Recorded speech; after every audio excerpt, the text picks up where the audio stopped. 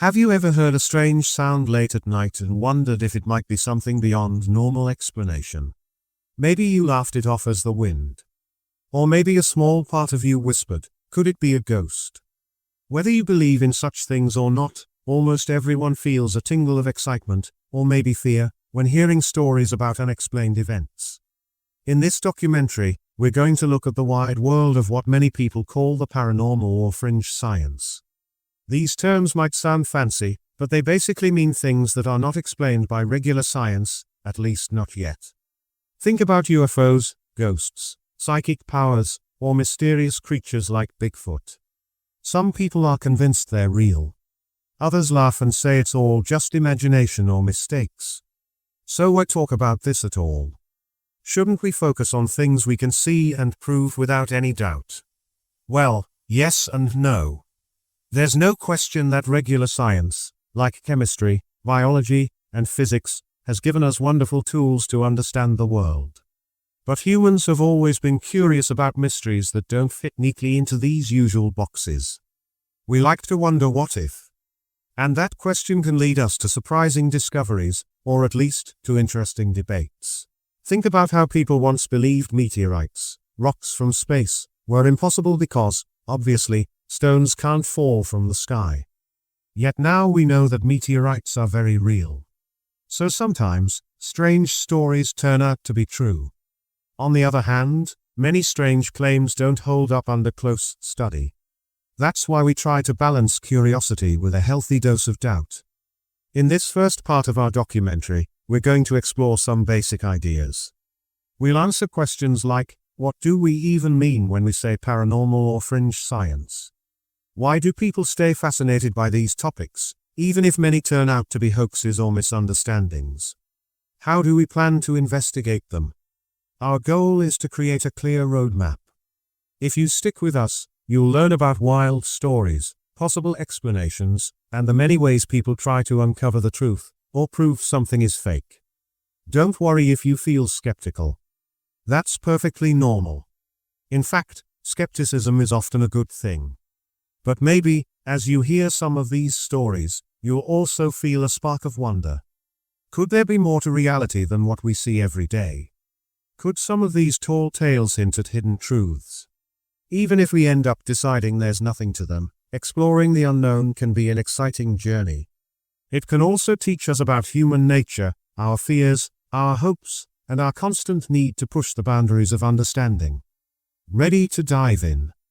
Let's start by clarifying exactly what we're talking about when we say paranormal or fringe science. That way, we're all on the same page before we wander deeper into this mysterious forest of ideas. Buckle up. Things are about to get interesting. Imagine you're hanging out with a group of friends. One friend claims their house is haunted. They say doors slam at night, lights flicker on and off, and they've seen a shadowy figure in the hallway. Another friend just rolls their eyes and says, it's probably the wind or some wiring issue. The discussion turns heated. Is it a ghost or a normal explanation? This is where the word paranormal often comes up. Para means beyond, and normal is, well, normal. So paranormal refers to things that seem beyond what we usually experience or beyond what standard science can currently explain. It includes ghosts, UFOs, psychic abilities, strange creatures, and more. But not everyone agrees on what should be considered paranormal. Some folks say aliens are not paranormal, just extraterrestrial, which could be part of normal science if we found proof. Others bundle everything strange into this one big category. Then there's the term fringe science. This usually means attempts to study or explain phenomena that most scientists either doubt or ignore. Fringe science can involve lab experiments on telepathy, investigations into the possibility of free energy machines, or any number of ideas that aren't accepted by mainstream researchers. The difference between fringe science and pseudoscience can be a bit blurry. Pseudoscience is often seen as fake science, claiming to be scientific but not following proper methods. Fringe science might try to be proper science but focuses on topics that many experts think are too weird or unpromising. Why do these definitions matter? Because it sets the stage for debate. If something is labeled paranormal, people might say, that's not real, or prove it. If something is labeled fringe science, mainstream scientists might say, "Show me real evidence, or I won't bother." This can create tension. Believers feel they aren't being taken seriously, while skeptics worry about wasting time on ideas that seem far-fetched. In our documentary, we'll use paranormal as a handy word for unexplained events that seem beyond ordinary science, at least for now. We use fringe science for the kind of research or exploration people do in that territory. We're not here to say everything labeled paranormal is real. We're just opening the door and saying, let's see what's out there. As we move forward, you'll notice that some phenomena once considered paranormal, like meteors, as people used to say rocks can't fall from the sky, are now mainstream. Could the same happen with something like telepathy or UFOs? Maybe, or maybe not. But the idea that boundaries can shift is what keeps many curious minds from dismissing all these stories outright. After all, science has changed its mind about lots of things in the past. Next, we'll talk about the long history of humans being fascinated by the unknown. It's not just modern times or social media fueling these interests. People have told ghost stories and spoken about strange lights in the sky for thousands of years.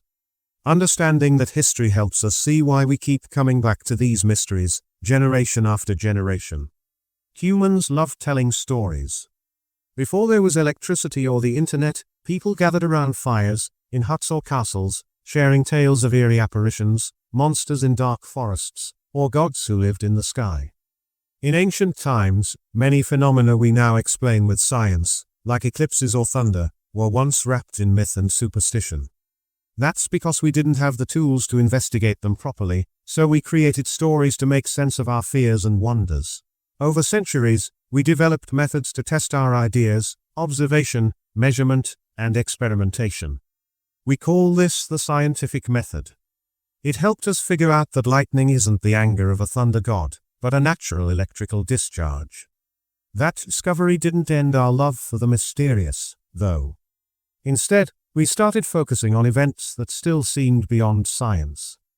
Ghost sightings, for example, have been recorded in countless cultures for ages. Ancient Roman writers talked about haunted houses. In medieval Europe, people believed in spirits and demons that roamed the night.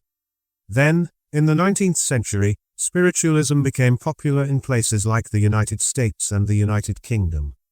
People held seances, believing they could talk with the dead. Some mediums claimed to channel messages from beyond, often in dark rooms lit by candles. Scientists of the time were split. Some investigated these mediums, finding clever tricks or illusions. Others wondered if something real was happening. This pattern, serious investigators versus outright skeptics, still exists whenever new paranormal claims arise. UFOs are another example. Many ancient civilizations recorded sightings of strange lights in the sky. But it was only in the 20th century, after humans understood more about space and flight, that people began to say, these lights could be aliens.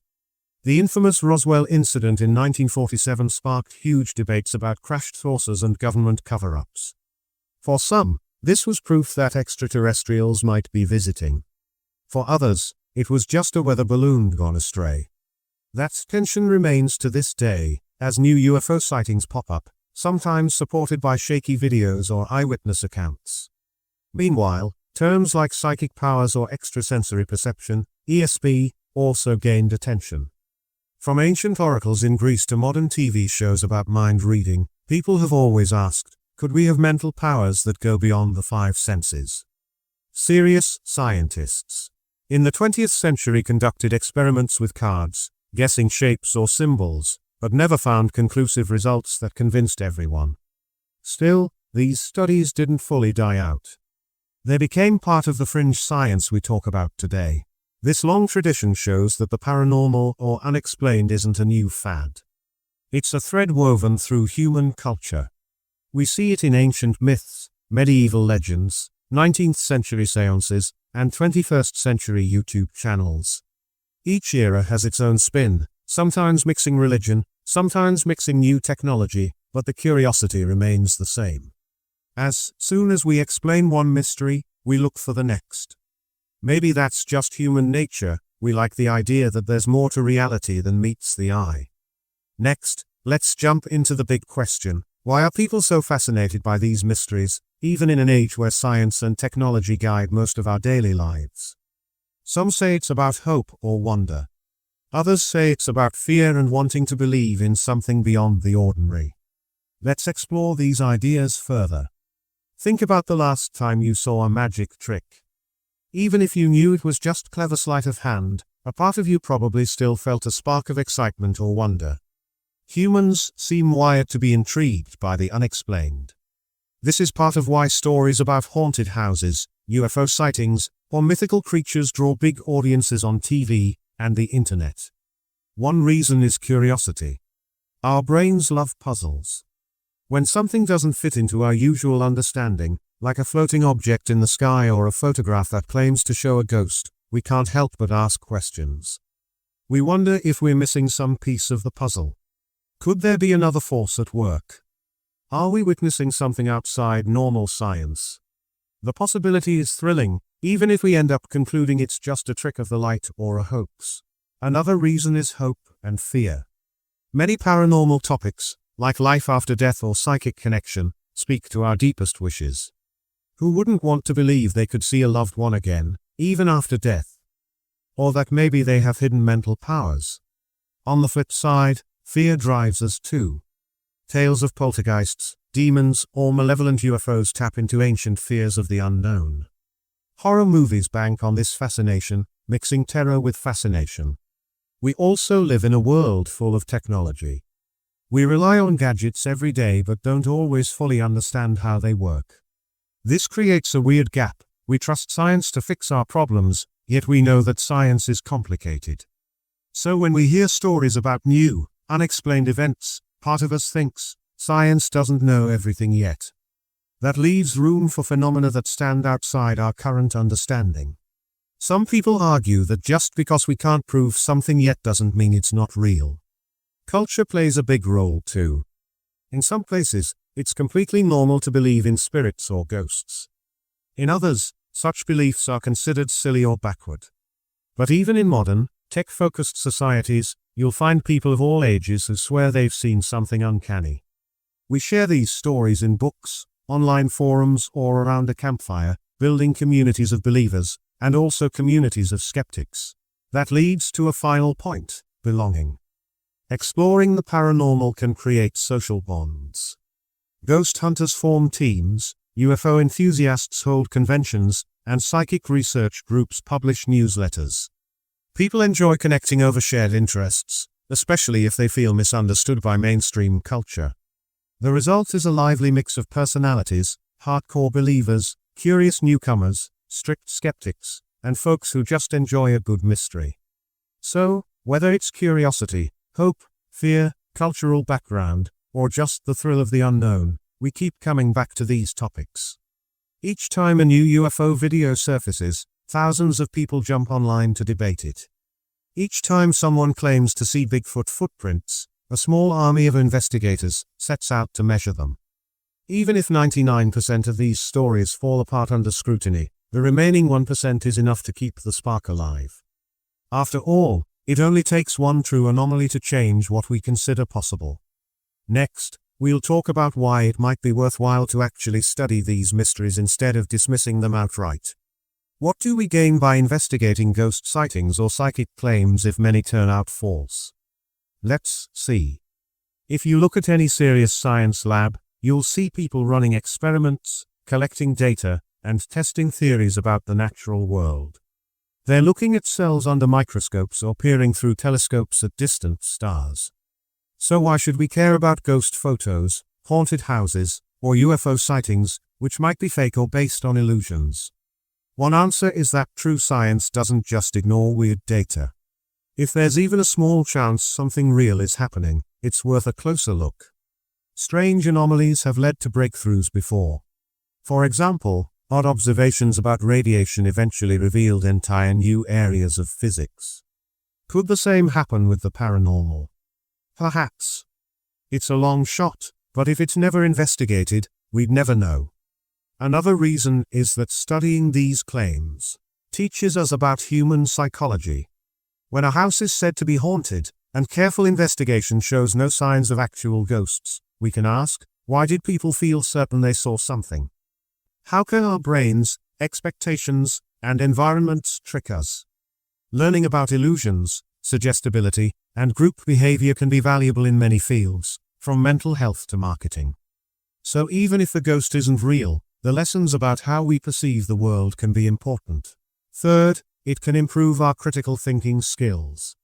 Exploring a haunted site or analyzing a UFO video encourages us to ask, what's the evidence? Could there be another explanation? We learn to ask better questions, check for hoaxes, and not jump to conclusions. This mindset can help us in everyday life, spotting false information online or evaluating big claims in the news. Investigating the paranormal can also highlight how science works in the real world. It's not just about wearing a lab coat and following a script. Real science involves being curious about mysteries, setting up tests, eliminating biases, and sharing results for peer review.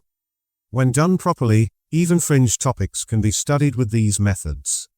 Most attempts might find nothing, but that's how progress happens. Lastly, there's an element of cultural importance. Many people build their identity around stories of UFO sightings or ghostly experiences. Ignoring them entirely might mean missing part of what makes us human, our creativity, our fears, our hopes, and our stories.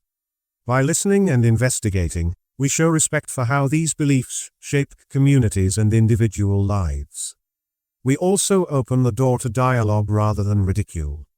So, investigating mysteries doesn't mean believing every wild claim. It means respecting that sense of wonder enough to look closer, while also using logic and evidence to guide us. That leads us to the next section. How do we balance curiosity with skepticism so we don't become gullible, but we also don't ignore possible truths? Imagine hearing a story about a neighbor who claims they saw a floating orb in their backyard that seems to follow them around. Part of you might think, wow, maybe that's a spirit or some unknown energy. Another part might say, calm down, it's probably just a firefly or reflection. Balancing these reactions is key. Curiosity is that feeling of excitement about the unknown. It's what motivates people to explore forests at night looking for mythical creatures or to watch hours of ghost hunting shows. Curiosity keeps our minds open to new ideas, which can be great. If we weren't curious, we'd never try to push scientific boundaries or look for hidden truths. We might stay stuck in old ways of thinking. But skepticism is just as important. It's the voice that says, hold on, let's check the facts, or is there a normal explanation first? Skepticism protects us from believing every rumor or every trick. After all, people do fake photos or videos. Sometimes they do it for fame, or just for fun. And often, our own senses mislead us, especially in low light or high stress. A skeptic approach doesn't mean you never believe anything. It just means you demand good evidence before accepting a wild claim. Finding the middle ground can be tricky. Some become so skeptical that they dismiss all new ideas without really examining them. Others become so open-minded they accept anything labeled paranormal as true. Neither extreme is helpful if our goal is to understand reality. The best approach is often to ask questions, gather information, and be patient. Then, if something truly astonishing remains after serious investigation, it's worth paying attention to. In the realm of fringe science, you might see experiments testing psychic abilities. A curious person says, cool, let's see if there's really something there. A skeptic says, we must control for random chance or cheating. If the experiment shows no effect beyond luck, a healthy mind says, this suggests it might not be real, or we haven't tested it the right way. If it shows a small but repeated effect, then we do more tests. That's how real progress happens, even if it's slow. Remember, scientists can be curious too. They just follow strict rules to make sure results aren't fooled by biases or coincidences. So the next time you hear a strange claim, ask yourself, have I looked at the normal explanations first? Have I considered that people can misinterpret or exaggerate? But also ask, could there be more to this than meets the eye? Keeping both questions in mind helps you balance wonder with reason. In the next sections, we'll see how culture, history, and personal experiences add extra layers to the puzzle of paranormal beliefs. By the end, you'll know how we plan to explore these topics in the rest of the documentary. Picture two different towns. In Town A, most residents are very religious and believe spirits can wander the earth after death. Stories of ghosts are common, and people don't question them much. In Town B, people are more scientific and rarely attend religious services. Ghost stories there are met with jokes and a demand for proof.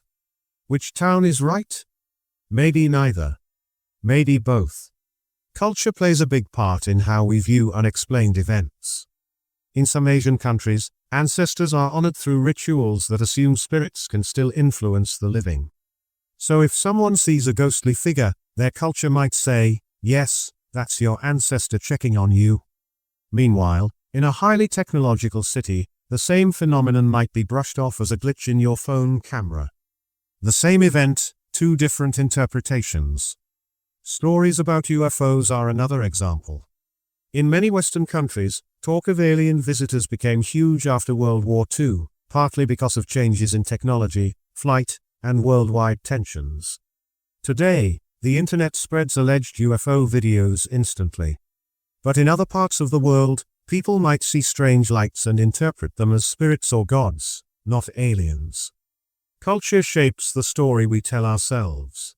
This cultural lens also affects how open we are to investigating claims.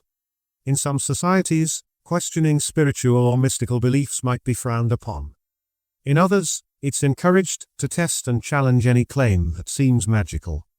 That's why you'll find vibrant ghost hunting groups in places where it's socially acceptable to chase apparitions, and strong skeptic organizations in places where people pride themselves on rational thought. Interestingly, global media sometimes blends these viewpoints. A show about psychic kids might air in multiple countries, with audiences reacting differently based on their background. Some viewers may accept it easily, while others call it nonsense. But thanks to social media, these groups can talk to each other, sharing videos, debates, and personal stories. This creates a worldwide conversation about the unexplained, where cultural differences collide. So, culture isn't just a backdrop, it actively shapes how we interpret strange events, how we feel about them, and whether we consider them real or nonsense. In exploring paranormal topics, we have to remember that not everyone sees the world the same way. Understanding a person's background can explain why they accept or reject certain ideas. It can also help us approach these topics with more empathy, realizing that beliefs often tie into history, religion, family traditions, and a community's sense of identity. As we keep this in mind, let's shift to another angle. What does it mean to prove something in the paranormal realm? Does a personal story count as proof? Do we need photos, videos, lab tests? The next section will look at the difference between anecdotes and solid evidence, which is crucial in these discussions. Imagine you have a friend who swears they saw a ghost at an old hotel. They describe it in vivid detail, a transparent figure in Victorian clothing gliding down the hallway. Their story sounds genuine. You trust your friend. Does that mean the ghost is real? That's where the difference between anecdotes and evidence comes in. An anecdote is basically a personal story or testimony. It can be powerful because it comes from someone's direct experience. But anecdotes are also limited. People can misinterpret what they see, forget details, or exaggerate. Lighting conditions, stress, or expectations can alter a person's perception. Plus, some might invent stories for attention or fun. So while anecdotes can hint at something, they are not bulletproof proof. Evidence is something testable or verifiable in a more objective way. For example, clear video footage from multiple angles, taken by reliable sources, analyzed by experts, could be considered stronger evidence. Lab experiments repeated by different scientists that show consistent results, that's also strong evidence. The problem is that in the paranormal world, we often rely on blurry photos, shaky videos, or single-person accounts. Even if these are honest efforts, they rarely reach the level of certainty that mainstream science demands. But that doesn't mean all anecdotal stories are worthless. If thousands of people from different backgrounds report a similar experience, that pattern can be intriguing. It might encourage scientists to investigate. However, people might share the same illusions or cultural beliefs, so we still have to be careful. In some cases, evidence can start off looking weak but lead to deeper studies. Think about UFOs. Many sightings turn out to be weather balloons or drones. But occasionally, you get radar data or multiple eyewitnesses, including trained observers like pilots. Even then, the conclusion might be unidentified, which doesn't automatically mean aliens. It just means we don't have enough data to say it's a plane or a balloon. True smoking gun evidence, like a spacecraft landing on the White House lawn, has never surfaced. So as we watch videos or read stories about the paranormal, we should ask ourselves, is this just one person's experience? Is there extra proof that can be checked? Does the person telling the story have anything to gain by lying? Is this event repeatable or measured with instruments? Remaining curious but cautious keeps us from being fooled. And it ensures that if genuine evidence does appear, we'll recognize its importance. In the rest of this documentary, we'll try to present both personal accounts, the anecdotes that spark our imagination, and any solid data or tests we can find. We want to see if anything stands up to scrutiny. Next, we'll outline how we plan to approach the rest of the series, what topics we'll tackle first, how we'll handle them, and what questions we hope to answer along the way. Now that we've cleared up basic definitions and the difference between anecdotes and evidence, let's talk about what this documentary will actually look like in its upcoming parts. We're calling this section our roadmap. By the time we finish, you'll know exactly how we plan to explore the paranormal and fringe science. We'll begin by looking at sightings of strange objects or lights in the sky. You've probably heard about Roswell, Area 51, or videos claiming to show flying saucers. We'll revisit famous cases and talk to people on all sides, believers who say the evidence is overwhelming, and skeptics who argue there's no hard proof of extraterrestrial visitors. We'll also explore recent Pentagon reports about unidentified aerial phenomena, and see if they change the conversation in any meaningful way. Next, we'll turn to the spirit world, or at least people's reports of it.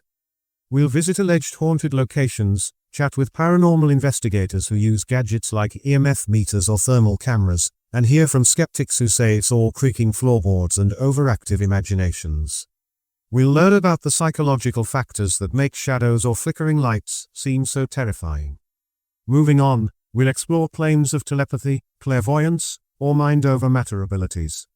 We'll check out the history of parapsychology, from card-guessing experiments to modern labs, searching for tiny statistical anomalies in human intuition.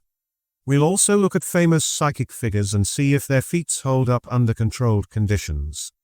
Many people who come close to dying describe seeing tunnels of light, meeting deceased loved ones, or feeling a sense of peace.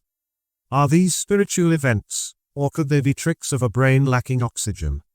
Scientists have theories about chemicals in the brain, but those who've had NDEs often say it felt more real than real life. We'll examine the evidence and the emotional power of these stories. In each section, we'll remember the themes we talked about: culture, skepticism, curiosity, and the difference between anecdotes and solid data. We won't try to tell you exactly what to believe, because in the paranormal realm, absolute answers are rare. Instead, we aim to present the best arguments and evidence on both sides, so you can think it through. We also hope to show you the human side of these stories. People who claim paranormal experiences aren't always out for fame or money. Sometimes, they're just regular folks who saw something odd. Likewise, skeptics aren't always closed-minded cynics. Many are open to being convinced but need strong proof. By showing these perspectives, we hope you'll see how complicated and fascinating these topics can be. Up next, we'll discuss the practical approach we'll use as we film, research, and interview experts. We want to be fair, thorough, and honest about the strengths and weaknesses of the evidence. Let's dive into that. Some paranormal shows rely heavily on dramatic music, jump scares, and quick edits that make everything seem spooky. That might be fun to watch, but it often doesn't give us real answers. In this documentary, we aim to take a calmer approach. Interviews, we'll talk to believers, people who have seen or experienced something they can't explain, and let them share their stories. We'll also interview skeptics who specialize in finding normal explanations for unusual events.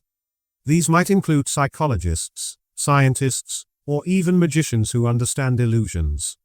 Field visits. In the case of hauntings, we may visit reported hotspots to see if we can capture any evidence ourselves.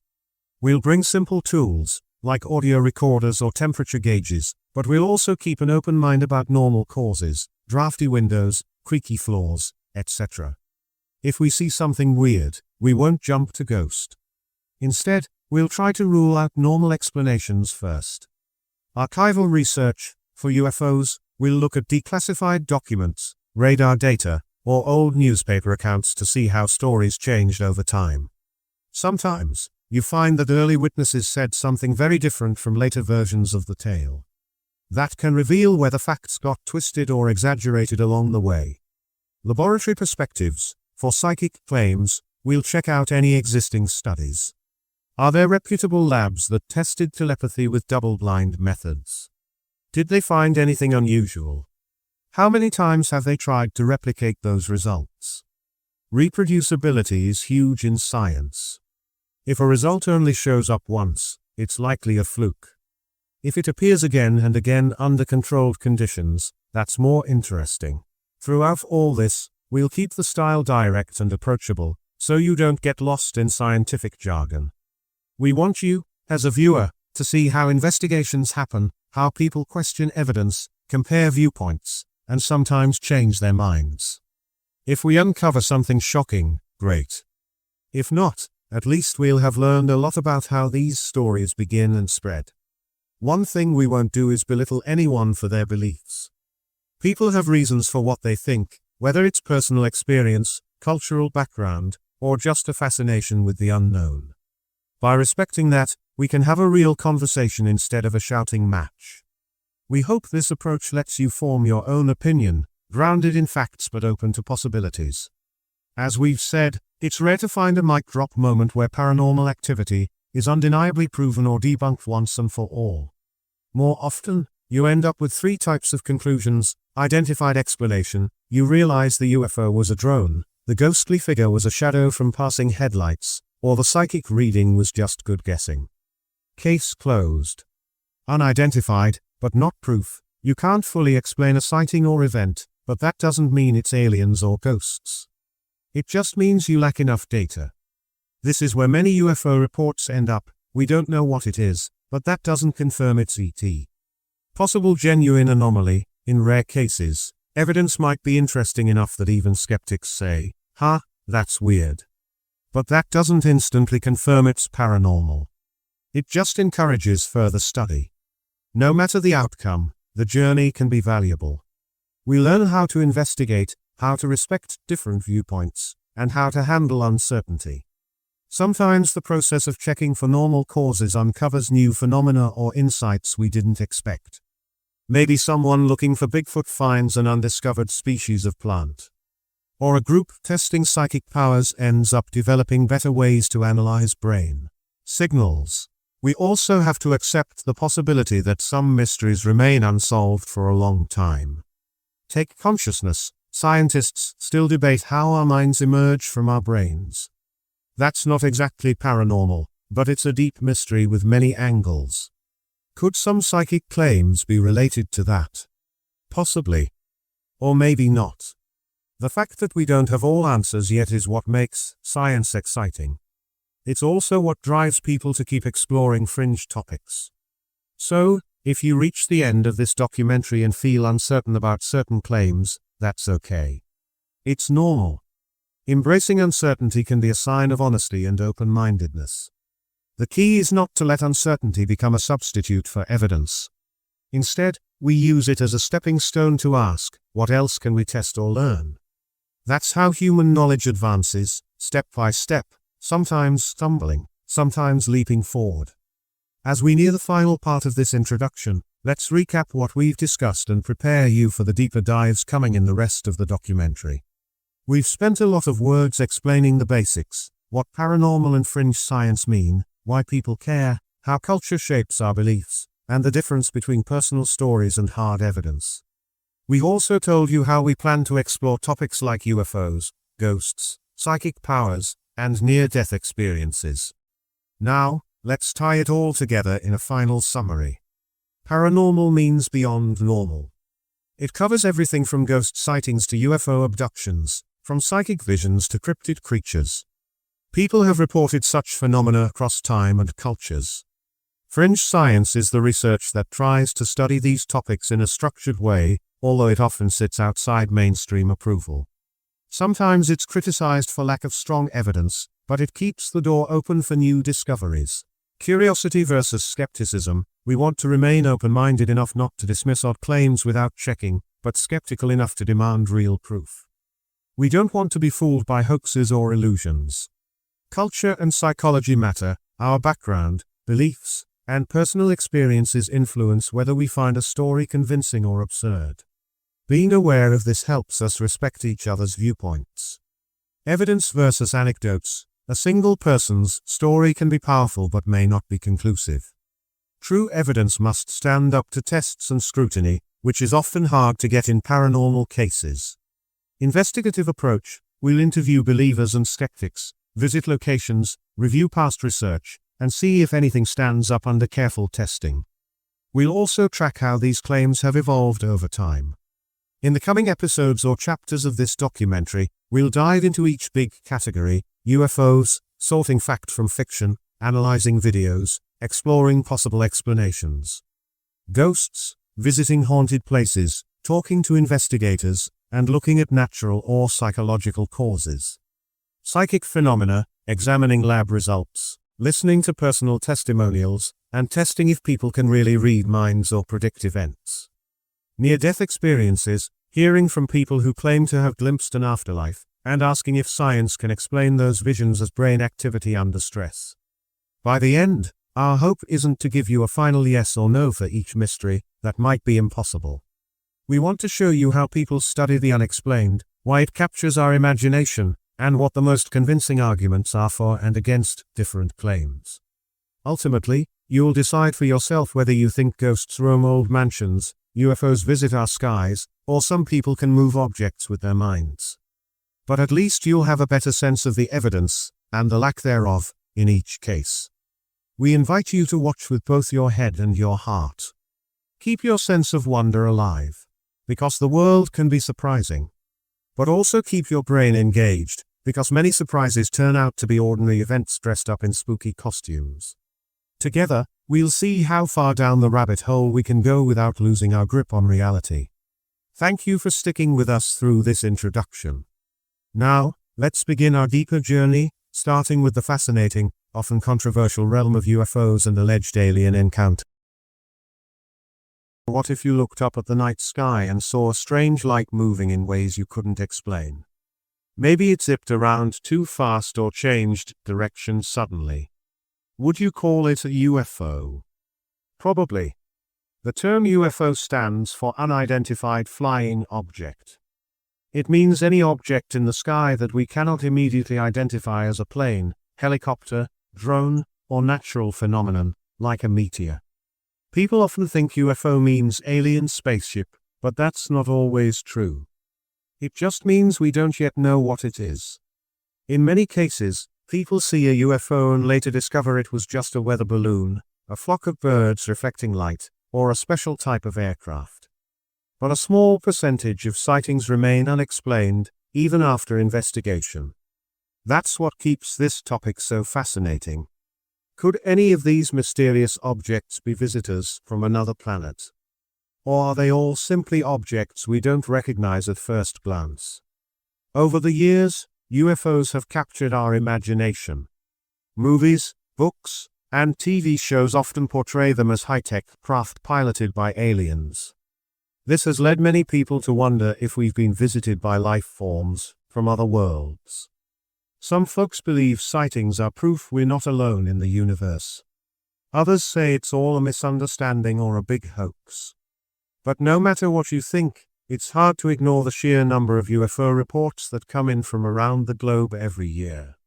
In this second part of our documentary, we'll dive deep into the world of UFOs. We explore famous historical sightings, discuss government investigations, and examine modern evidence like photos and videos. We'll also meet people who claim they've seen these objects up close. Some describe metallic discs. Others talk about strange glowing orbs or triangular craft. Then, we'll meet skeptics who explain why they think these sightings have ordinary explanations. Keep in mind that unidentified doesn't necessarily mean extraterrestrial. It just means we don't have enough information to explain what was observed. But for many, the possibility of alien life is too exciting to dismiss out of hand. Our approach will be the same as before: stay curious, but ask for evidence. Could there be something truly out of this world in our skies?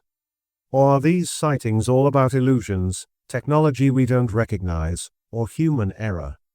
As we venture through this topic, we'll see how UFOs turned into a worldwide phenomenon, from small-town sightings to major events covered on national news. We'll also see how culture influences what people think UFOs might be. By the end, you'll have a fuller picture of why UFO stories capture headlines, spark debates, and continue to amaze us.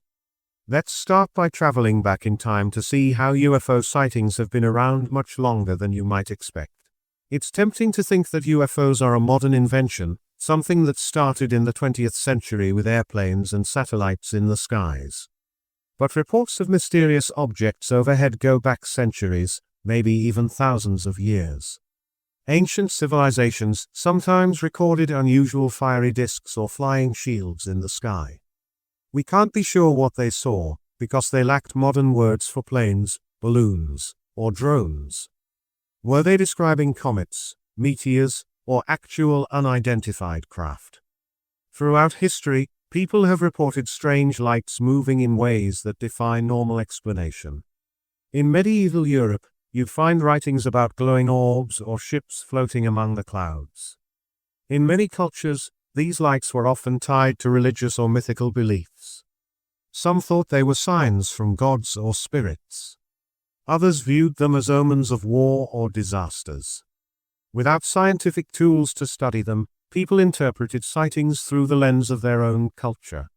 Fast forward to the 19th century, and you'll find newspaper articles about mysterious airships seen flying over the United States. This was before the Wright brothers even invented the airplane, 1903. Historians are still puzzled by these airship reports. Some might have been early balloons or hoaxes. But many remain unexplained, at least in the sense that we don't have records of what people were actually seeing. Then came the 20th century. In 1947, a pilot named Kenneth Arnold claimed to see a formation of 9 bright objects near Mount Rainier in Washington state. He described them as moving like saucers skipping on water. Headlines turned that into flying saucers, and a new pop culture term was born. Suddenly, the concept of unidentified flying objects took center stage. People from all over the country started reporting similar sightings. Many were mistaken views of regular aircraft or weather balloons, but a few defied easy explanation. At the same time, the world was deep in the cold. War and tensions ran high. Some UFO sightings might have been secret military planes. Others might have been anxious imaginations. But for certain witnesses, these objects seemed too strange, too advanced, to be man-made. Rumors of aliens visiting Earth began to spread. So, while the UFO phenomenon soared, skepticism grew as well. Scientists demanded proof, clear photos or physical evidence, but that was hard to come by. This mix of older legends, strange lights in the sky, and newer theories, aliens, secret technology, shaped how people talk about UFOs today. We have a long record of sightings, from ancient scrolls to modern video clips. That's why some argue UFOs might be something bigger than a 20th century fad. They say if people have reported weird objects for centuries, maybe there is a real phenomenon at play.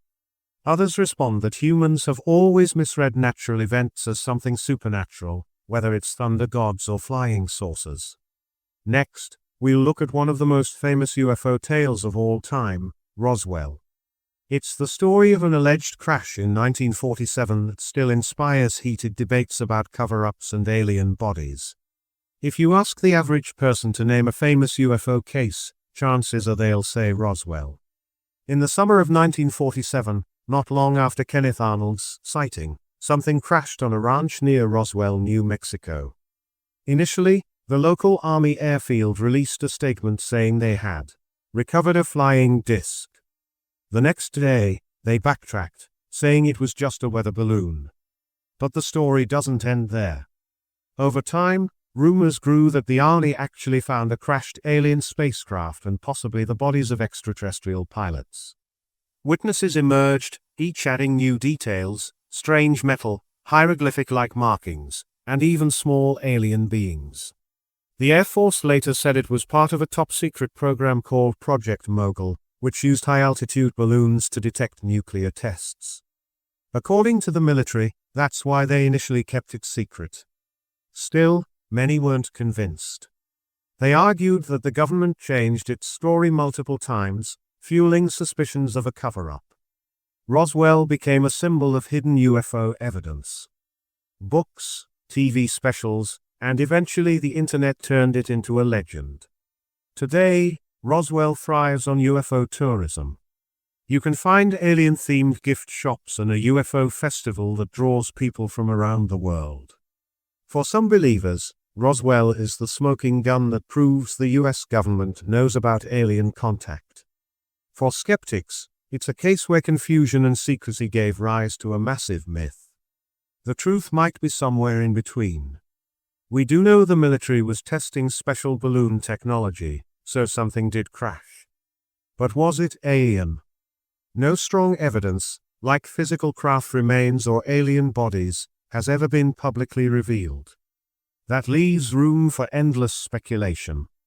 Roswell also set a pattern. Whenever the government says it's nothing, UFO enthusiasts become even more convinced there's a cover-up. Secrecy breeds conspiracy theories, especially when official explanations seem to shift over time. During the Cold War, many UFO sightings in the US might have been experimental aircraft like the U-2 spy plane. The government had reasons to keep that information hidden.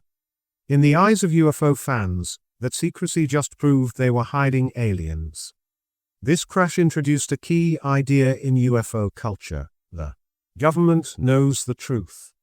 Whether it's Roswell, Area 51, or top-secret Air Force projects, many believe authorities have recovered alien technology and are studying it for advanced propulsion or weapons.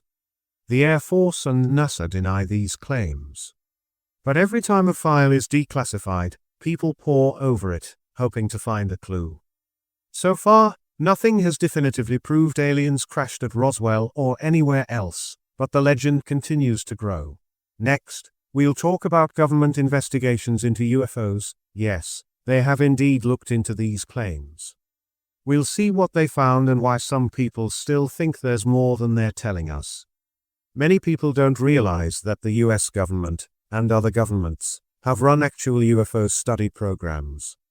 One of the earliest and most famous was Project Blue Book, conducted by the US Air Force from 1952 to 1969.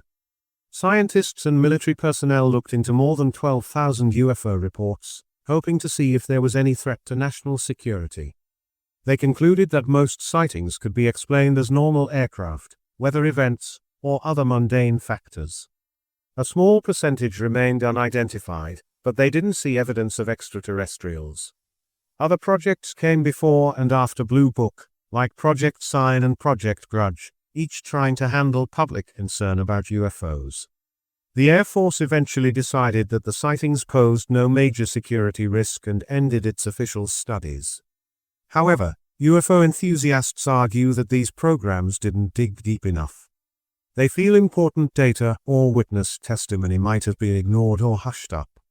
Fast forward to recent years, and we have new revelations from the Pentagon.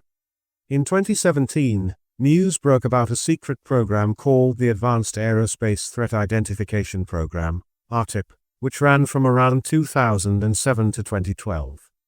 Its purpose was to investigate UFO sightings, especially by military pilots. Some pilots reported seeing fast-moving objects with no visible propulsion. The program's existence raised eyebrows. If UFOs are nonsense, why spend money studying them? Officials said the program was about national defense. Unidentified objects in controlled airspace are a security concern, even if they turn out to be foreign drones or advanced military aircraft.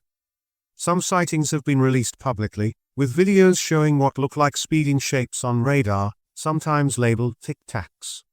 Navy pilots said the objects moved in ways they couldn't replicate. The Pentagon hasn't concluded these are alien craft, only that they're unidentified for now. This official interest shows that the government, at least in part, takes some sightings seriously. But that's not proof of aliens. It could be advanced tech from another country, experimental US projects, or even atmospheric phenomena we don't fully understand. Still, many UFO supporters see these programs as partial admission that UFOs are real. If the government is investigating, maybe they do believe something strange is out there. These investigations also reflect how the conversation about UFOs has shifted. It's not just about little green men, it's about identifying potential threats or advanced technology. Pilots who speak publicly say they aren't claiming aliens exist, they just want answers about what they saw. Meanwhile, some conspiracy theories claim the government has known about alien visitors for decades but only now is releasing drips of information to prepare the public. Whether that's true or not remains hotly debated. Next, let's move away from official programs and look at what eyewitnesses have to say. We'll examine famous sightings and personal stories from people who claim close encounters, including alleged abductions. When most people think of UFOs, they imagine seeing strange lights high above. But some witnesses claim much more intimate encounters. They talk about large, metallic crafts hovering close to the ground, sometimes making no sound at all. Others describe beams of light that paralyze them, or small alien figures that communicate telepathically. These stories go beyond "I saw a weird light." They're dramatic experiences that have shaped entire lifetimes. One of the best-known close encounter cases is the Betty and Barney Hill abduction story from 1961. Driving home late at night, the Hills saw a bright light that seemed to follow their car. They experienced a period of lost time. When they arrived home, the journey had taken longer than it should have. Under hypnosis, they later described being taken aboard a craft by strange beings who examined them. Skeptics say it could be a vivid dream or a psychological phenomenon. Believers see it as the first major alien abduction account in modern times. Over the decades, many similar abduction tales emerged. People say they wake up in a bright room, surrounded by small, gray beings with large eyes. They undergo medical tests, then suddenly find themselves back in bed, hours gone. Some abduction researchers say these events are real, pointing to consistent details across different cultures. Others argue that abductions might be linked to sleep paralysis, a state where you can't move and might hallucinate. Then there are widespread sightings like the Phoenix Lights in 1997, where thousands of people in Arizona reported a massive, V-shaped formation of lights passing overhead. Officials said it was military flares or aircraft, but some witnesses insist it was one huge craft. A large group witnessing the same event gives it more weight, but it still doesn't prove aliens. Could it be an experimental plane? Could different people have seen different things? Close encounters can also be hoaxes.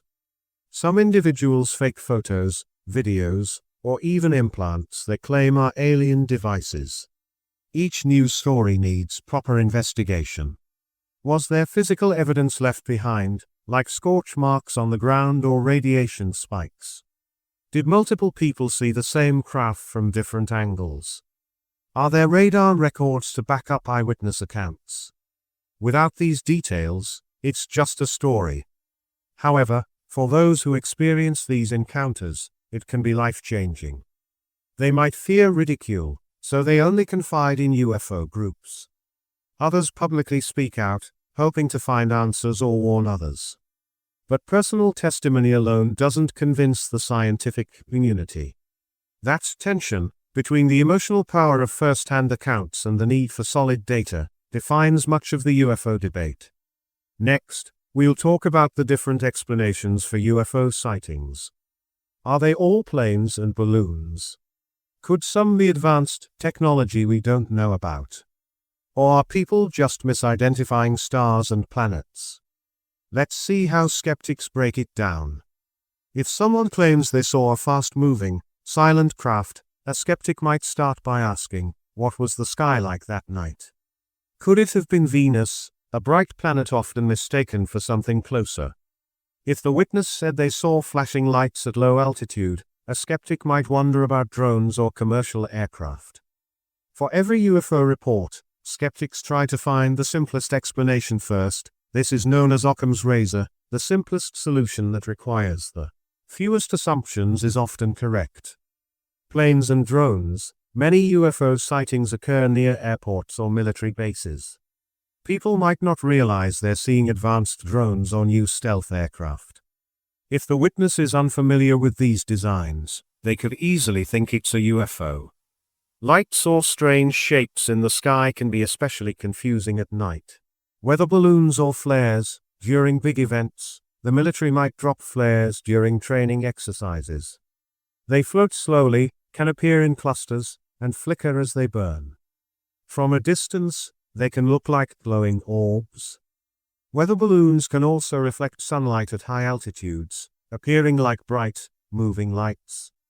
Natural phenomena. The planet Venus is famously bright. It can look like a hovering orb. Meteors, satellites, and even the International Space Station can appear as fast-moving lights that suddenly vanish. Some sightings might be rare atmospheric events like ball lightning, though that's still not fully understood. Psychological factors. Humans are prone to illusions and misperceptions. If we focus on a moving light against a dark background, our eyes can play tricks, making it seem to move in impossible ways. Our brains also fill in gaps, which can exaggerate what we think we see. Sometimes, group hysteria can occur. If one person yells UFO, others might start to see it too, even if it's just a star. Hoaxes. Sadly, some people fake UFO photos or videos for attention or profit. With photo editing software and drones, it's easier than ever to create convincing illusions. Each new piece of evidence must be carefully checked. If someone stands to gain fame or money, that raises suspicion about their claims.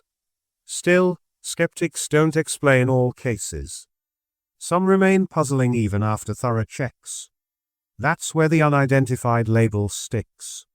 Skeptics argue that unidentified doesn't mean alien, just unknown. Believers counter that if we can't explain a sighting, maybe it is alien. The back and forth can be endless unless more data appears. But remember, skepticism isn't about blindly denying everything. It's about demanding strong evidence and exploring all normal options first. Most sightings do turn out normal, but the handful that doesn't keeps the conversation alive. Next, we'll see how UFO culture has grown to include not just sightings, but entire communities of people seeking the truth, conferences, clubs, and a huge presence on social media. The internet is packed with UFO videos. Some are shocking and look real, others are obviously hoaxes, and many are unclear. Scroll through comment sections, and you'll see intense debates. This is proof of aliens versus it's just CGI. That's the nature of UFO culture. People gather in digital forums and social media groups to share sightings, photos, and theories. They debate government cover-ups, advanced propulsion, and alien intentions. It's a passionate crowd, to say the least. Offline, you'll find UFO conventions and clubs. Events like Contact in the desert draw thousands of attendees to listen to speakers who claim inside knowledge about alien agendas. Attendees might watch presentations on secret space programs, ancient astronauts, or personal abduction stories. Some wear alien-themed outfits, while others dress casually, just eager to hear new ideas. Vendors sell everything from alien plushies to books promising the real truth. These gatherings aren't just for fun, they serve as a community. Many people who've had strange experiences feel relief when they meet others who don't laugh at them. They find support, share details, and compare notes. Skeptics might roll their eyes, but for believers, these events can be like group therapy. After all, if you think you've witnessed something extraordinary, it can be lonely when friends and family dismiss your story. Meanwhile, famous figures in UFO research gain large followings. Some have YouTube channels or podcasts where they interpret new sightings, interview witnesses, or claim inside sources from the military. These UFO personalities can become celebrities within the community. Critics say they profit from sensational claims, never delivering concrete proof. Supporters say they bring attention to real evidence that mainstream media ignores. This leads to a big question: does UFO culture help or hurt serious investigation? On one hand, it keeps the topic alive, gathers witness reports, and pushes for government transparency. On the other hand, it can spread rumors and unverified stories, making it harder to tell fact from fiction. Skeptics argue that social media, especially, can blow small sightings out of proportion overnight. Still, there's no denying that UFO culture has grown into a global phenomenon. Whether you find it silly or intriguing, the excitement is real. People want answers. They want to believe we're not alone in the universe or that advanced technology is right around the corner.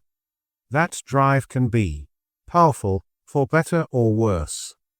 Next, we'll explore how modern science and astronomy view the idea of alien life, and whether UFOs fit into that picture. Astrobiology is a real field of science that studies life in the universe.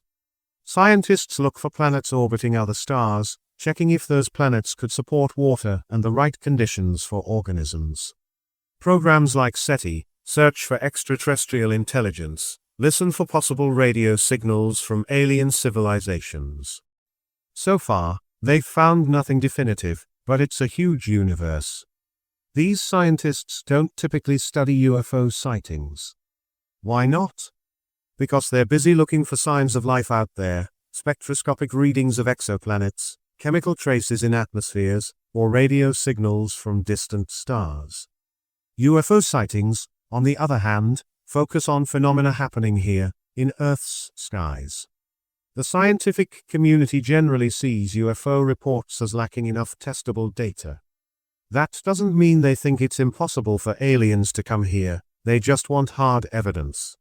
From an astronomical perspective, consider the distances involved. Even the nearest star system, Alpha Centauri, is about 4.3 light-years away. Traveling that distance, even at the speed of light, takes years. At sublight speeds, it could take centuries or millennia. Alien visitors would need advanced technology beyond anything we can imagine. Some argue that super-advanced beings could have wormhole travel or faster-than-light capabilities, but that's speculation. Scientists also note that if aliens were regularly visiting, we might expect clearer evidence, like unambiguous photos, landings in public places, or global announcements. Instead, we get scattered sightings and no confirmed physical artifacts. That doesn't rule it out, but it makes them cautious. They also point out that the universe might be teeming with simpler life forms, like microbes, rather than star-hopping civilizations. Some UFO believers respond that aliens could be stealthy or have motives not to reveal themselves. Or maybe the government does have clear evidence but keeps it secret. These points spark endless debates. In astronomy, as in all science, the burden of proof rests on those who make extraordinary claims. Right now, there's no widely accepted proof that aliens have reached Earth. Yet the allure remains. If the universe is so vast and full of billions of stars and planets, how could Earth be the only place with intelligent life? It's a logical question. That's why so many keep an open mind, hoping one day we'll have a true, undeniable encounter. Until then, our best bet is continuing to search for signals, studying exoplanets, and yes, maybe taking a second look at UFO sightings that resist normal explanations. Next, let's examine how the media and pop culture shape our views on UFOs. Movies, TV shows, and viral videos all influence how we think about these mysterious objects, sometimes more than actual science does. Chances are, you've watched a sci-fi movie involving aliens, maybe E.T., Independence Day, or Men in Black. These stories entertain us with the idea of cosmic neighbors, friendly or hostile. Pop culture has a huge impact on how we see UFOs. Even the classic flying saucer shape might have been popularized by films and TV shows, shaping witness descriptions over time. Before the 1950s, UFO reports didn't always mention saucer shapes as often. When the media reports on a sighting, say, a local news segment about bright lights, people pay attention. Some might go outside expecting to see the same thing. If they see something vaguely similar, they connect it to the news story. Social media takes this even further. A single video can go viral worldwide in hours, leading thousands to discuss, analyze, or joke about it. Documentaries and TV series about UFOs can also shape opinions. Some shows lean heavily toward the belief that aliens are definitely visiting us, using dramatic music and reenactments that make everything look spooky. Others take a more measured tone, interviewing skeptics and believers equally. The style of the show can sway viewers.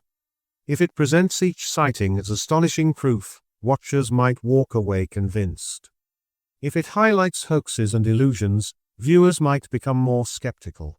Memes are another modern twist. Jokes about aliens, Area 51 raids, or I want to believe posters, spread quickly online. While it's all in good fun, it also normalizes the idea that UFOs are part of pop culture. People who see something strange may post a funny meme instead of reporting it to any serious investigator. Media hype can be a double-edged sword. On one hand, it keeps the conversation going and brings in new stories. On the other, it can sensationalize sightings and overshadow real efforts to gather data. Sometimes, witnesses who might have a valid observation get lost in the noise of outrageous claims. Official statements, if they appear at all, might get ignored if they're boring or if they challenge a thrilling narrative. So, while the media can help spread awareness, it can also blur the lines between entertainment and reality. People who are curious about UFOs need to learn how to question sources. Are we watching a carefully researched piece or a sensational show? Is that viral video verified by any other angles or radar data, or is it just a cool clip? As we move on to the final sections of this part, we'll explore whether UFO research has led to any major breakthroughs. We'll also see what the future might hold for UFO studies, especially as technology improves and more people carry high-quality cameras in their pockets. Over decades of sightings, investigations, and media buzz, have UFO studies produced any concrete breakthroughs in science? If you ask dedicated UFO researchers, they might claim yes, pointing to sightings that defy normal explanations. But mainstream scientists usually say there's no confirmed discovery of alien craft or technology. So which is correct? Physical evidence: we don't have any widely accepted physical artifact from a supposed alien craft. No metals or alloys that defy earthly manufacturing. Alleged pieces sometimes surface, but testing often shows they're made of common materials. If a real alien device were found, it would be a world-changing event. So far, that hasn't happened publicly. Technological advances: some folks argue that leaps in human technology, like stealth aircraft or microchips, came from reverse engineering alien tech.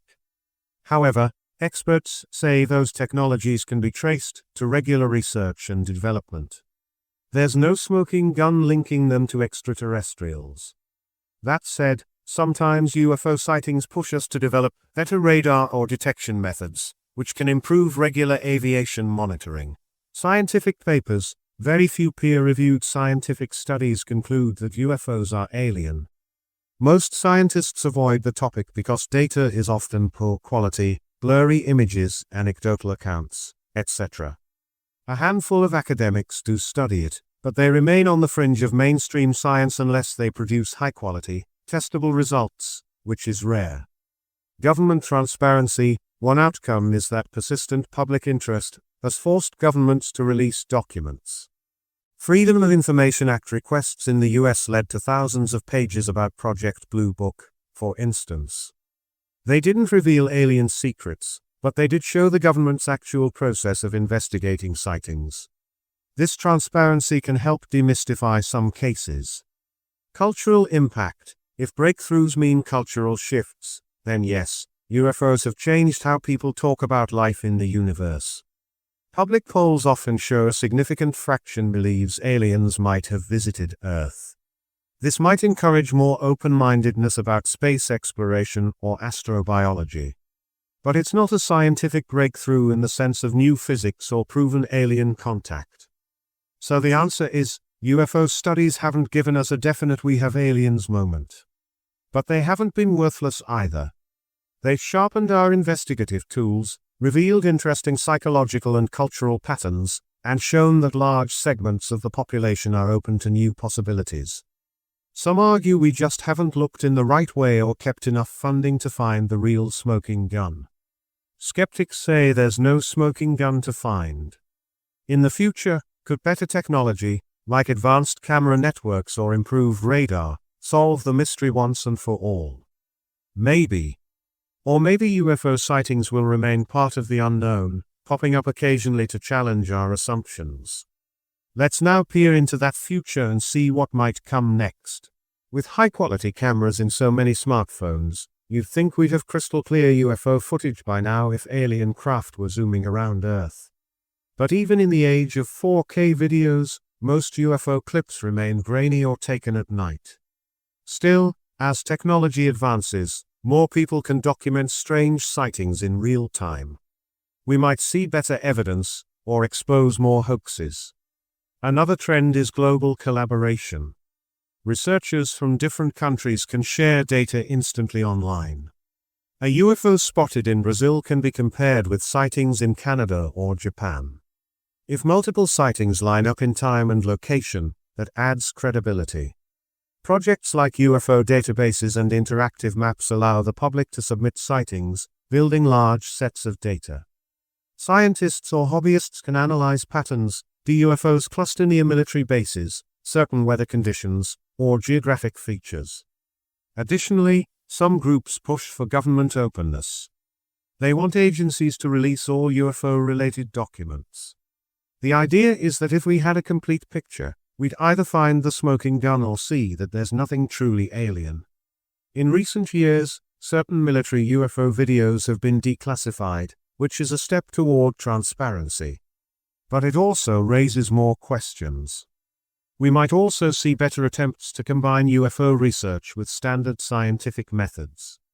Imagine a network of automated skywatching stations with good cameras, spectral analysis tools, and radar. If an object passes overhead, it gets recorded from multiple angles. That kind of system could confirm speeds, shapes, and flight paths precisely. Building such a network might be expensive, but it would offer high-quality data. Finally, there's the possibility that we'll discover alien signals or structures far away in space before we confirm anything visiting Earth. A big SETI breakthrough, like a repeated, intelligent-looking radio signal, would show advanced civilizations exist. That might change how we view UFOs, making us wonder if some might indeed come here. Or we might find life forms in our own solar system, like microbes on Mars or Europa, which, while not alien visitors, prove life can start elsewhere. The future is uncertain. It might lead to conclusive proof that UFOs are just misidentified objects, or we might face evidence that we've been visited all along. Or we'll continue in this middle zone, investigating each sighting as it pops up, never fully settling the debate. One thing is for sure, humans will keep looking to the sky with hope, fear, and curiosity, just like we always have. As we move to our final section of this part, let's recap what we've learned about UFO phenomena and preview where we'll head next in this documentary. We've journeyed through the vast landscape of UFOs, the ancient sightings and modern debates, the famous crashes and abduction tales, the government studies and skeptic explanations. UFOs sit at the intersection of science, culture, and imagination. For some, they represent the best chance at proving we're not alone in the universe. For others, they're a puzzle shaped by illusions, hoaxes, and rare, unexplained events. Here are the key takeaways. It's not automatically an alien ship. Many sightings have normal explanations. But a small percentage resist easy answers, keeping the discussion alive.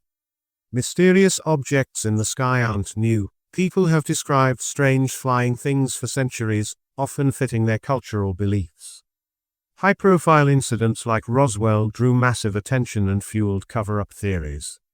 Governments have studied UFOs out of security concerns but usually claim no proof of aliens. Some witnesses say they've experienced more than lights, alleged abductions, face-to-face contact with strange beings. Without hard evidence, these remain personal accounts. Planes, drones, balloons, celestial bodies, illusions, or advanced military craft can explain many sightings. Hoaxes and pranks also play a role. But a fraction remains truly unidentified. Pop culture shapes how we imagine UFOs. Social media can spread sightings quickly but also amplifies hype and confusion. Mainstream scientists focus on exoplanets and cosmic signals, seeing little evidence that aliens visit Earth.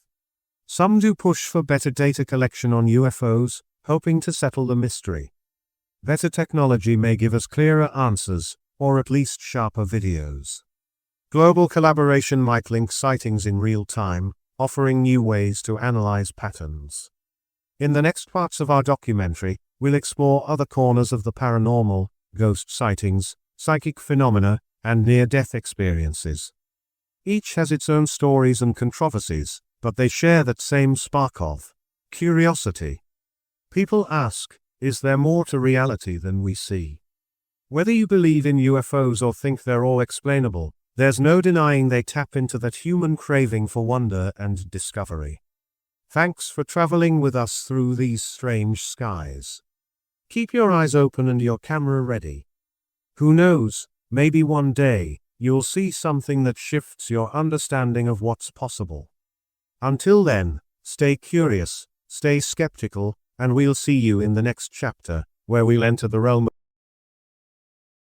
Part 3, Exploring Ghosts and Hauntings. What happens when someone swears they saw a shadowy figure drift across a hallway, only to vanish when the lights go on? Is it a trick of the mind, a simple illusion, or evidence of something beyond our everyday world? In this section of our documentary, we're looking at ghosts and hauntings, the spooky tales that have existed for centuries, capturing imaginations across cultures. A ghost typically refers to the spirit or soul of a dead person, or sometimes an animal, that appears among the living. People often describe ghosts as transparent shapes, floating lights, or even full-bodied apparitions that look almost real. Some ghosts are said to replay the same actions over and over, like walking down a hallway at midnight. Others seem interactive, reacting to the people around them. The word haunting usually means that a particular place, like a house, hotel, or even a ship, is visited by one or more ghosts. Certain locations gain a reputation for being haunted if enough people report strange occurrences, footsteps with no one there, doors slamming on their own, cold spots that appear out of nowhere.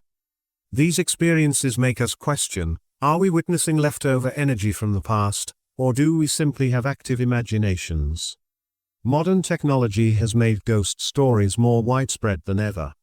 Amateur investigators bring along digital recorders, electromagnetic field, EMF, meters, infrared cameras, and sometimes elaborate devices designed to detect spirits.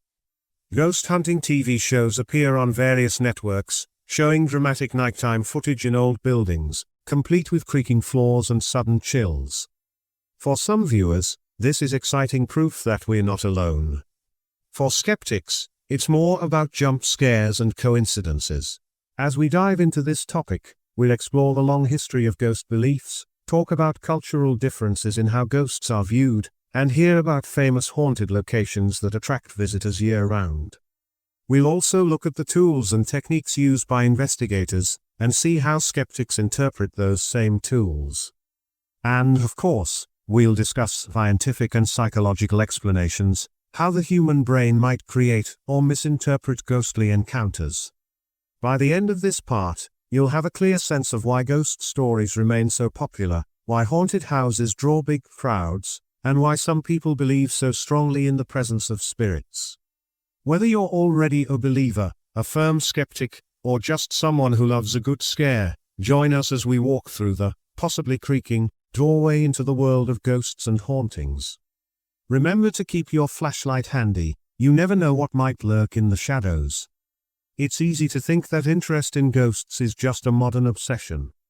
But if you flip through ancient texts or look at old folklore, you'll see that ghost stories have always been with us.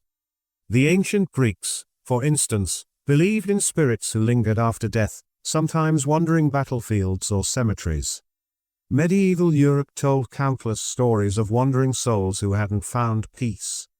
In many Asian cultures, ancestor spirits are revered and even given offerings, suggesting a belief that these spirits can still interact with the living. These tales often served a purpose. In some societies, they taught moral lessons. A ghost might appear to warn someone about greed or betrayal. In other cases, they offered comfort, showing that loved ones could return to guide or protect us. Sometimes, they were cautionary tales: stay away from that old forest at night, or you might encounter a restless spirit. As civilizations advanced, ghost stories evolved.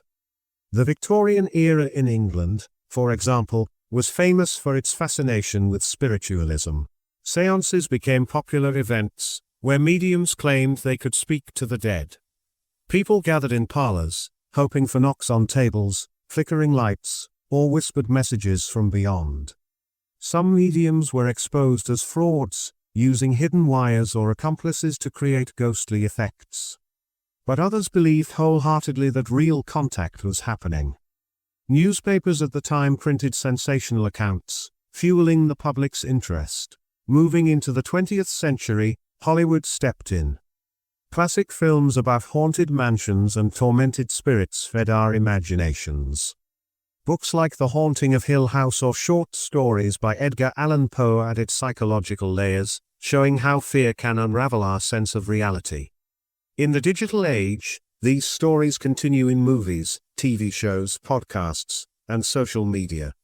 So, no matter the era or location, ghostly tales keep popping up in new forms. One reason these legends endure could be tied to our curiosity about what happens after death. Do we simply vanish, or is there a next realm? Ghost stories suggest that part of us might remain, especially if we have unfinished business. This can be comforting or scary, depending on the ghost's behavior. Another reason might be that we often want to explain strange events: a door slams, a candle flickers, or we feel an unexpected chill. People in the past might say, a spirit did that. Even now, many communities hold ghost tours or highlight local haunted spots. It draws tourism, and adds a thrill to an area's history. You can walk through old battlefields, said to be haunted by soldiers, or inns that claim a resident ghost has been spotted for centuries. Are these clever marketing ploys or genuine phenomena? The debate continues. But the fact remains that ghostly legends are woven into our global narrative, shaping how we view life, death, and the mysterious in between. If you travel the globe, you'll find that almost every culture has some concept of ghosts or spirits. However, their interpretation can differ. In some places, ghosts are seen as friendly ancestors, while in others, they might be malevolent beings causing harm. Understanding these differences can help us see how beliefs about hauntings aren't one-size-fits-all. In Japan, for example, the term eerie describes spirits that are bound to the physical world by strong emotions, often anger, sorrow, or love. These ghosts typically wear white robes and have limp hands, floating about in eerie silence. During the summer Obon festival, people welcome ancestral spirits back home, lighting lanterns to guide them. The line between a calm ancestral visit and a vengeful spirit can be thin, depending on the ghost's emotional baggage.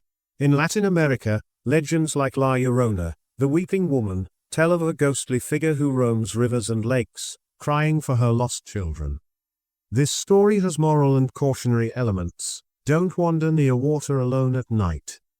Such tales are passed down through generations, blending cultural values with supernatural warnings. Meanwhile, in parts of Africa, stories of ancestral spirits emphasize guidance and blessing, with ghosts respected as part of daily life, not necessarily feared. In Western cultures, particularly in the US and parts of Europe, ghosts often appear in haunted houses or graveyards. The idea of unfinished business is common. Someone can't move on until they resolve an issue. Hence, you get ghostly reenactments of tragic events. However, there's also a strong tradition of skepticism, influenced by scientific thinking. Many people want photographic or electronic proof before considering a haunting real. Religious beliefs can also shape ghost concepts. In some Christian traditions, souls go directly to heaven or hell, leaving little room for roaming spirits, though many still believe in ghosts as an exception. Certain branches of Buddhism and Hinduism incorporate realms where spirits might linger before rebirth. Islam generally focuses on jinn, supernatural entities that aren't quite the same as ghosts but can be misunderstood as such. The result is a tapestry of beliefs that show how people interpret the unknown through their cultural lenses. When someone from one culture hears a story from another, like Japan's eerie or Latin America's La Llorona, they might feel both curiosity and confusion, because it differs from their usual ghost tales. Yet all these stories share a core theme. They address what happens after death and how it can affect the living. Does this mean ghosts are real in every culture? Or is it a universal human desire to make sense of loss and unexplained events? That's the big question we keep returning to. In the next section, we'll look at the tools and methods people use to investigate these mysteries, everything from simple recordings to high-tech gadgetry that claims to pick up ghostly energy. Modern ghost hunting has become something of a hobby for thrill-seekers and believers alike. If you watch paranormal investigation shows, you'll see a range of gadgets: cameras with night vision, EMF, electromagnetic field, detectors, digital voice recorders, and more. But how do these devices supposedly work, and do they truly detect ghosts? EMF detectors: these devices measure electromagnetic fields, which can come from electrical wiring, appliances, or even certain natural occurrences. Many ghost hunters believe that spirits disrupt the electromagnetic field around them. So if the detector spikes in a location with no clear power source, they claim it might be a sign of a spirit. Critics note that faulty wiring or radio signals can also cause spikes, so it's not conclusive. Digital voice recorders, EVP. EVP stands for electronic voice phenomena. Investigators use recorders in a quiet room, then ask questions to potential spirits. Later, they play back the audio, listening for faint whispers or unusual sounds that weren't heard in real time. Some investigators report hearing voices answering their questions. Skeptics argue that these sounds could be static, background noise, or the power of suggestion. People might interpret random noises as words. Infrared or full-spectrum cameras. Ghost hunters often use cameras that capture light frequencies beyond normal human vision. They hope to see orbs, mists, or shapes that don't appear to the naked eye. However, dust particles or insects reflecting camera light can look like glowing orbs. Temperature fluctuations or IR reflections can create illusions, too. Spirit boxes. These are modified radios that rapidly scan through stations, creating a stream of white noise. Ghost hunters ask questions and listen for voices that might emerge. Sometimes, you'll hear a voice or phrase that seems to respond. But since it's scanning many radio stations, random words can pop through, leading to false positives. Temperature guns. A sudden drop in temperature, known as a cold spot, is often cited as evidence of a spirit's presence. However, buildings can have drafts, open windows, or uneven insulation. So while a temperature gun might show a sudden change, it doesn't prove a ghost is responsible. These techniques can be exciting because they give ghost hunting a scientific feel. You're not just telling ghost stories, you're recording data. The problem is that none of these tools is specifically designed to detect ghosts. They detect electromagnetic fields, temperature changes, or audio signals, which can all have normal explanations.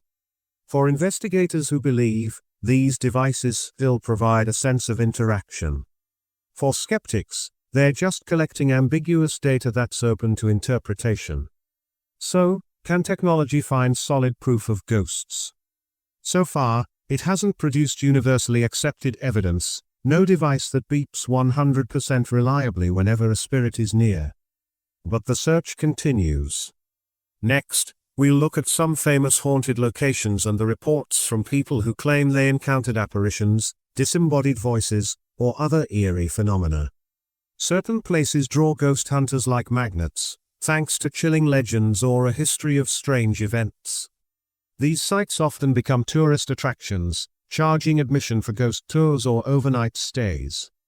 Let's explore a few well-known examples. The Tower of London, England, a fortress with a bloody past, filled with stories of beheaded queens and executed prisoners. Visitors have reported seeing the ghost of Anne Boleyn, one of King Henry VIII's wives who was executed there. She's said to wander the corridors, sometimes carrying her head under her arm. Fact or fancy? The tower's long history of violence fuels these tales. Eastern State Penitentiary, USA, located in Philadelphia, this prison once held notorious criminals. It's famous for its solitary confinement practices, which many believe caused intense misery and, possibly, lingering spirits. People claim to hear phantom footsteps, whispering voices, or see shadowy figures in the old cell blocks. Ghost hunting shows frequently film here, showcasing spooky encounters in the decaying halls. Aokigahara Forest, Japan, known as the Suicide Forest near Mount Fuji, it's been the site of numerous suicides. Some visitors report an unsettling vibe, claiming to see apparitions or experience strange sensations. Officially, it's explained as a combination of the forest's dense trees, quiet atmosphere, and tragic reputation. But many locals still believe disturbed spirits wander among the pines. Poveglia Island, Italy, once used to quarantine plague victims and later as a mental hospital, this small island near Venice is rumored to be extremely haunted. Adventurers who manage to sneak onto the island describe an eerie silence, odd noises, and a feeling of dread.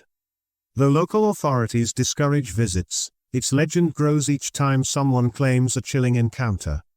Banff Springs Hotel, Canada, a grand hotel in the Rocky Mountains, it's said to host the Ghost Bride, a young woman who reportedly died on her wedding day at the hotel. Guests have claimed to see her dancing alone in the ballroom, wearing her wedding gown. Staff members also share stories of other ghostly figures who appear then vanish. At each of these locations, people bring cameras, voice recorders, and EMF meters, hoping to catch something otherworldly. Sometimes, they capture odd photos or strange sounds. Other times, they leave disappointed, or they realize the scariest noises come from rusted pipes or the wind howling through cracks. Skeptics argue these places are made spooky by their dark histories and marketing tactics. Once you're told a location is the scariest in the world, your mind is primed to notice every little bump in the night. Believers respond that multiple witnesses, across decades, can't all be imagining the same ghosts. No matter which side you're on, these famous spots keep the haunted tourism industry booming, with more visitors each year seeking to test their courage, or maybe meet a spirit firsthand. If you see a door slam on its own or hear footsteps in an empty hallway, you might think, ghost. But skeptics offer plenty of alternative explanations. Before jumping to the paranormal, they say, ask a few simple questions. Could it be the wind? Loose floorboards. A shift in air pressure when another door opens. These are the normal causes that ghost hunters must rule out first. Natural causes, Old buildings often creak due to temperature changes or settling foundations. Drafts can move doors or create eerie whistling sounds. Light reflections can appear as glowing orbs in photos. Even changes in humidity can affect wood, causing unexplained noises. Electric problems can flicker lights. Once you account for these factors, many spooky events vanish. Psychological factors. Humans are prone to suggestion. If you're told, room 204 is haunted, your brain will scan for anything unusual, then interpret it as a ghost. We also have something called pareidolia, where the mind sees meaningful shapes in random patterns, like faces in clouds. This can lead people to see a figure in a curtain's folds or a face in a reflection. Sleep disorders like sleep paralysis can cause hallucinations that feel extremely real. Group hysteria. In a group ghost hunt, if one person yells, "Did you see that?" others might think they saw something too. Anxiety and excitement can spread quickly, and suddenly everyone is convinced a shadow moved, even if it was just a trick of the light. This doesn't mean anyone is lying, it's just how our brains can sync up under emotional stress. Hoaxes or exaggerations. Some haunted locations might want publicity. A creepy reputation sells tickets. So they might play up ghost stories or tweak small details to make them scarier. Individuals can also fake photos or audio, hoping to gain attention or social media followers. This doesn't mean every haunted tale is a hoax, but it's enough to make skeptics cautious. Misinterpretation of evidence. Tools like EMF meters or temperature guns can produce odd readings for normal reasons, electrical wiring, cell phone signals, or temperature gradients.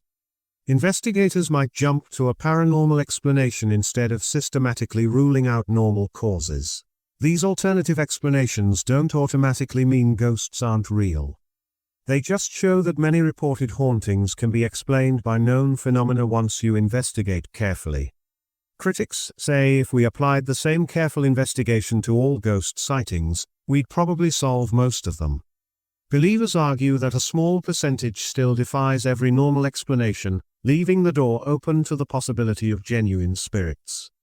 Next, we'll look more deeply at how human psychology might play a role, from fear responses to mental illusions.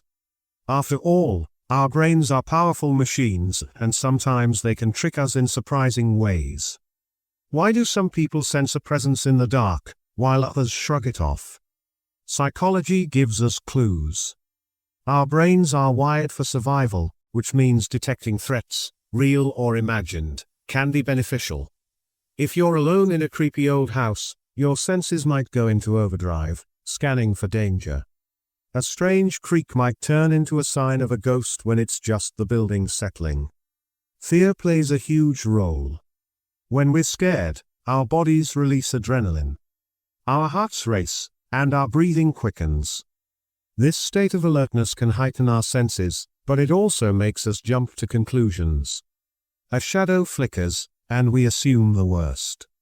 Paranormal investigators sometimes operate at night with minimal lighting, which only amplifies fear-based reactions.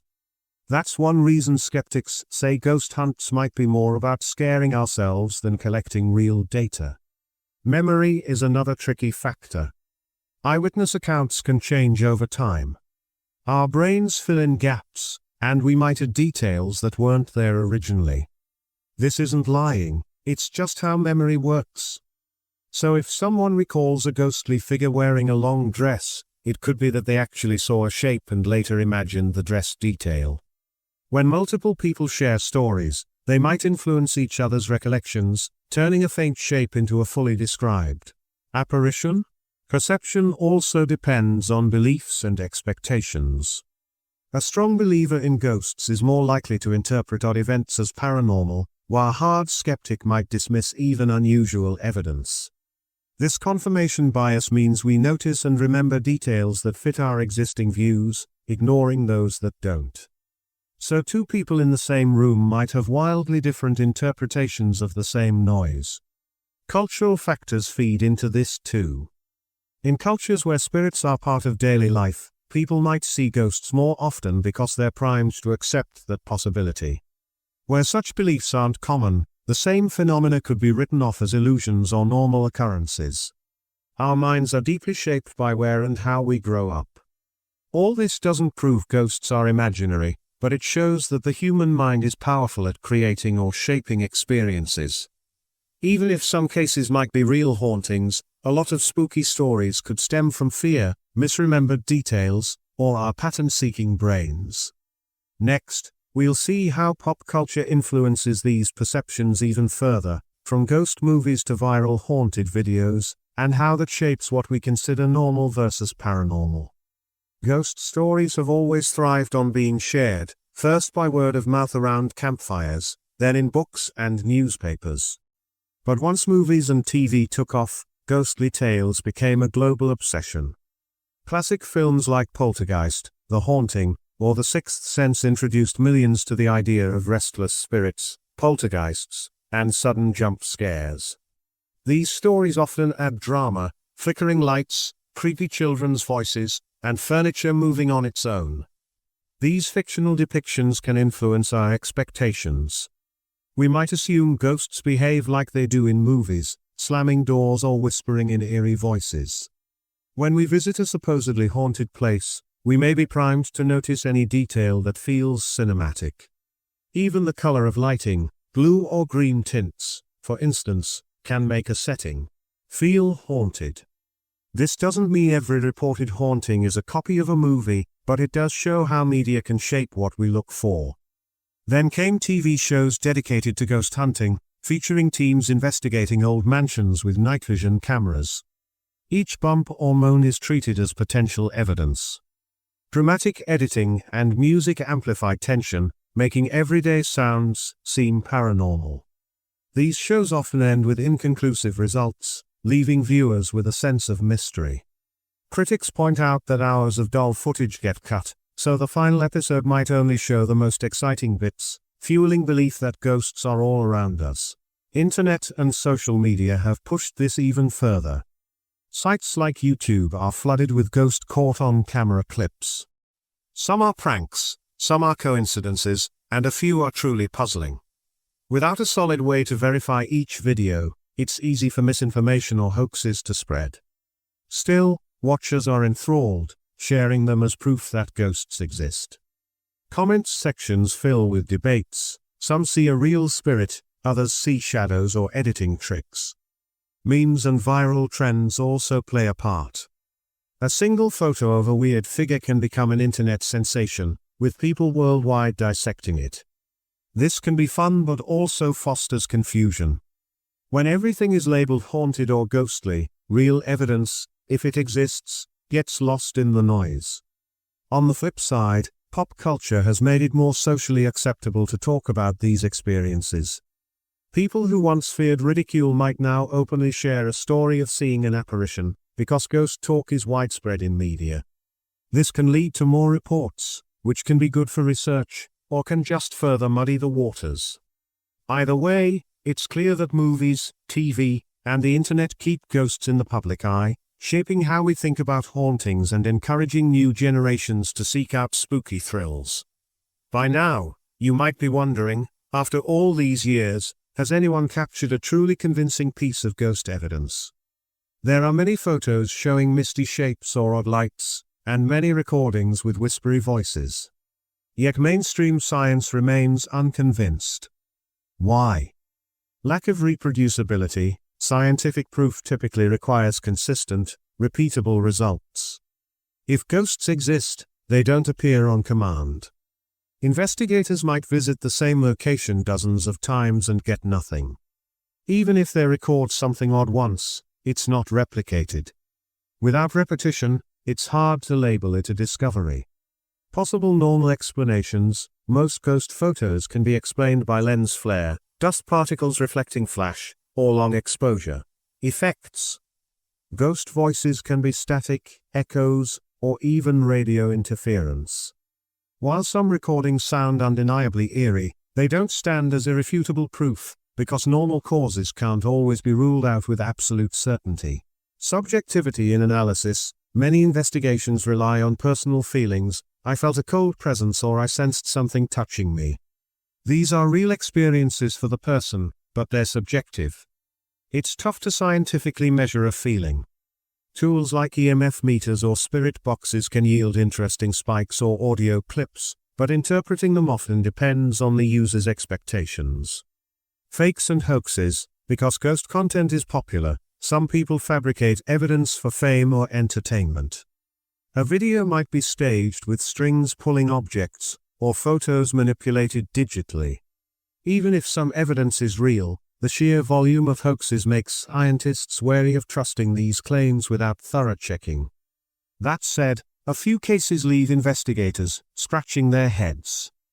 There might be no obvious cause for a repeated phenomenon, like footsteps always heard at a certain time, or a mysterious voice calling from an empty room.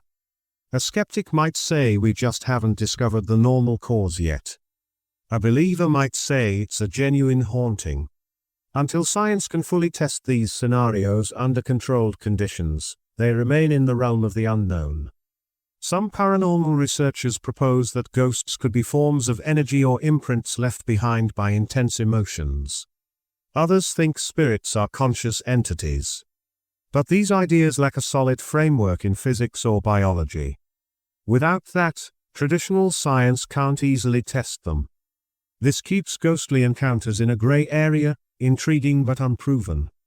Even so, the search goes on, with investigators hoping one day they'll capture the definitive holy grail of ghost evidence. In our final section, we'll wrap up these ideas, summarizing what we've learned about ghosts and hauntings, and how we might move forward if we want real answers. We've roamed through old castles, listened for faint whispers in the dark, and questioned every bump in the night. Ghost stories have a timeless appeal, touching our fears of the unknown and our hopes that life extends beyond death. They connect us with our ancestors' traditions, while modern technology offers new ways to search for evidence, however tricky that may be. Here's what stands out: global presence. Cultures worldwide have ghosts, but each interprets them differently. Some see ghosts as friendly protectors, others view them as tormented souls, and still others see them as illusions or metaphors. Rich history. From ancient myths to modern ghost hunting shows, haunted tales have constantly evolved, reflecting each era's fears, beliefs, and media styles. Tools and techniques. EMF detectors, spirit boxes, or night vision cameras give ghost hunting a scientific flavor, but they're not conclusive proof. Normal explanations, drafts, wiring, illusions often account for the strange readings these devices pick up. Psychological and cultural factors, fear, suggestion, and memory errors can make a creaky house feel haunted. Cultural backgrounds determine whether we interpret that chill in the air as a ghost or just a breeze. Pop culture stirs the pot, amplifying certain stories while overshadowing others. Skepticism versus belief. While many sightings can be explained naturally, some cases remain puzzling. Believers ask if science might be missing something important. Skeptics respond that extraordinary claims need extraordinary evidence, which ghosts haven't provided, at least not yet. Ultimately, the existence of ghosts remains unproven. Yet millions of people share stories that feel profoundly real to them. And science, for all its progress, still can't explain everything about consciousness and the afterlife. Maybe we'll discover that ghosts are misunderstood natural phenomena, or maybe they point to deeper mysteries of existence. As we end part 3 of this documentary, remember that ghost stories aren't just about scaring us. They speak to our desire for connection, whether it's to lost loved ones, our own history, or the idea that we're part of something beyond this physical world. Believer or skeptic, the conversation about ghosts and hauntings will keep going. People will continue exploring dark corridors, snapping photos of odd shapes, and listening for whispers on their recorders, searching for that final answer. In our next section of the series, we'll shift from ghosts to another controversial field, psychic phenomena, and whether the human mind can reach beyond normal senses.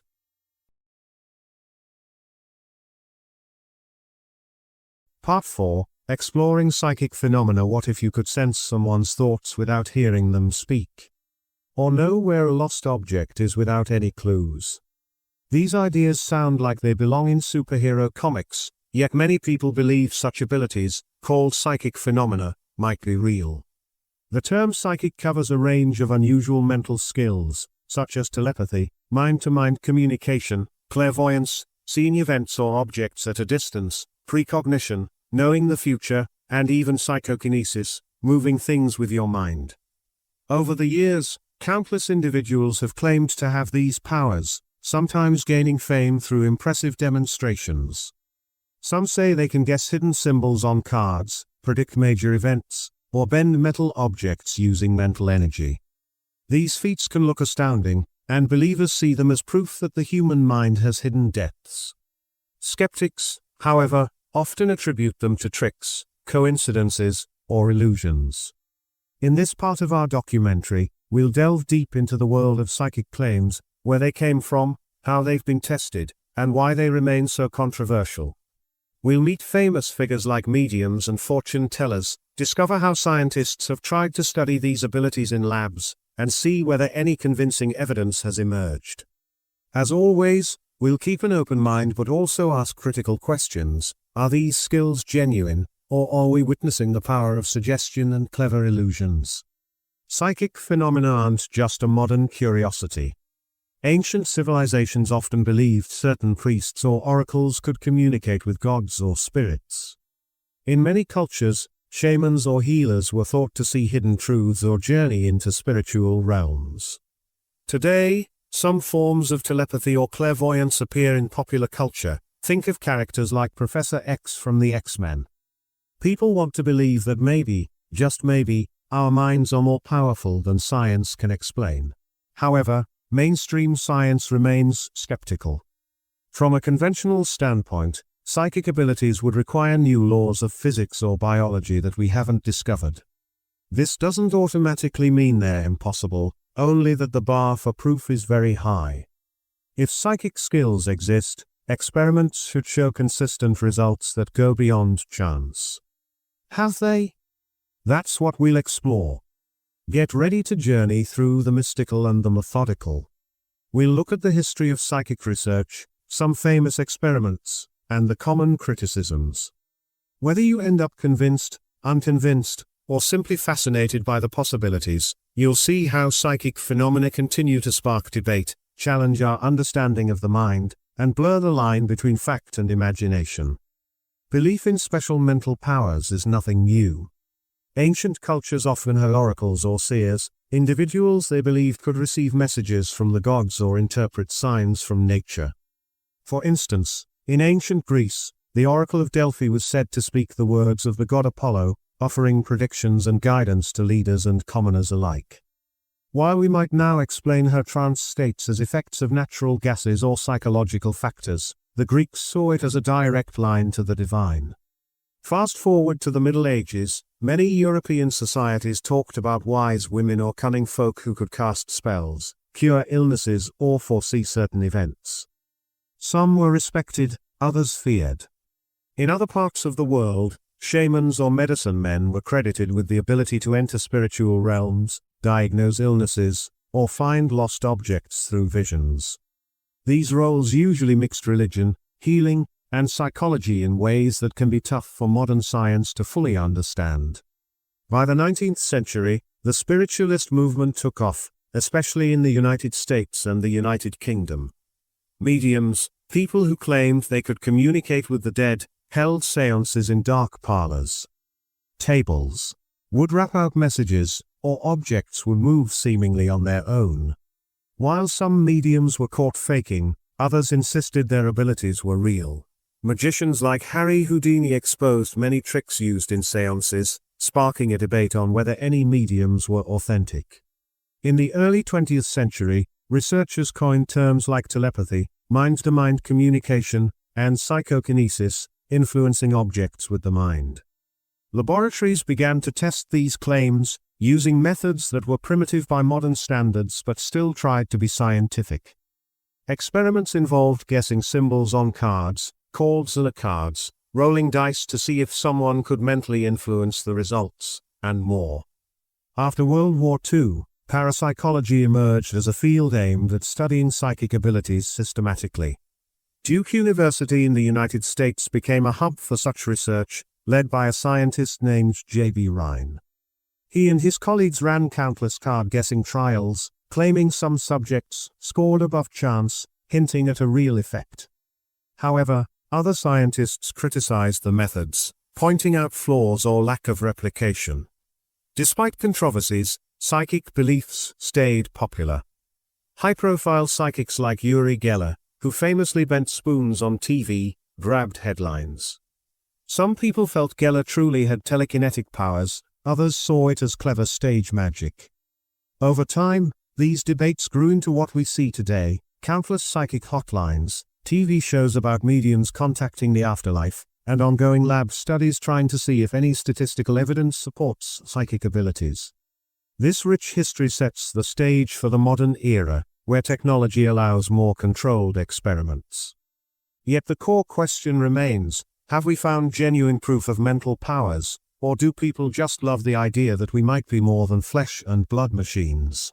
When we say psychic phenomena, we're actually talking about several distinct claims.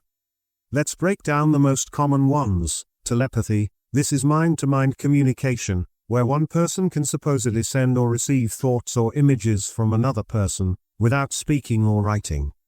Think of it like mental texting, no phone needed.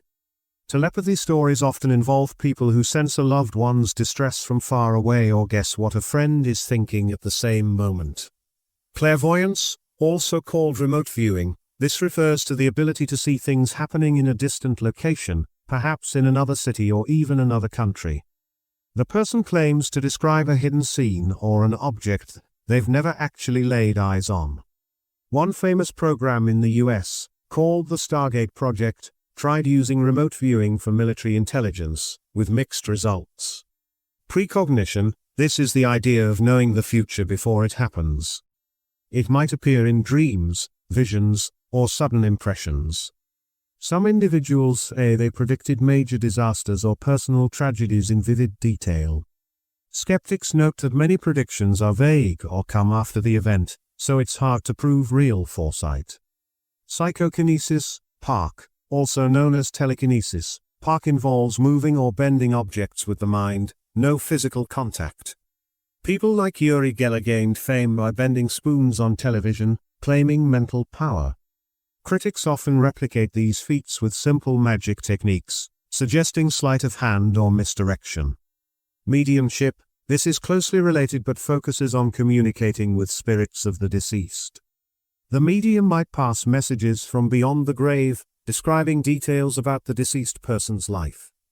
Again, skeptics say mediums use cold reading techniques or guesswork, while believers see it as solid evidence of the afterlife. Some people claim multiple skills at once. They might read minds, predict the future, and talk to ghosts. Others specialize in one area, like a clairvoyant who says they can find lost pets or identify crimes in progress. For each of these claims, you'll find success stories and dazzling demonstrations, as well as plenty of failures, hoaxes, or illusions that raise eyebrows. Why do these ideas persist if there's so much controversy? Many find them comforting or exciting.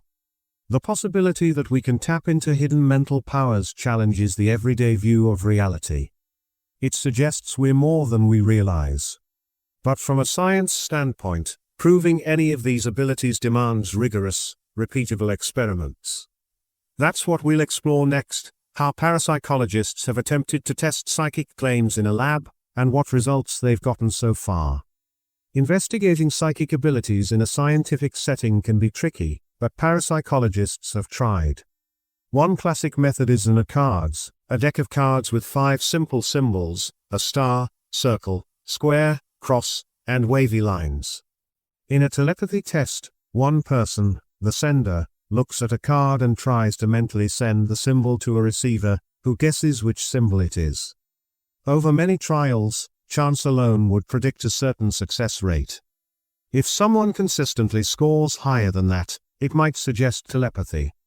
In the mid-20th century, J.B. Rhine at Duke University claimed some subjects did indeed exceed chance by a small but real margin. Critics responded that the experiments might have had flaws, like subtle cues or even cheating. Subsequent attempts to replicate these results often failed or showed only tiny effects that might be statistical flukes. Another famous setup is the Ganzfeld experiment, where a receiver is placed in a state of mild sensory deprivation, wearing headphones that play white noise and halved ping-pong balls over their eyes with a red light shone on them. This relaxing environment is supposed to help them tune into telepathic messages. Meanwhile, a sender, in a separate room, looks at pictures or video clips and tries to send the imagery mentally. After a period, the receiver is shown multiple images or clips and must pick which one was the target. Some researchers report small but significant success rates, though critics say these experiments often suffer from design or data analysis issues. What about precognition? Some studies test if people can guess the outcome of random events better than chance, like computerized coin flips or hidden images. Occasional papers claim participants score slightly above chance. Critics note that if 1 million people do such tests worldwide, some will get lucky streaks purely by coincidence.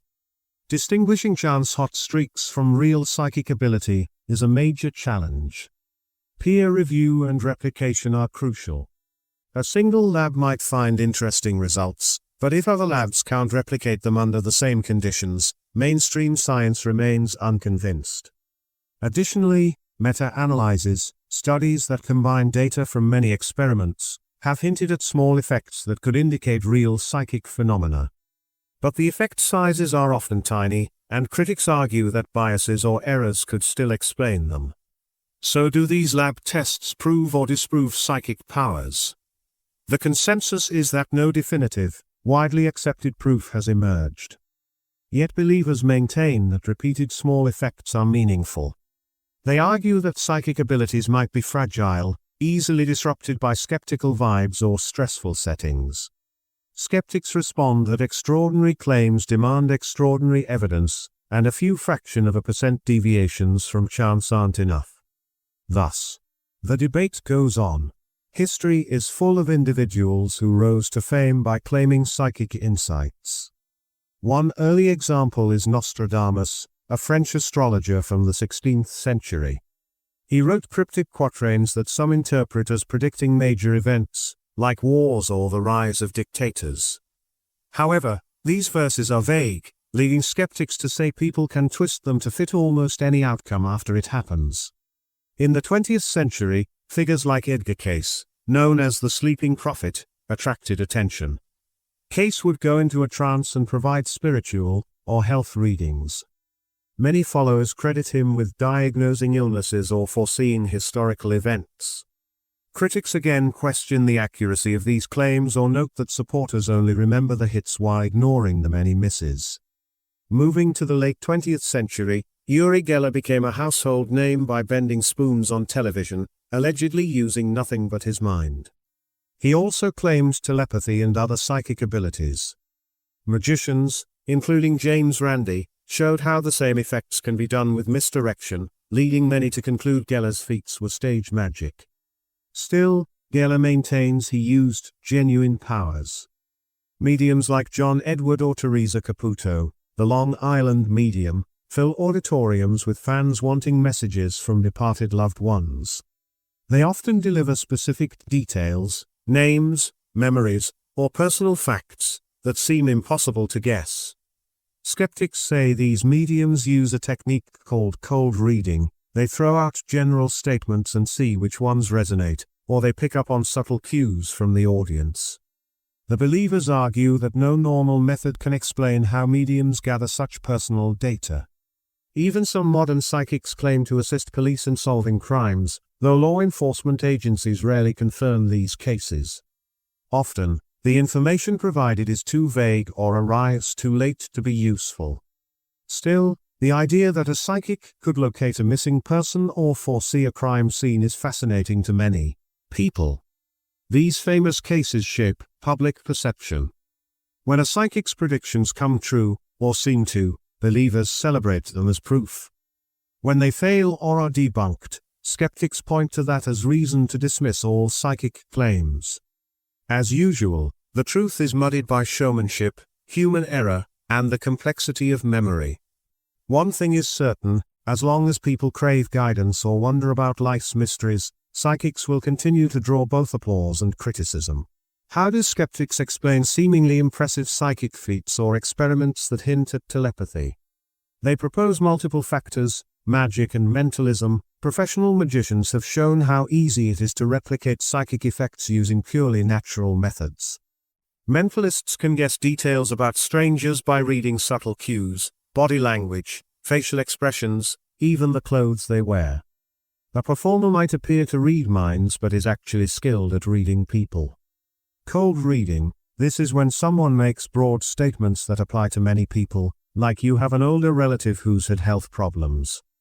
The person will likely say, "Yes, that's true." Over time, the cold reader narrows the statements, guided by small reactions. People remember the accurate hits and forget the misses. Thus, it feels like psychic knowledge, but it's actually clever questioning. Confirmation bias: when we want to believe, we focus on the evidence that supports our belief and ignore the rest. If a psychic makes 10 predictions and 2 of them come true, a believer might highlight those 2 hits as proof and disregard the 8 misses. Over time, memories can shift to emphasize successes, further convincing us.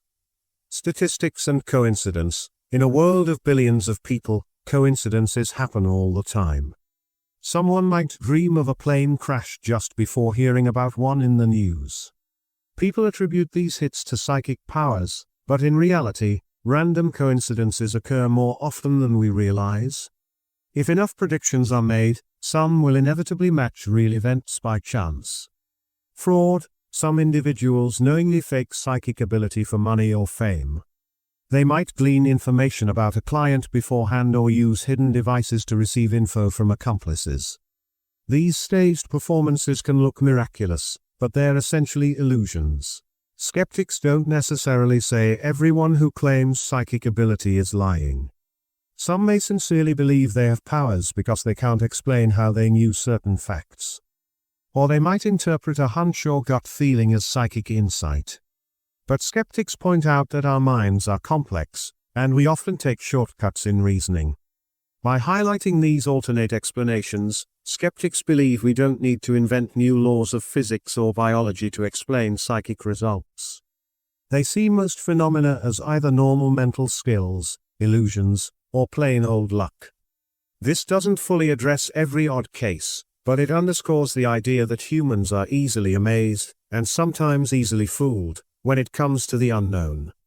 Turn on the TV, flip through social media, or browse a bookstore, and you'll likely find ads for psychics or mediums, shows about clairvoyant detectives, and stories of mind-reading kids.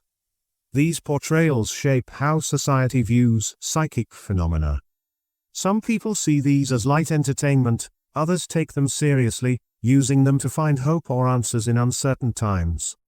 In many cultures, belief in psychic abilities merges seamlessly with religion or spirituality. A tribe might have a respected shaman who talks to the spirits, or a community might hold ceremonies where a medium channels ancestors. These practices can bring comfort, healing, or advice. It's not just about proving powers but about sustaining cultural traditions. In mass media, psychics can be heroes or villains, adding drama to movies and TV series.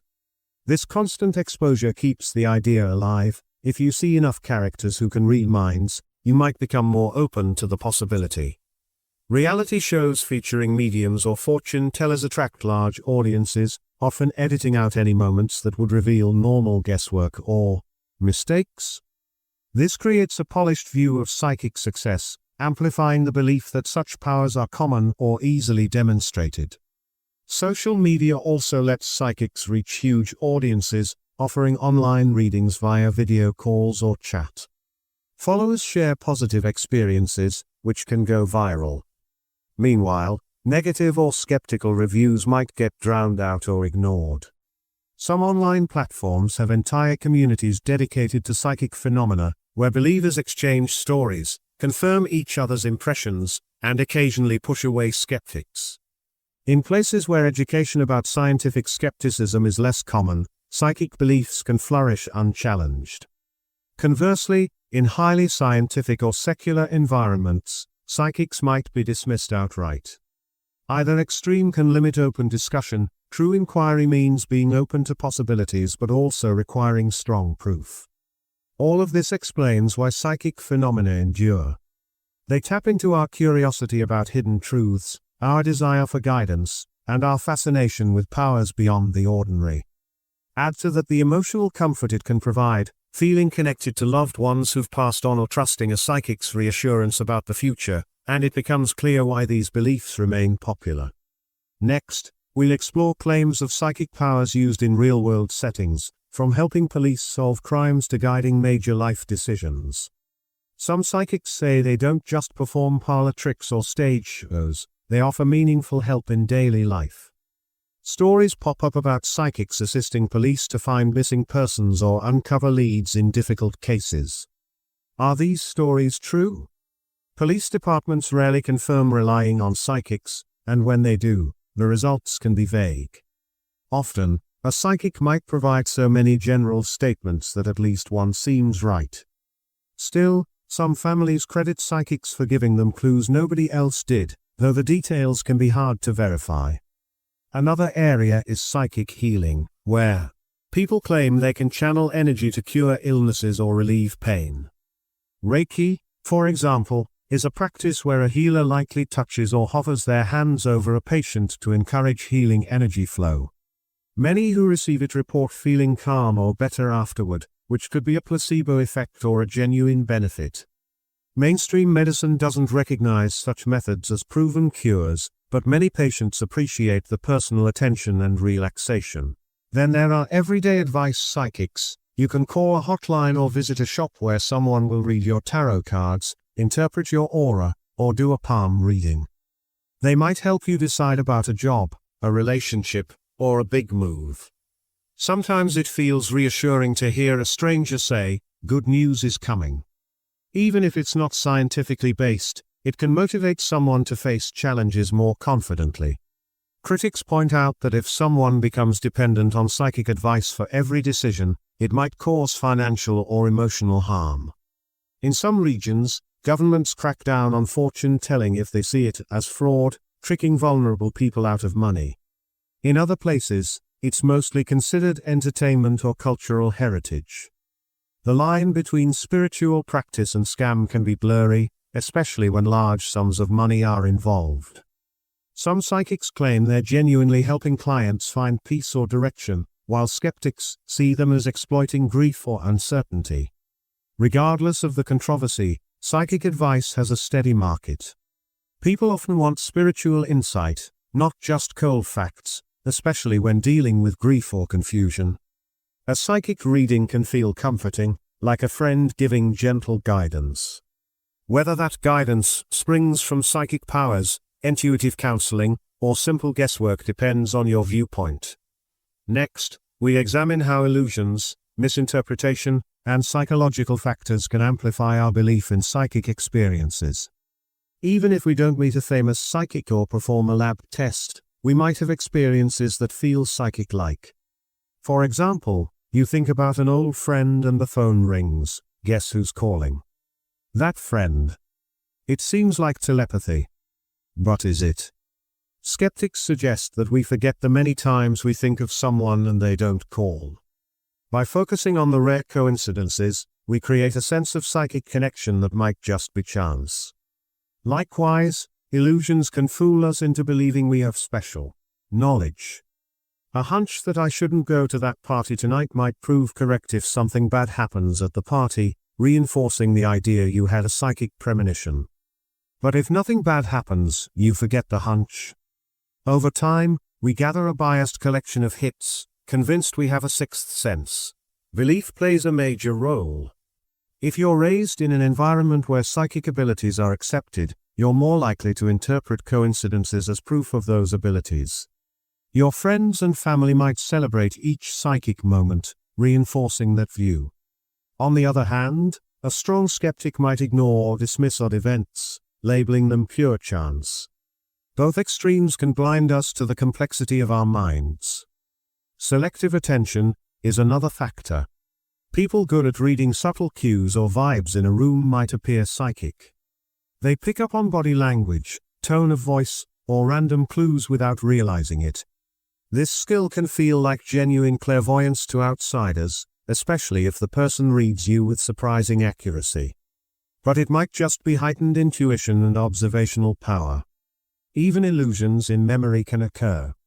We might recall having a dream that predicted an event, but the dream's details might have been fuzzy until after we learned what happened. Our brain then reshapes the memory to fit the reality, making it appear psychic. This phenomenon is called retrofitting. All these mental processes show how easily our brains can create or reinforce a belief in psychic phenomena. None of this definitively disproves psychic powers, but it highlights how normal brain functions, coincidences, and illusions can produce experiences that seem supernatural. Next, we'll see if science has any definitive stance on what the future might hold for research on psychic abilities. After centuries of anecdotes, decades of lab experiments, and countless pop culture references, where does science stand? The majority of mainstream scientists remain unconvinced that psychic abilities exist in any reliable form. Academic journals rarely publish parapsychology studies, unless they follow very strict protocols, and even then, results are usually weak or controversial. A big issue is replication. If a psychic can truly perform telepathy or precognition, they should be able to do so consistently under controlled conditions. Yet many lab studies show results that are barely above chance or that vanish when the protocols get tighter. Proponents argue that the paranormal might not cooperate with strict conditions, or that too much skepticism in the environment can block psychic functioning. Critics see that explanation as an excuse, akin to saying the magic disappears when you watch too closely. Science demands extraordinary evidence for extraordinary claims, like rewriting parts of physics or neuroscience.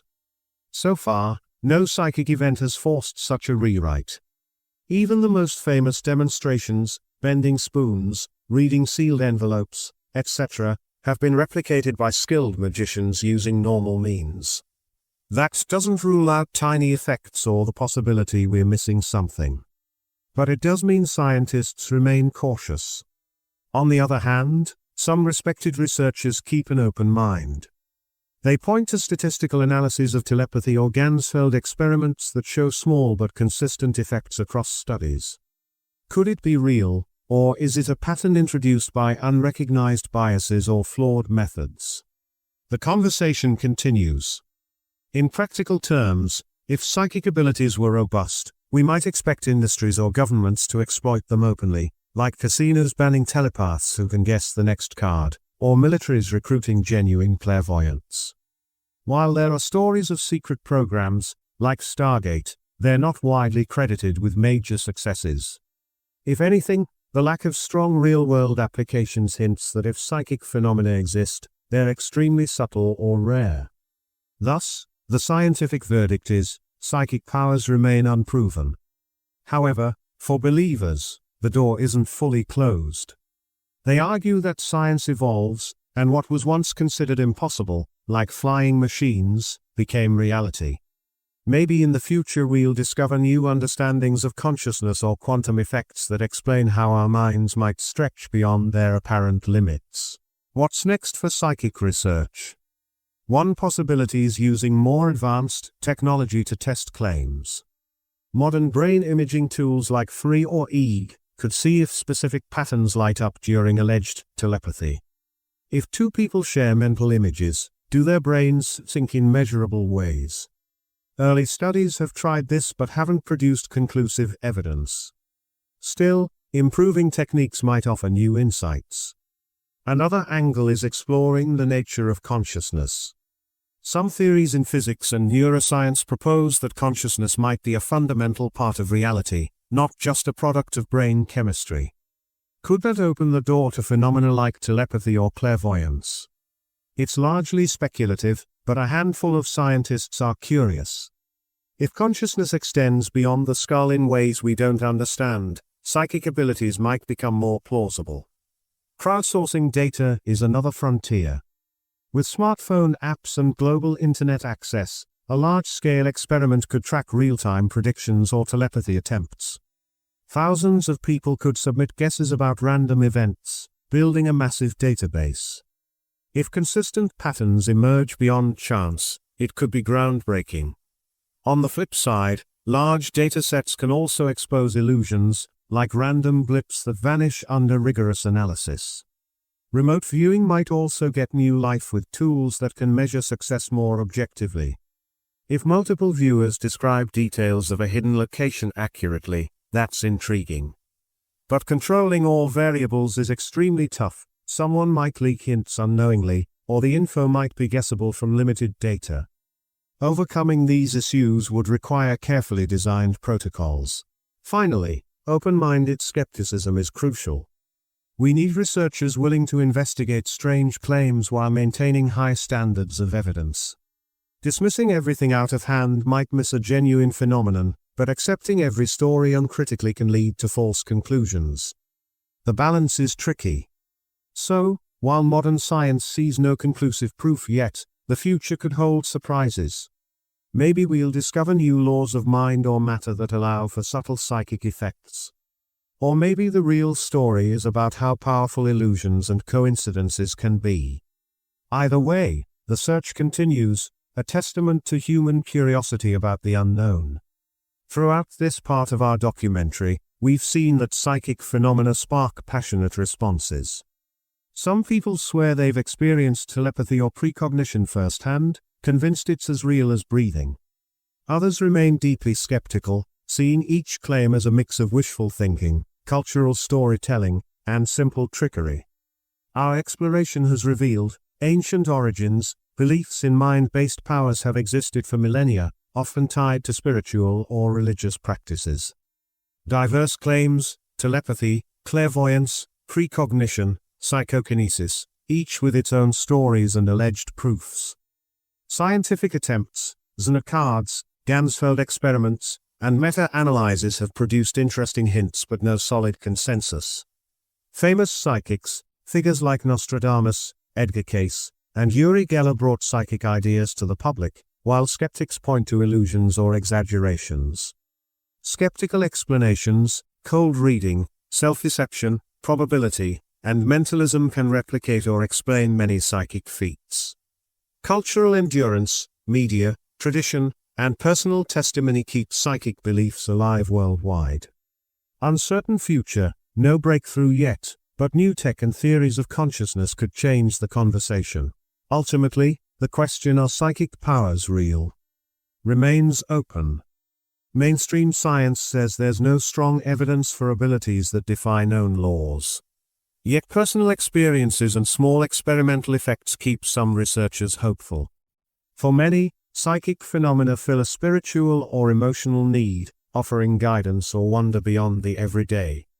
As with ghosts, UFOs, and other fringe topics, we're left in a place where belief and skepticism clash. The journey itself can be revealing, about human psychology, cultural narratives, and our hunger for something more than a purely material world. Whether you lean believer or skeptic, one thing is certain, talk of psychic powers isn't fading anytime soon. With that, we wrap up part 4 of our series. Next, we'll move into near-death experiences, an exploration of the boundary between life and death that often leads people to claim glimpses of an afterlife. Join us as we continue this fascinating voyage into the unexplained, always balancing curiosity with careful thought. Who knows? Perhaps your mind has powers yet. Part 5, Exploring Near-Death Experiences. Suppose you're lying on an operating table. The doctors say your heart has stopped. You can't move or speak. Yet, somehow, you feel your consciousness drifting out of your body. You see bright lights or a tunnel glowing at the edges of your vision. Then, in a flash, you're back. Your heartbeat returns, and you open your eyes. Later, you tell everyone you experienced something beyond words, a near-death experience, or NDE. Near-death experiences happen when a person is clinically close to death or temporarily dead but then revived. People who have them often report vivid memories, floating above their bodies, seeing relatives who've passed on, or feeling an overwhelming sense of peace. Others recall zooming through a tunnel toward a brilliant light or recalling every detail of their entire life in a flash. Sometimes, the encounter is frightening, a sense of falling or being trapped in darkness. In all cases, NDEs leave a deep emotional mark. Why are these stories so compelling? They tap into our biggest mystery: what happens after we die? Many NDE survivors come back convinced they've glimpsed an afterlife. They say they're no longer afraid of death because they've tasted what lies beyond. Skeptics see these visions as natural brain responses to a lack of oxygen or the release of certain chemicals when the body is under extreme stress. Maybe the bright light is just the retina misfiring, or the life review is the brain's way of organizing memories in a crisis. But if NDEs are purely physical, why do so many accounts share similar features across different cultures and times? Is it coincidence, or is there a genuine universal aspect to dying? These questions have driven doctors, scientists, and philosophers to study NDEs for decades. Some researchers have tried to verify whether people who left their bodies could see details in the operating room that they otherwise couldn't. Others look for changes in brain activity at the moment of death. One thing is certain: near-death experiences, whether spiritual or biological, can dramatically change people's lives. Some say they came back more compassionate, more purposeful, or more convinced that human life continues after the body shuts down. Others speak of a cosmic unity or a loving presence that enveloped them. And yes, some remain puzzled or even traumatized if the experience was frightening or confusing. In this part, we'll explore the historical accounts of NDEs, the common elements people describe, and the scientific theories trying to explain them. We'll also see how different cultures interpret these brushes with death. Are they proof of a soul that survives? A final burst of neurological fireworks? Or maybe a bit of both? Join us as we enter the mysterious borderland between life and whatever might lie beyond. It's easy to think that near-death experiences are a modern discovery, something we only started talking about once advanced medicine could bring people back from cardiac arrest. But people have been recounting vivid journeys beyond death for centuries. Ancient Egyptian texts mention souls traveling through dark realms before reaching a bright afterlife. In Plato's writings, a soldier named supposedly died on the battlefield and returned days later with stories of another world. Such tales are scattered throughout history, often described as visions or revelations. In various religious traditions, certain saints or holy figures reported leaving their bodies to glimpse heaven or meet angelic beings. Others described descending into hellish landscapes, returning with warnings or moral lessons for the living. Medieval literature in Europe, for instance, includes accounts of monks who died temporarily, and later insisted they'd seen the afterlife. People at the time took these stories seriously, often interpreting them as proof of divine judgment or cosmic order. However, no formal term like near-death experience existed back then. People just saw them as miracles, spiritual events, or sometimes illusions. It wasn't until the 20th century that doctors and scientists started collecting these stories in a systematic way. As medical technology improved, like defibrillators and CPR, more patients who would have died in earlier eras could be revived. This created a new wave of testimonies, patients waking up saying, "I saw a light," or "I watched you operate on me." One milestone came in 1975 with Drive Raymond Moody's book, Life After Life. He coined the phrase near-death experience and compiled over 100 case studies. Moody noticed common themes: a sense of leaving one's body, traveling through a tunnel, encountering a being of light, and reviewing one's life events. The book became a sensation, sparking intense public interest. People realized that experiences once considered rare or spiritual secrets were happening to ordinary patients in hospitals around the world. Since then, researchers worldwide have gathered thousands of NDE accounts. Some older cultures interpret them within their religious framework, seeing them as direct contact with gods or ancestors. Modern secular societies often debate whether their brain-generated hallucinations or glimpses of an actual afterlife dimension. Yet the parallels, tunnels, lights, life reviews, keep popping up across different belief systems. This suggests either a universal biological process at death or a shared spiritual truth. While the debate rages, what's clear is that NDEs aren't a new fad. They've shaped religious beliefs, literary works, and personal faith for centuries. By comparing ancient records with modern testimonies, we see a thread of continuity. Humans have always wondered if the boundary between life and death is more fluid than we think. Up next, we'll dive into the core features that often define an NDE, those striking similarities that keep researchers intrigued. Though every near-death experience is personal and unique, many accounts share recurring features. Let's look at the most common themes that arise, even among people from different cultures and backgrounds. Out-of-body sensation. Many people say they float above their physical body, looking down on doctors frantically trying to revive them. They feel calm, even though they see their own form lying motionless. Some claim they can describe details of the hospital room or operating procedure they shouldn't have been able to see. The tunnel and light. A tunnel or dark passage leading to a bright light is possibly the most iconic NDE image. Survivors recall being drawn toward this radiant glow, which sometimes feels welcoming or full of love. The light can be described as a being, like an angel or a spiritual entity, or simply a comforting presence. Life review. Another well-known aspect is the review of one's life. Some say they relive major events in a flash, feeling the emotions they caused in others. Good deeds or bad ones appear with equal clarity, prompting intense reflection or regret.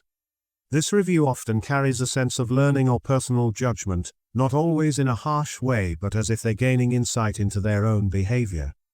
Encountering beings or relatives. Many NDEs include meeting deceased loved ones or mystical figures. These beings might speak telepathically, conveying warmth and acceptance. In some religious contexts, the person might interpret them as angels, saints, or even a divine figure. Non-religious people might simply see them as friendly presences. A barrier or decision point. People often reach a boundary, like a gate, a river, or a line they cannot cross. They get the sense that if they continue, they cannot return to earthly life. Some feel they have a choice to come back, others say they were told, "It's not your time," and were sent back. Crossing that boundary, it's implied, would mean permanent death. Return with changed attitudes. After reviving, many say they no longer fear death. They might become more spiritual, kinder, or more focused on relationships. Some shift careers or feel a renewed purpose to help others. This after effect can be dramatic, altering the person's entire worldview. While not every NDE has all these elements, even a brief moment of a bright light or a sense of peace can leave a lasting impression. Critics propose that these features reflect common brain responses, like the tunnel might be the visual cortex shutting down from the outside in, creating the perception of a narrowing field of light. The life review might be a cascade of memories triggered by lack of oxygen or random neuron firing. Yet for those who experience it, no scientific explanation feels as real as the event itself.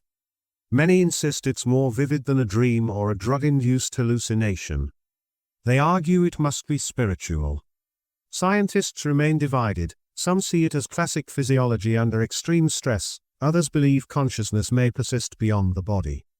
Up next, we'll examine the major scientific and medical theories, comparing them to these personal, often life-altering accounts. If you talk to a neuroscientist about near-death experiences, they might describe a purely biological process.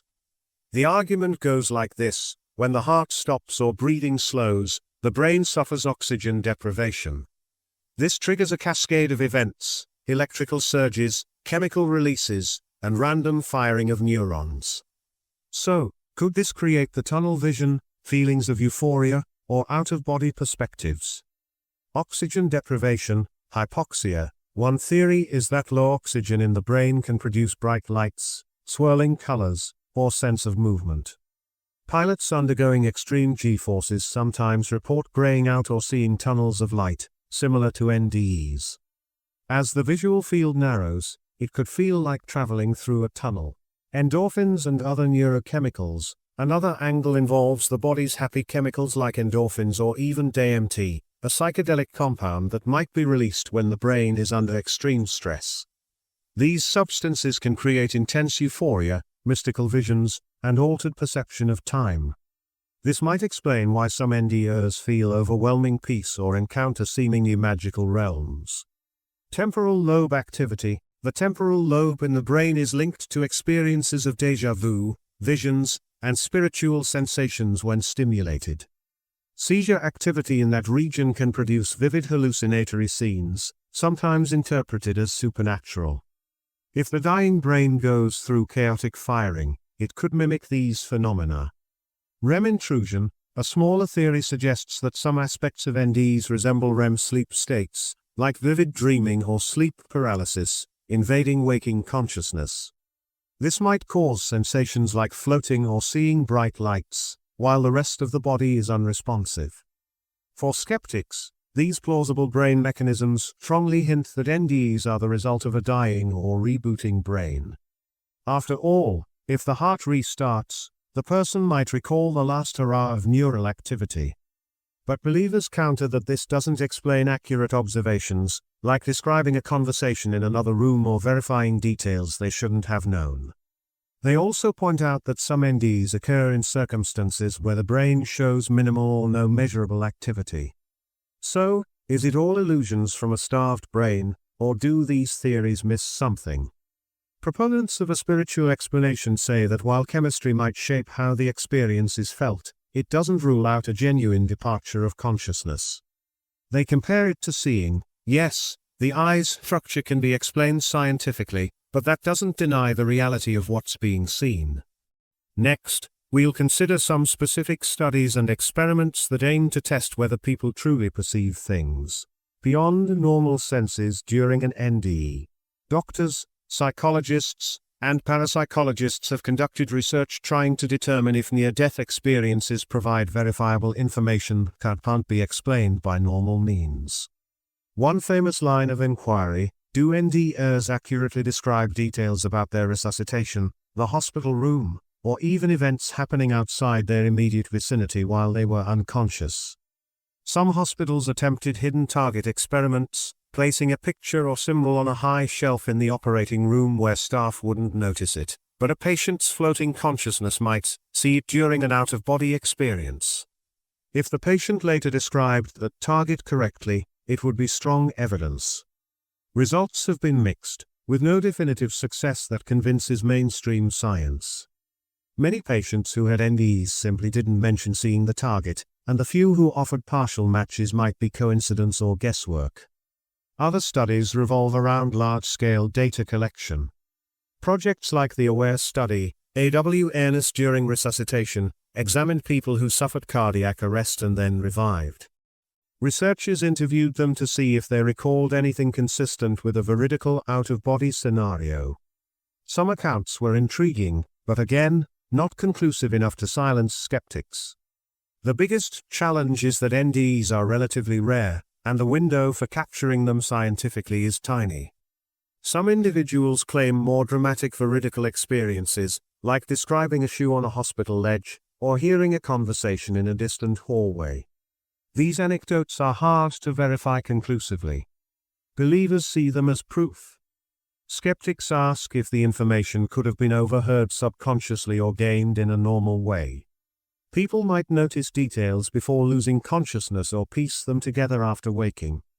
Child NDEs are another interesting angle. Children might report seeing deceased relatives they never met or describe events they logically shouldn't know about. Are they gleaning information from overheard family stories, or does it indicate something else? Hard evidence is scarce, and such stories remain highly personal. Despite the lack of slam-dunk proof, these investigations matter. They push science to explore the edges of consciousness. Whether they ultimately confirm a spiritual dimension or refine our knowledge of how the brain works under stress, the quest continues. Some researchers call for better designs, random, hidden images in multiple hospital rooms, real-time brain monitoring, or ways to rule out normal explanations. Until something replicable and consistent emerges, the debate over veridical perception will rage on. Next, we'll see how culture and religion shape NDE interpretations, why a Christian might see Jesus, while someone else sees a luminous elder from their own belief system, and how these differences influence what we consider real in an NDE. Picture this scenario: two people from different parts of the world both have near-death experiences. One meets a figure they identify as Jesus Christ, the other meets an ancestor spirit or a deity from their cultural tradition. Both feel intense love and acceptance. Does that mean one is correct and the other mistaken? Or do they suggest that NDEs reflect personal belief systems? Researchers note that many NDEs fit the person's cultural and religious background. Christians might see angels or Jesus, Hindus could meet Yamdoots, messengers of the god of death, or see a figure guiding them. Buddhists might describe a realm fitting Buddhist cosmology. Meanwhile, those with no strong religious ties might perceive a more neutral presence or just an overwhelming light and feeling of universal love. Why does this matter?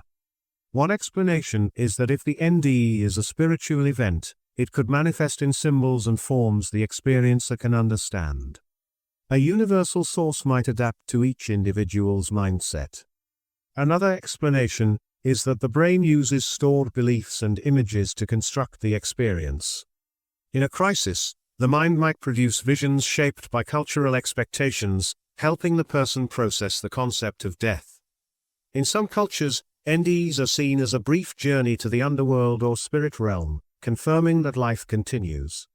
Ceremonies might celebrate the survivor's return, believing they've been chosen or blessed by higher powers. In more secular societies, NDE accounts can be met with skepticism or purely medical explanations, though interest in the mystical side remains strong. The media sometimes highlights dramatic or comforting versions of NDEs, reinforcing the idea that there's something beyond death. Cultural context also influences how people talk about their NDE.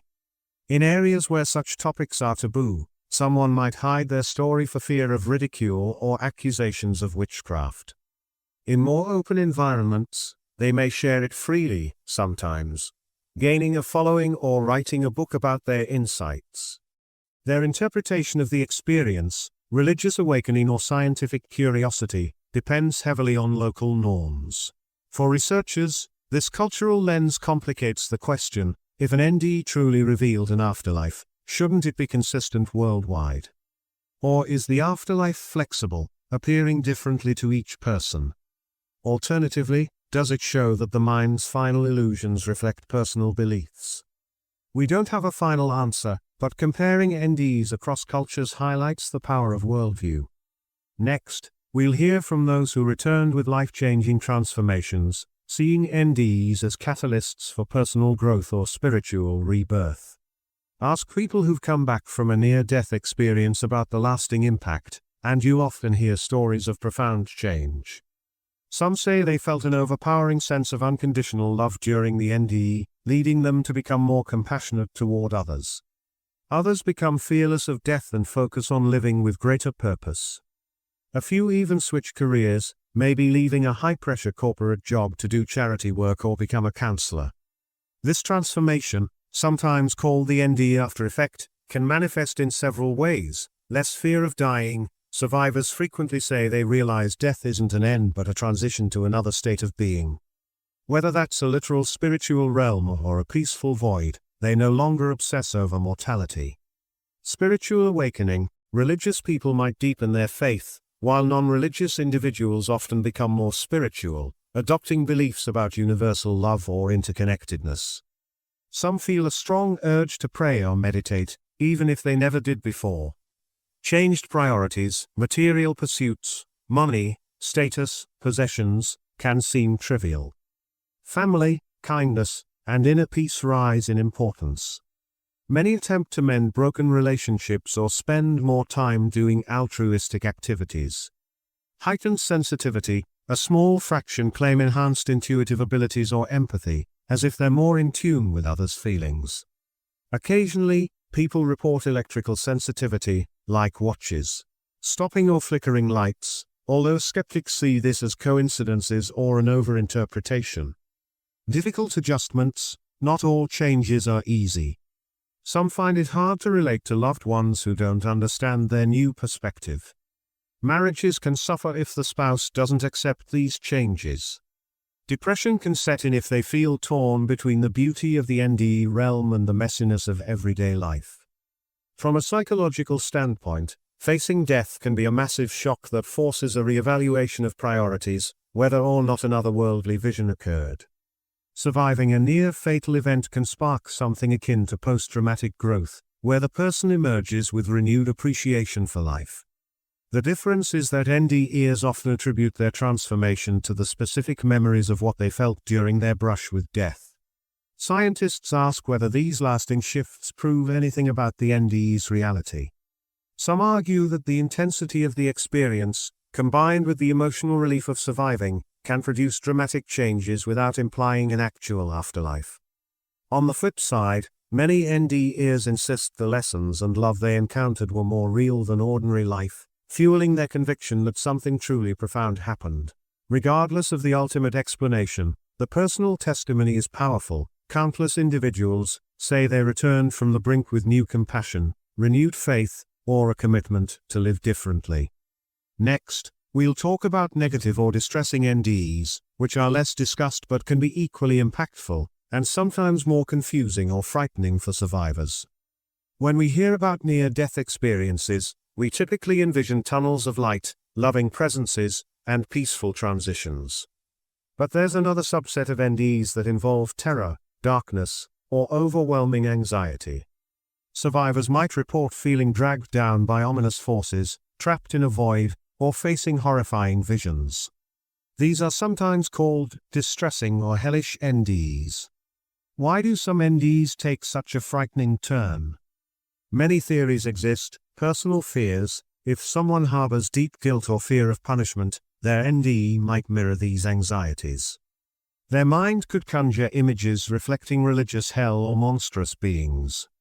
Cultural/religious context. A person who strongly believes in punishment after death might subconsciously shape their NDE to fit that belief.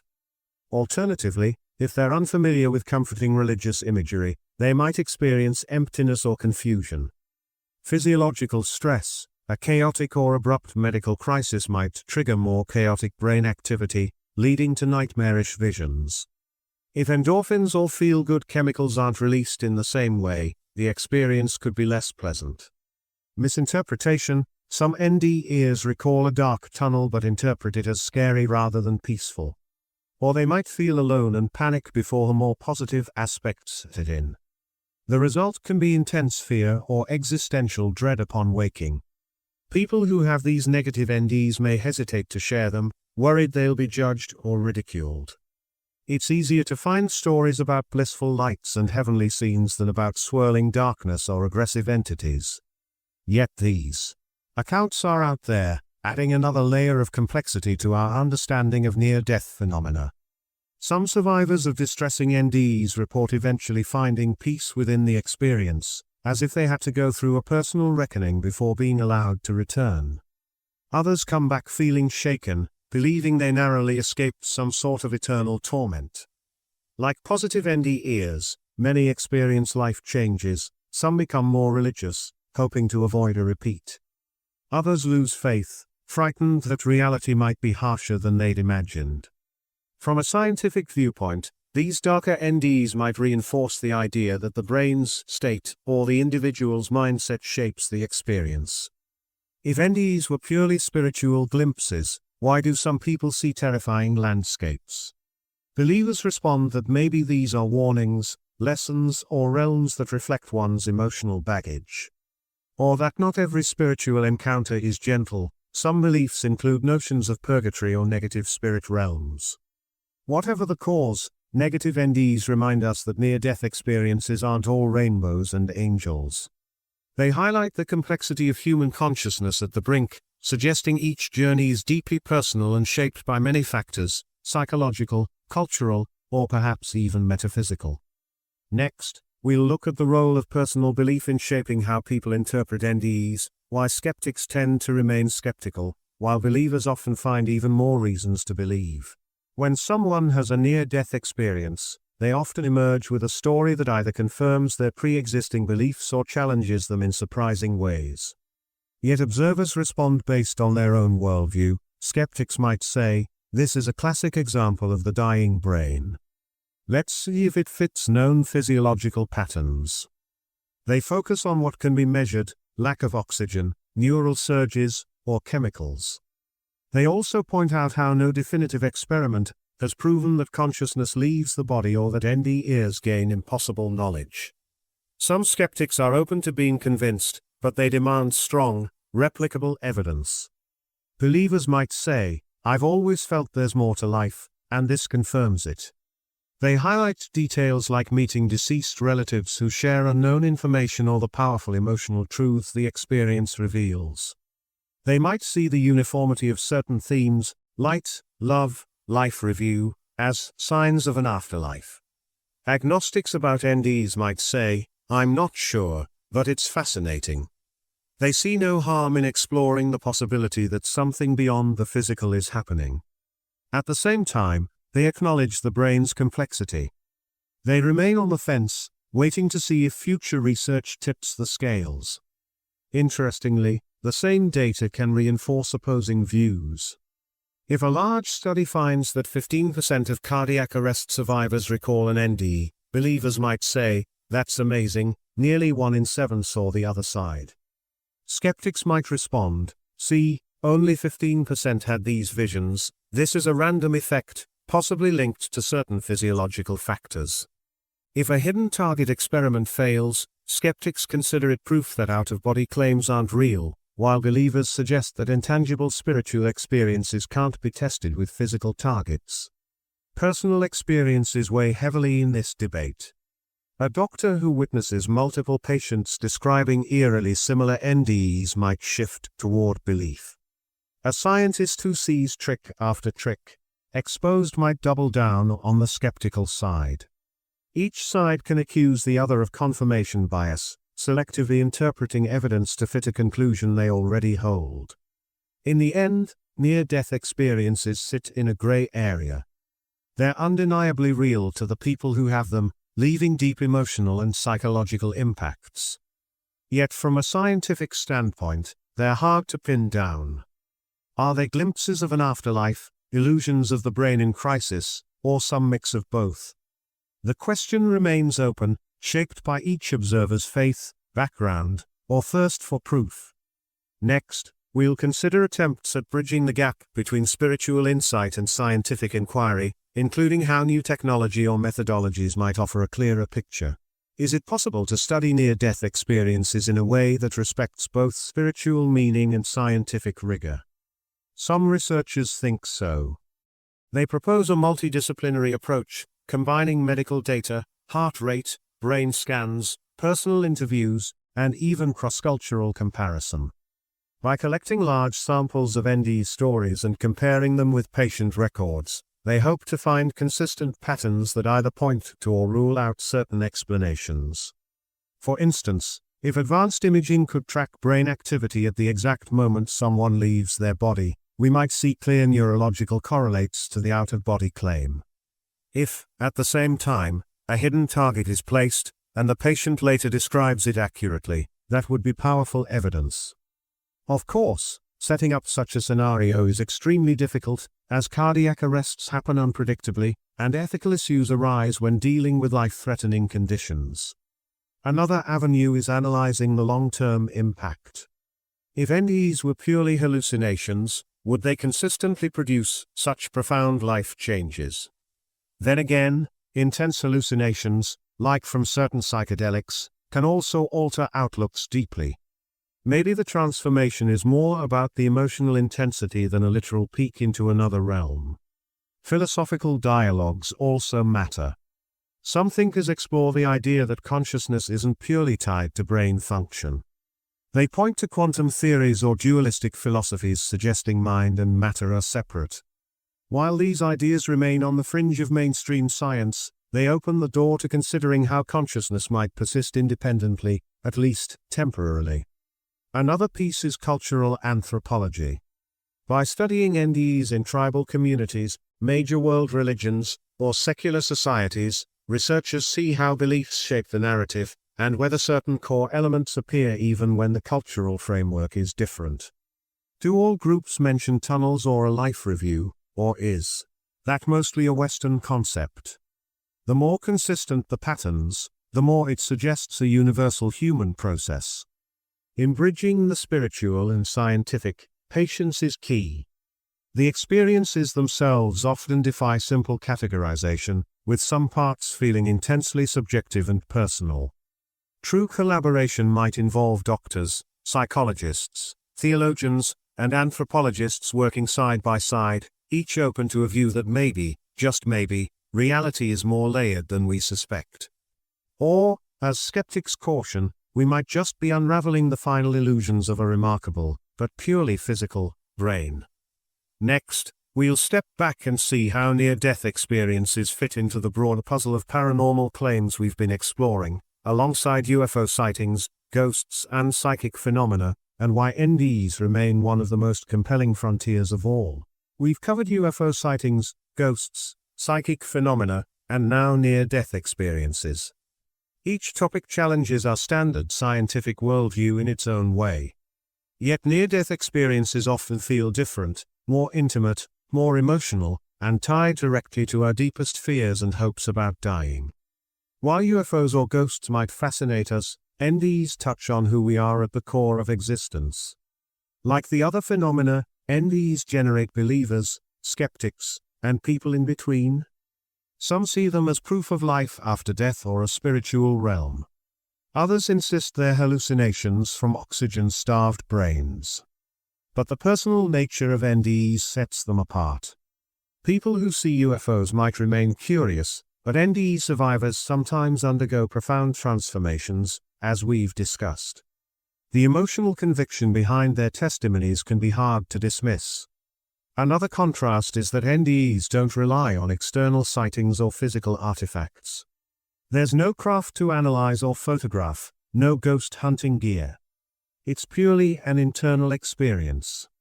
This makes it even harder for science to measure or replicate. You can't schedule an NDE for 3 p.m. next Tuesday in a controlled environment. It happens spontaneously, often during medical emergencies, leaving researchers scrambling to gather data after the fact. Despite these challenges, NDEs share a common thread with other paranormal claims: the tension between personal experience and scientific verification. People say, "I know what I saw or felt," while scientists want repeatable, testable evidence. For UFOs, that means radar data or physical samples. For ghosts, it might mean recordings or verified observations. For NDEs, it's some form of veridical perception or consistent patterns that go beyond normal physiology. But the biggest difference is that near-death experiences directly involve the question of what it means to be alive and whether consciousness can survive bodily death. That's a mystery that resonates universally. Even those who scoff at psychics or UFO sightings might pause when asked, "What if part of you continues after your heart stops?" NDEs make that question real, not just theoretical. In this sense, NDEs may be the most personally impactful phenomenon we've explored. They bring comfort, inspiration, or serious doubt. They provoke ethical questions about end-of-life care, spiritual counseling, and how we treat those who claim these events. They might not prove an afterlife or disprove it, but they certainly keep the conversation open, pushing us to examine life's final boundary more closely than ever. Finally, we'll wrap up Part 5 by summarizing what we've learned and how near-death experiences continue to shape our understanding of mortality, meaning, and the limits of consciousness. We've journeyed through the stories of people who touched death's doorstep and came back with tales of light, love, tunnels, or even terror. We've seen how these accounts appear across history and cultures, how they can share striking similarities yet reflect personal beliefs.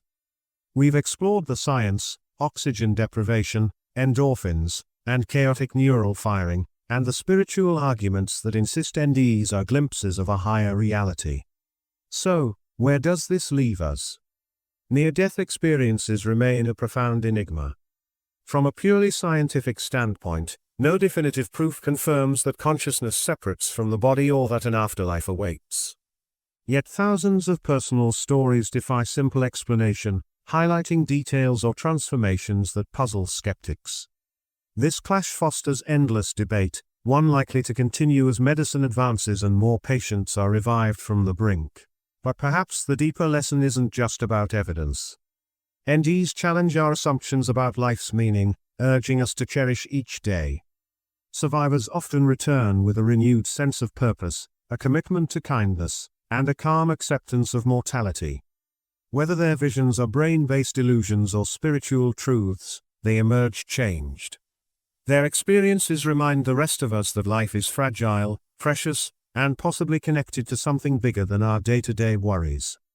As we close part 5 of our documentary, consider the possibility that even if near-death experiences don't prove a literal afterlife, they show how resilient and mysterious our minds can be under extreme conditions. They also highlight universal questions about what it means to exist. Maybe they hint that consciousness extends beyond the boundaries we understand, or maybe they're the final sparks of a brilliant but purely physical brain. The choice to believe or doubt, as always, rests with each of us. In the grand tapestry of the paranormal, UFOs, ghosts, psychic powers, NDEs stand out because they speak directly to our deepest longing, to know if death is truly an end or a doorway.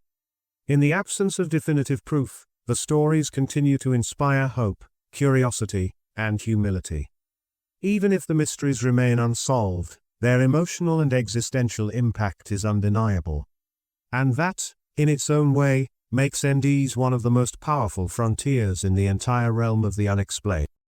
Part 6, Looking Back, Looking Forward, the Paranormal Landscape. We've spent hours exploring things that defy normal explanation. From distant lights in the sky, UFOs, to ghostly apparitions, from mind-bending psychic claims to the profound moments of near-death experiences, each topic pushed us beyond the boundaries of everyday science. Now, as we reach the final chapter, it's time to ask, what have we learned, and where do we go from here? The word paranormal suggests phenomena that exist outside, or on the fringes of, established scientific knowledge.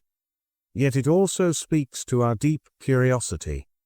Why are we drawn to mysteries like UFO sightings, haunted locations, or stories of people returning from the brink of death? Some say it's because we sense there's more to reality than our 5 senses can detect. Others argue it's a natural human tendency to find patterns or assign spiritual meaning to things we can't immediately explain. We saw how UFO reports date back centuries, yet modern technology hasn't confirmed alien visitors. Ghost stories appear in every culture, but scientific evidence remains elusive. Psychic abilities seem to pop up in countless tests, yet strong, repeatable lab results are scarce. Near-death experiences inspire awe or comfort, but also line up with known brain processes. Each topic reveals a clash between personal testimony, often vivid and life-changing, and scientific standards, requiring consistent, measurable proof. This final part aims to tie these threads together. We'll look at the common themes, like the tension between belief and skepticism, and see how these phenomena influence each other. We'll also ask how our cultural background, personal faith, and emotional needs shape the stories we tell and the evidence we demand. Whether you lean toward open-minded acceptance or strict scientific doubt, there's a place in this conversation for you. Perhaps the most important thing we've discovered is that even if conclusive proof remains out of reach, the impact on human lives is undeniable. People who spot a UFO, see a ghost, feel they've read someone's mind, or return from a near-death journey can be transformed. They might question the nature of reality or find a renewed sense of purpose. They might develop new beliefs about life after death or cosmic visitors. It's not just about searching for anomalies, it's about how these experiences change who we are. So let's begin our grand review, looking at the crossroads where all these paranormal topics meet. Are they all part of one grand mystery, or do they represent separate quirks of human perception? By the end, you'll have a clearer sense of how each phenomenon fits into the bigger picture, and maybe some ideas on where future research or personal exploration can lead us. At first glance, UFOs, ghosts, psychic abilities, and near-death experiences might seem unrelated. One deals with potential alien craft, another with spirits of the departed, another with mental powers, and the last with glimpses of an afterlife. Yet if we look closely, certain patterns emerge, a tension between belief and skepticism. In each case, believers emphasize personal experiences or eyewitness accounts that feel deeply real. Skeptics point to the need for testable, repeatable data. Every topic struggles with that gap. Emotional and existential impact, whether someone sees strange lights in the sky, senses a ghostly presence, feels they read someone's mind, or returns from clinical death, the emotional response is often profound. These experiences can inspire awe, fear, or a complete life change.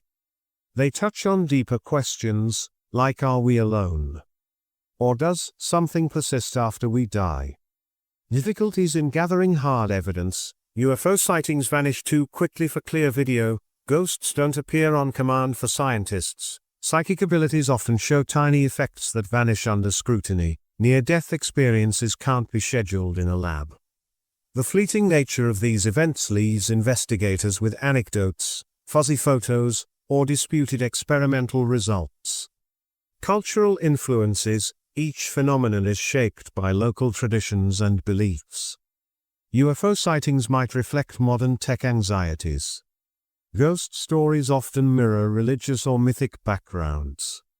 Psychic claims vary with social acceptance. Near-death experiences reflect personal belief systems. Culture colors how experiences are reported, interpreted, and remembered. Question of consciousness. A running theme is the mystery of human awareness. Are we seeing illusions in the sky or genuine craft? Is a ghost a real spirit or the mind playing tricks? Do psychic powers hint that consciousness can extend beyond the body?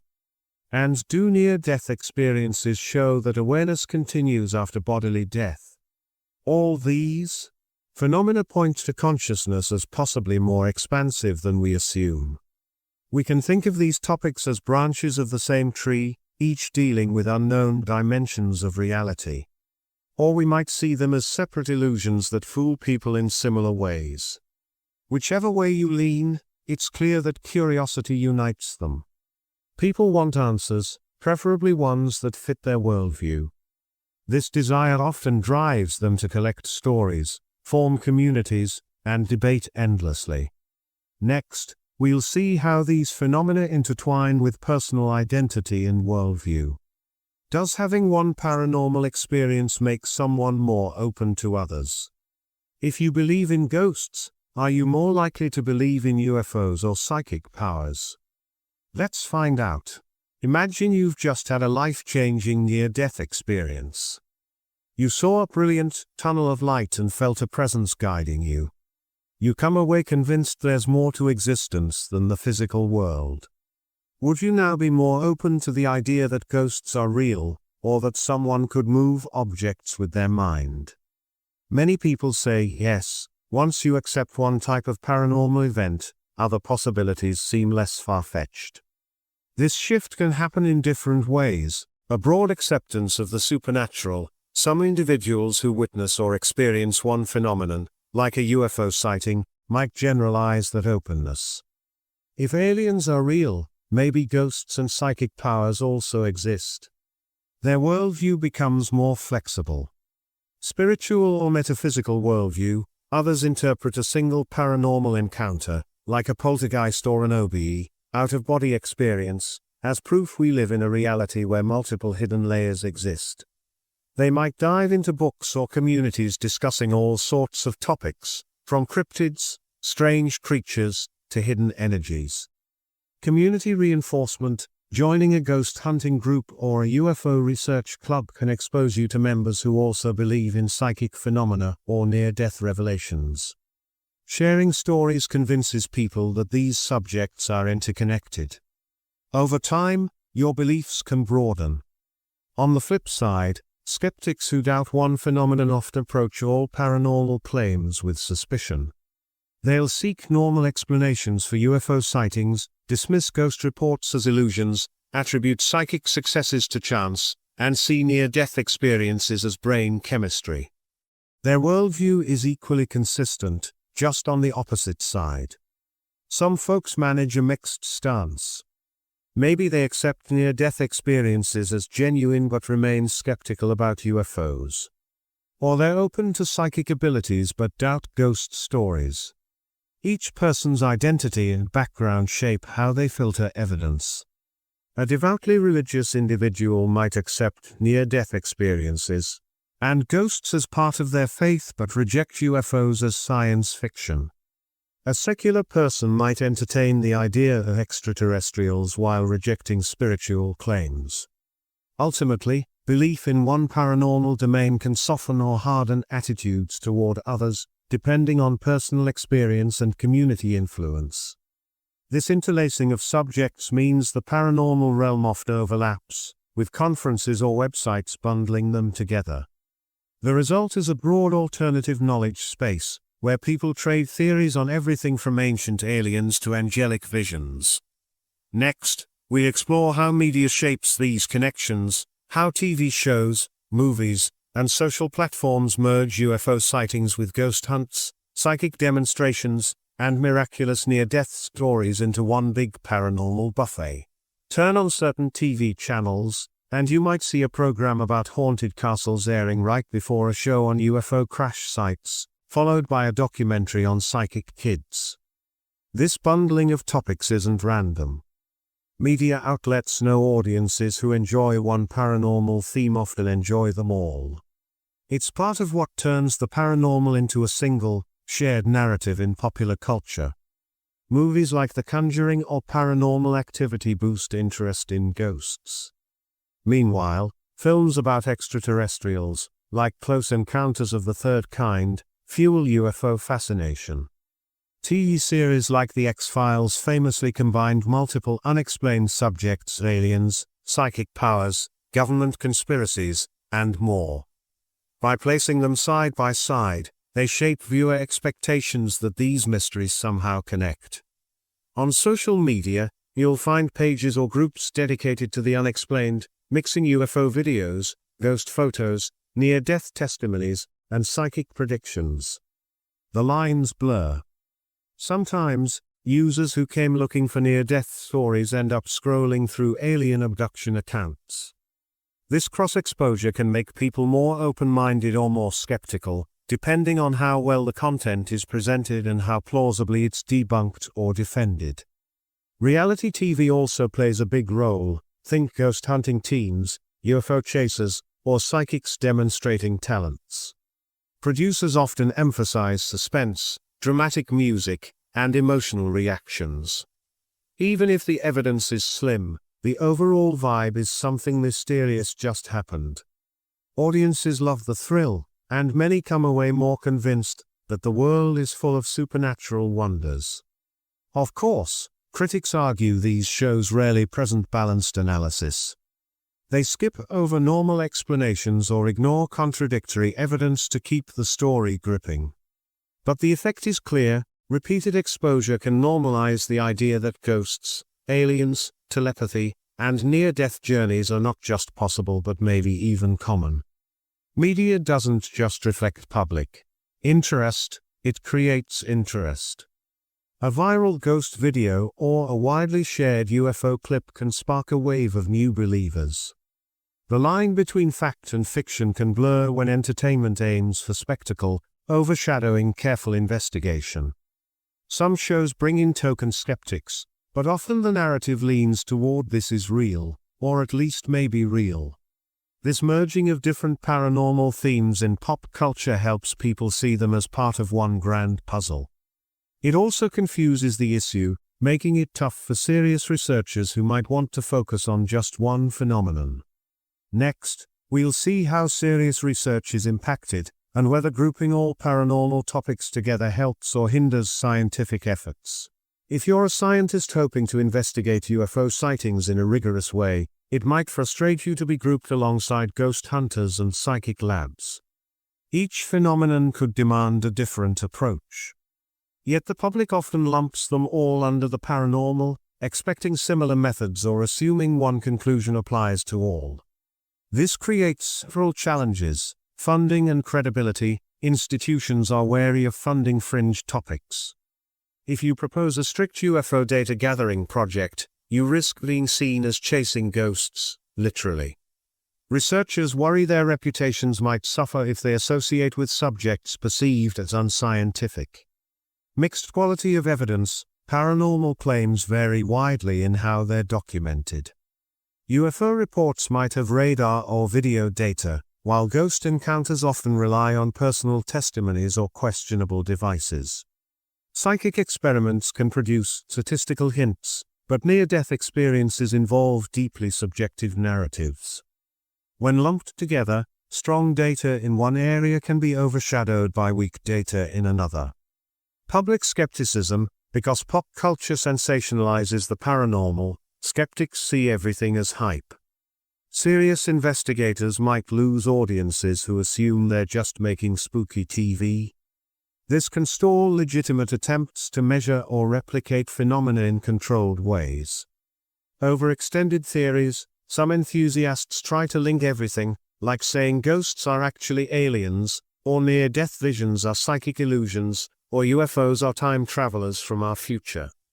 While creative, it can muddy the waters, mixing so many claims that critics dismiss them all at once. Data fragmentation. Each group collects its own stories or runs isolated studies, rarely comparing across fields in a meaningful scientific manner.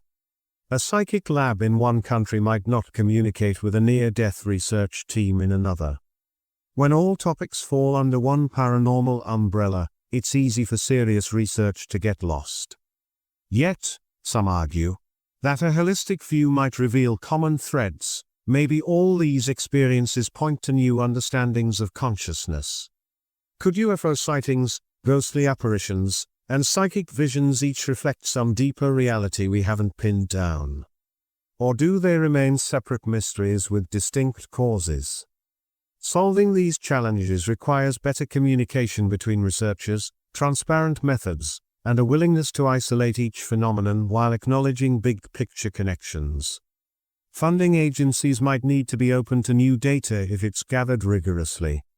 The public would benefit from balanced presentations, where excitement is paired with careful inquiry. Next, let's explore how traditional science and spiritual perspectives could potentially work together, offering a balanced approach that neither dismisses experiences nor accepts them without evidence. Science often demands replicable results and empirical data. Spiritual worldviews allow for the unseen, intangible, or divine. When it comes to the paranormal, these two domains can clash or, in rare cases, find synergy. Is there a path that respects scientific principles while acknowledging that some experiences might lie beyond current measurement? Open-minded skepticism. This approach says, we won't assume it's real, but we won't mock it either. Let's design experiments, control variables, and analyze data. If repeated results suggest something genuinely new, we'll explore further. This stance helps keep research honest without shutting doors prematurely. Spiritual, yet empirical. Some spiritual or religious groups actively encourage observation and logical thinking. They might claim certain events are miraculous but also believe in careful investigation. They welcome data that might point to real phenomena, seeing it as confirmation of a spiritual worldview. Philosophical bridges. Certain philosophers or scientists consider consciousness too complex for standard methods alone. They propose that phenomena like UFO sightings or near-death experiences might have quantum or transpersonal elements. Critics see this as speculative, but it's an attempt to form a bridge, saying perhaps science must evolve to handle these mysteries. Boundary science areas like parapsychology or consciousness studies sometimes team up with mainstream fields, psychology, neuroscience, anthropology. They apply rigorous controls to psychic experiments or near-death research. While results are often marginal, the process fosters dialogue between skeptics and believers. Respect for personal meaning. Even if science can't confirm a ghost sighting or an out-of-body event, we can acknowledge the experience's emotional reality.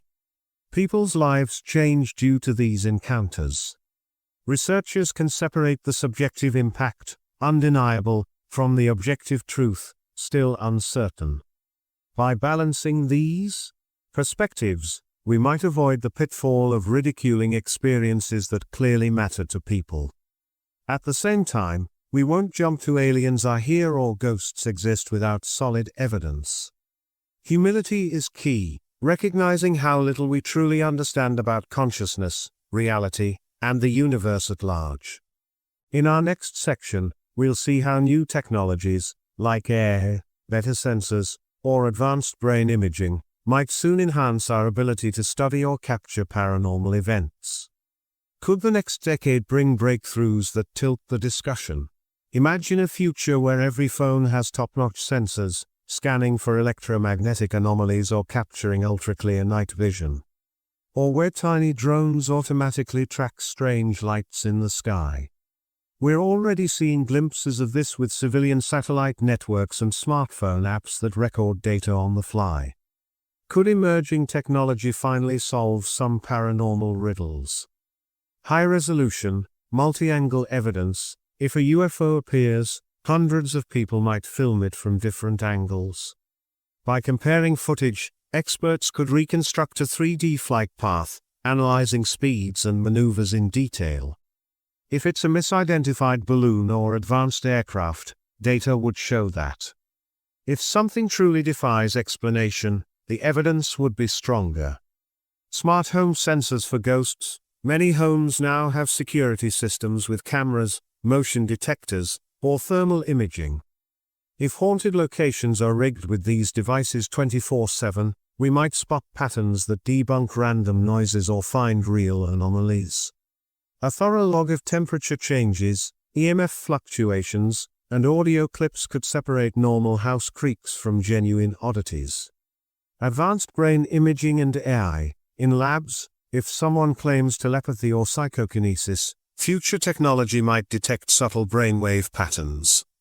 AI could analyze massive datasets for consistent mental signatures that correlate with telepathic attempts. If near-death experiences occur in a hospital setting, real-time brain scans might reveal exactly when certain visions or sensations form. Global collaboration. The internet has already made it easier to share sightings or experiences. With improved data-sharing platforms, local groups can upload raw files for peer review. This can weed out hoaxes or illusions quickly, while interesting cases rise to the top. AI might sift through thousands of UFO videos to find the few truly puzzling ones. Ethical considerations. Filming people's near-death moments or storing reams of personal psychic attempts raises privacy questions. Also, technology might create better hoaxes, deepfake videos of aliens or ghosts. We'll need new verification methods to ensure authenticity. While new tools won't guarantee final answers, they could elevate the quality of evidence. If genuine anomalies exist, advanced tech might capture them with clarity, persuading more scientists to pay attention. If everything suspicious ends up explained by normal means, that might reduce the hype but also bring clarity. Even so, technology can't solve the existential side. If NDErs sense a loving presence or if ghost hunters feel a chill that's beyond mere temperature drops, measuring that intangible aspect is trickier. Still, every step forward in data collection helps us separate fact from assumption, refining the paranormal conversation. Next, we'll consider how mainstream science might react if truly unexplainable data emerges, or if new evidence debunks cherished paranormal beliefs. How do we handle breakthroughs or disappointments? Suppose tomorrow a major government releases indisputable footage and materials showing an alien craft. Would mainstream science immediately accept it? Possibly not without thorough verification, as big claims often bring big forgeries. But let's imagine it's confirmed by top labs, presenting new elements or impossible engineering. That would be the breakthrough of the century, rewriting physics and opening cosmic questions.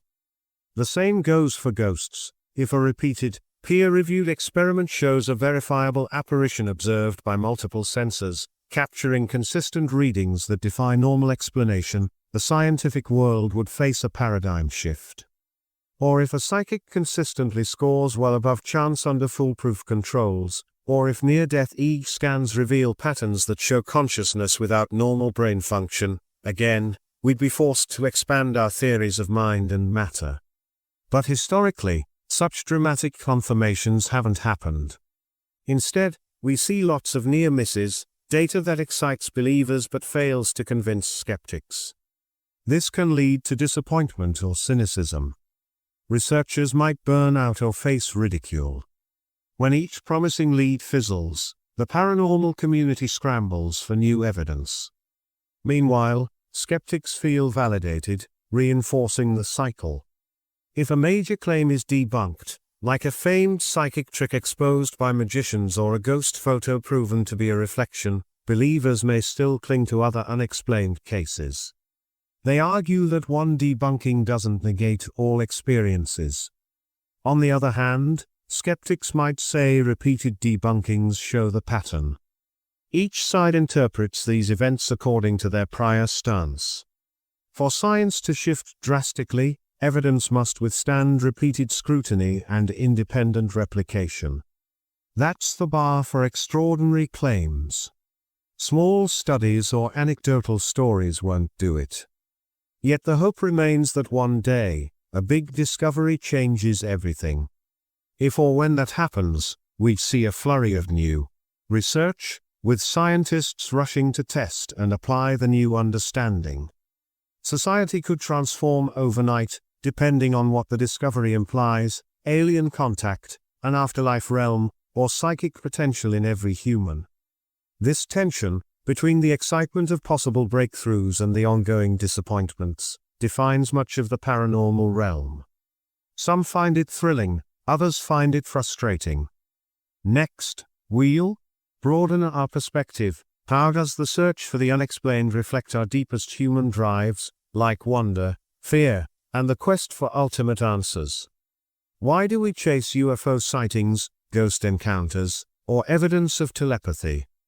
Is it just curiosity, or something deeper in our nature? Wonder and awe, humans are drawn to the mysterious. The thought that the universe might hold secrets, alien life, spirits, hidden powers, sparks our imagination.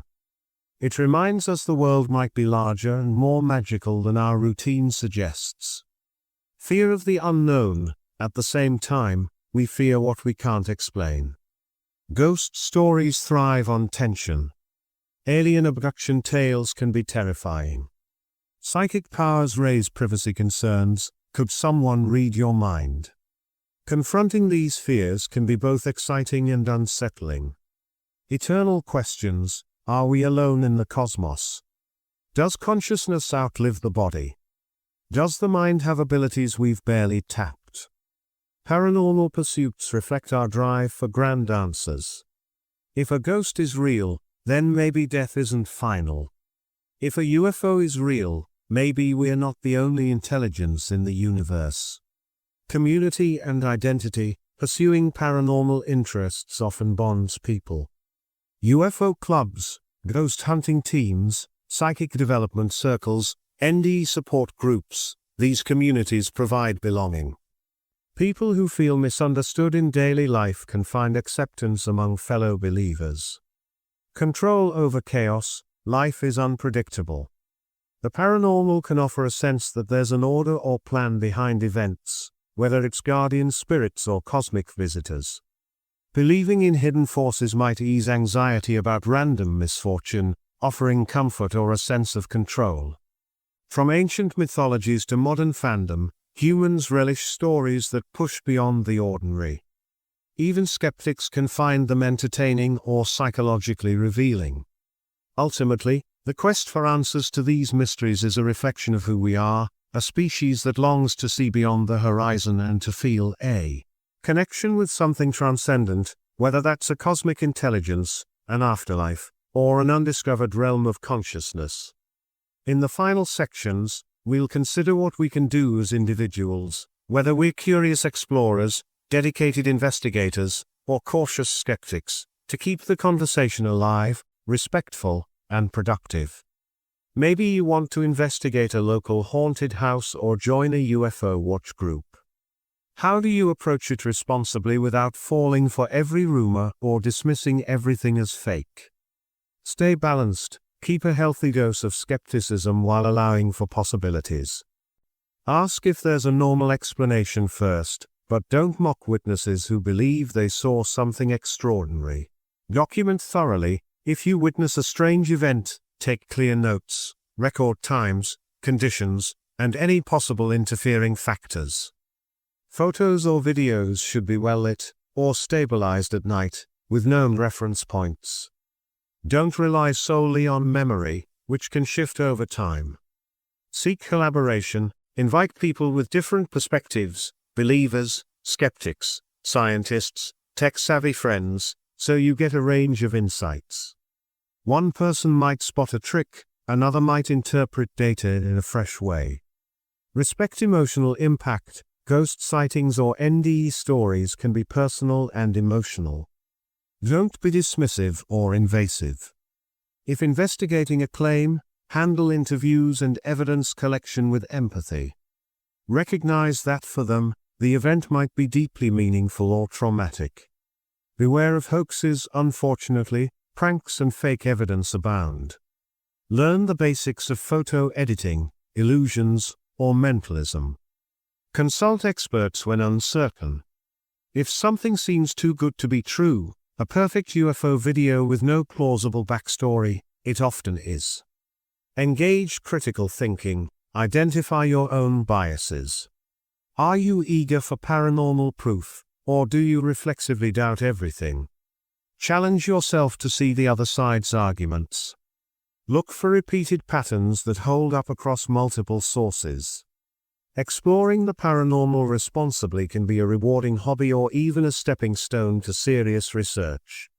You might not uncover definitive answers, but you'll sharpen investigative skills and broaden your perspective.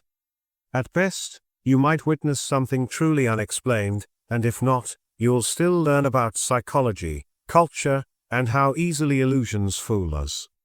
Next, we'll see how we can communicate findings and experiences to the public, balancing entertainment with honesty, to keep the community both excited and well-informed. When you stumble on a strange piece of evidence, a mysterious photo, a statistic from a psychic study, or a heartfelt NDE story, how do you share it responsibly? Verify before going public. Double-check details. Is the photo or audio genuine? Are there alternative explanations? Did you consult experts who might notice illusions or typical anomalies? Rushing to post irrefutable proof can lead to embarrassment if it's later debunked. Provide context. If you share a ghost picture, describe the setting, the temperature, lighting, local environment. Mention normal factors that might explain anomalies. This transparency allows readers to judge for themselves. Cite sources, whether referencing a parapsychology paper or a NASA statement on UFO data, direct people to the source. Clear citations build trust and help others do follow-up research. Avoid "someone told me" or "I read it somewhere." Explain uncertainty. If you can't rule out normal causes, say so. If you suspect a hoax but aren't certain, clarify that. Honesty about uncertainty makes your work more credible. Paranormal phenomena often lie in gray areas, acknowledging that fosters respect. Respect privacy. If a homeowner believes their property is haunted, get consent before filming or sharing location details. For NDE survivors, Their story might be deeply personal. Obtain permission to quote or use their experiences. Sensationalizing personal tragedies can hurt people. Engage critics constructively. Some skeptics will mock any paranormal claim. Others offer thoughtful critiques that can improve your investigation. Listen for valid points, correct mistakes if needed, and respond politely. Public trust grows when you handle criticism with grace. By communicating responsibly, you help elevate the overall conversation. Instead of fueling rumors or dramatic claims, you present data and highlight the questions that remain. This approach fosters a more mature community, one that can learn from mistakes and slowly refine its understanding, whether that leads to confirming paranormal realities or explaining them away. Finally, we'll wrap up this entire documentary, reflecting on the big picture, the role of wonder in human life, the challenges of proving extraordinary claims, and the invitation for you, the viewer, to remain curious and thoughtful as you navigate the unknown. We've traveled through reports of flying saucers and haunted houses, telepathic hunches and brushes with death's door. We've seen how each mystery intersects with human emotions, cultural beliefs, and the boundaries of science. Along the way, we've balanced skepticism with curiosity, acknowledging that while hard proof is elusive, the impact on people's lives is undeniably real. What can we take away from it all? Humility. Our universe and our own minds might be more complex than we realize. Every time we think we have it all figured out, a new anomaly or story pops up, challenging our assumptions. Respect for experiences. Even if you don't believe a ghost story or a UFO claim, the person telling it had a meaningful moment. Listening with empathy doesn't require giving up skepticism. It just recognizes the emotional reality behind the story. Scientific integrity. We need systematic investigation, proper controls, and the willingness to share results openly. If extraordinary claims are ever proven, it will be through careful work, not sensational headlines. The power of wonder, whether ghosts exist or not, whether aliens visit or not, whether near-death visions are real or illusions, these questions spark our sense of wonder. They urge us to look at the sky, step into dark hallways, or contemplate what lies beyond our final breath. A continual search. This documentary may not have given you a final answer. That's because the paranormal, by its nature, remains unresolved. But it's also an invitation. Keep asking, keep learning, keep open to new evidence, yet guard against being misled.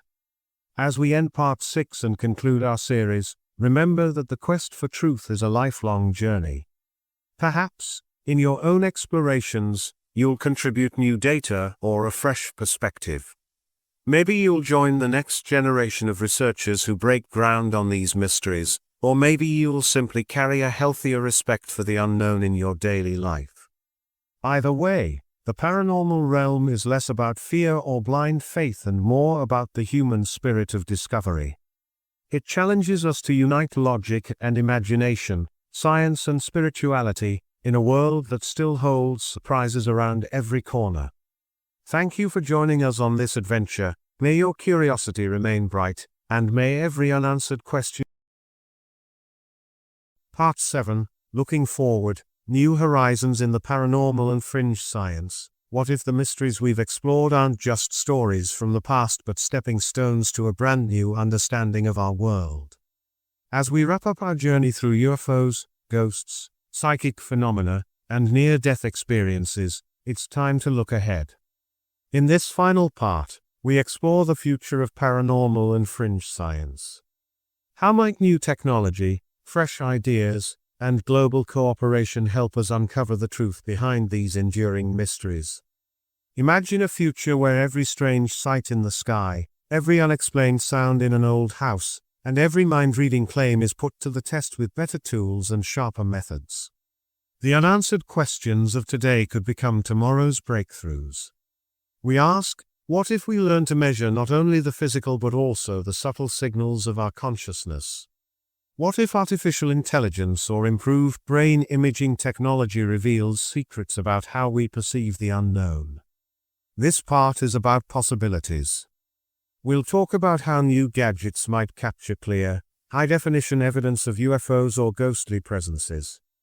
We'll consider how interdisciplinary research, where scientists, psychologists, and even philosophers work together, can bring fresh insights into psychic phenomena and near-death experiences. We'll discuss ethical and social questions that come with exploring the paranormal, and how media and public education can help us all think more clearly about what we see and feel. In the coming sections, we'll cover everything from technological breakthroughs to cultural shifts that might shape the future of paranormal research. Whether you remain a believer, a skeptic, or a mix of both, the quest for understanding is never-ending. So, let's step into the future together, keeping our minds open and our questions ready. What if your smartphone could help prove or debunk a ghost sighting? Technology is evolving fast, and it might soon transform how we study the paranormal. Today, we have high-resolution cameras, sensitive microphones, and advanced sensors. Tomorrow, we might have devices that can capture every detail of a UFO in flight or record even the faintest whisper in a haunted room. New cameras can work in near-total darkness, while portable sensors can monitor electromagnetic fields, temperature, and sound at once. Imagine setting up a network of such devices in a famous haunted house. Every room, every corridor, could be watched 24/7, recording data that researchers can analyze later. If a ghost is responsible for a sudden cold spot or a strange noise, advanced technology might finally reveal it. But technology isn't just about cameras and sensors. Consider the power of artificial intelligence, With AI algorithms, huge amounts of data, from thousands of UFO videos to months of environmental recordings, can be sifted through quickly. Patterns may emerge that our eyes could never catch on their own. For instance, if many people report similar unexplained lights in the sky at the same time and place, AI might help detect common factors or rule out mundane causes. Moreover, wearable technology like smart glasses or portable brain monitors might someday capture our own physiological reactions during paranormal events. What if a ghostly presence causes a measurable spike in your heart rate or changes your brainwave patterns? These new tools could give us hard, quantifiable evidence to complement personal stories. As technology improves, it may also help debunk hoaxes. Better analysis and real-time verification can sort genuine anomalies from staged events. With global connectivity, if one researcher in one country records a puzzling event, others around the world can compare data in seconds. This collaborative verification could build a more reliable body of evidence. In short, the future promises tools that might finally bring clarity to the unexplained. We might see breakthroughs that answer age-old questions or at least set firmer boundaries on what's possible. As we progress, remember that technology is just one piece of the puzzle. It helps us ask better questions and collect better data. Next, we'll explore how new methods of investigation could push our understanding even further. Imagine a research lab where investigators gather thousands of ghost sightings or UFO reports and analyze them with strict scientific methods. New methods of investigation are on the horizon that could turn anecdote into data. In the past, many paranormal studies relied on isolated experiments with small groups or single-location case studies. Today, researchers are looking at large-scale studies, rigorous protocols, and interdisciplinary collaboration to study these mysteries in a controlled way. For example, when studying UFOs, investigators might use a network of synchronized cameras and radar sensors. This setup can capture an object from multiple angles at once. With synchronized data, it's easier to rule out ordinary explanations like weather balloons or drones. Repeating such experiments in various locations and conditions could help verify if something truly unusual is happening. In ghost investigations, researchers are working to standardize measurements. Instead of relying solely on subjective impressions, they might collect continuous data on temperature, sound, and electromagnetic fields in haunted locations. By correlating sudden changes with environmental conditions, researchers can build a more scientific picture. Even if these tools sometimes record normal phenomena, repeated patterns may reveal when something is genuinely out of place. Psychic research is also evolving. Scientists have been using Znackar's and Ganzfeld experiments for decades, but modern studies incorporate digital data logging and statistical analysis to minimize errors. New experiments could involve larger sample sizes and real-time monitoring, making it easier to see if any genuine extrasensory perception exists. Though results so far have been mixed, better methods might clear up the debate. Near-death experiences, NDEs, have always been challenging to study because they happen unpredictably. But with modern hospital technology, some researchers are setting up protocols to capture data during cardiac arrests. This might involve simultaneous brain imaging, audio recording, and controlled interviews later on. While it's ethically and practically difficult, every new method brings us closer to understanding what really happens at the boundary of life and death. The goal of these new methods is not to prove that ghosts, aliens, or psychic powers exist, but to gather solid data that either confirms or refutes extraordinary claims. If we can collect reliable, reproducible evidence, we'll be in a much better position to answer the big questions. In the next section, we'll see how AI and big data might revolutionize paranormal research even further. Imagine having a super-smart computer that can scan thousands of UFO videos, ghost recordings, and psychic experiment results in seconds. That's what artificial intelligence, AI, and big data promise for paranormal research. AI can spot patterns that human eyes might miss and can help sort genuine anomalies from ordinary events. For example, an AI program might analyze thousands of hours of security camera footage from a reputedly haunted building.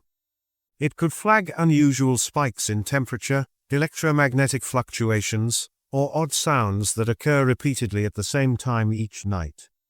With enough data, researchers might see that these events are linked to natural causes, like the building's aging wiring, or, less likely, something unexplained. In UFO studies, AI can comb through online videos uploaded by thousands of witnesses worldwide. It can compare these videos with weather data, known aircraft flight paths, and even satellite imagery.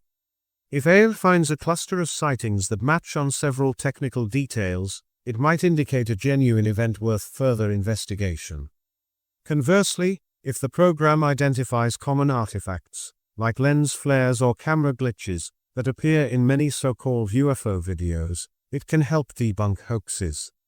Big data also plays a role in psychic research. Imagine an online experiment where thousands of people participate in telepathy tests at once. AI can analyze the results in real time, looking for statistical patterns that exceed what chance would allow. It could help filter out random noise and focus on genuine effects. While nothing conclusive has been found yet, AI's capacity to handle massive datasets gives hope that even small signals might be uncovered. Even in studying near-death experiences, AI could combine hospital records, brain scans, and patient interviews to search for common patterns during critical moments. If a consistent pattern emerges in brain activity that aligns with reported visions, it might offer clues about what causes these experiences. The power of AI lies in its ability to process data quickly and objectively. It doesn't have beliefs, it only follows the numbers. This means that, in theory, AI can help us decide if the patterns in paranormal data are statistically significant or just coincidences. The challenge, of course, is ensuring that the data fed into these systems is of high quality and that the algorithms themselves are free from bias. But as technology improves, so does our ability to ask more refined questions. Ultimately, AI and big data may not provide all the answers, but they promise a new way to tackle old mysteries. By combining modern technology with time-tested investigative methods, we might finally gain clearer insights into phenomena that have long eluded explanation. Next, we'll explore how interdisciplinary research, bringing together experts from different fields, can further this quest. What happens when scientists, psychologists, historians, and even philosophers work together on paranormal questions? The idea is simple: every field offers a unique lens. Physicists might measure signals, psychologists can explain brain behavior, and historians provide context from ancient texts and traditions. By pooling knowledge, we stand a better chance of understanding these mysterious phenomena. Consider UFOs. A physicist can analyze the flight dynamics of a reported sighting. An engineer might explain how new stealth technology works, while a cultural historian explores how UFO myths have evolved over time. Similarly, when studying ghosts, a psychologist can look at memory and perception, an environmental scientist can monitor physical conditions in an old building, and a folklorist can explain local legends. When these perspectives merge, we get a more complete picture.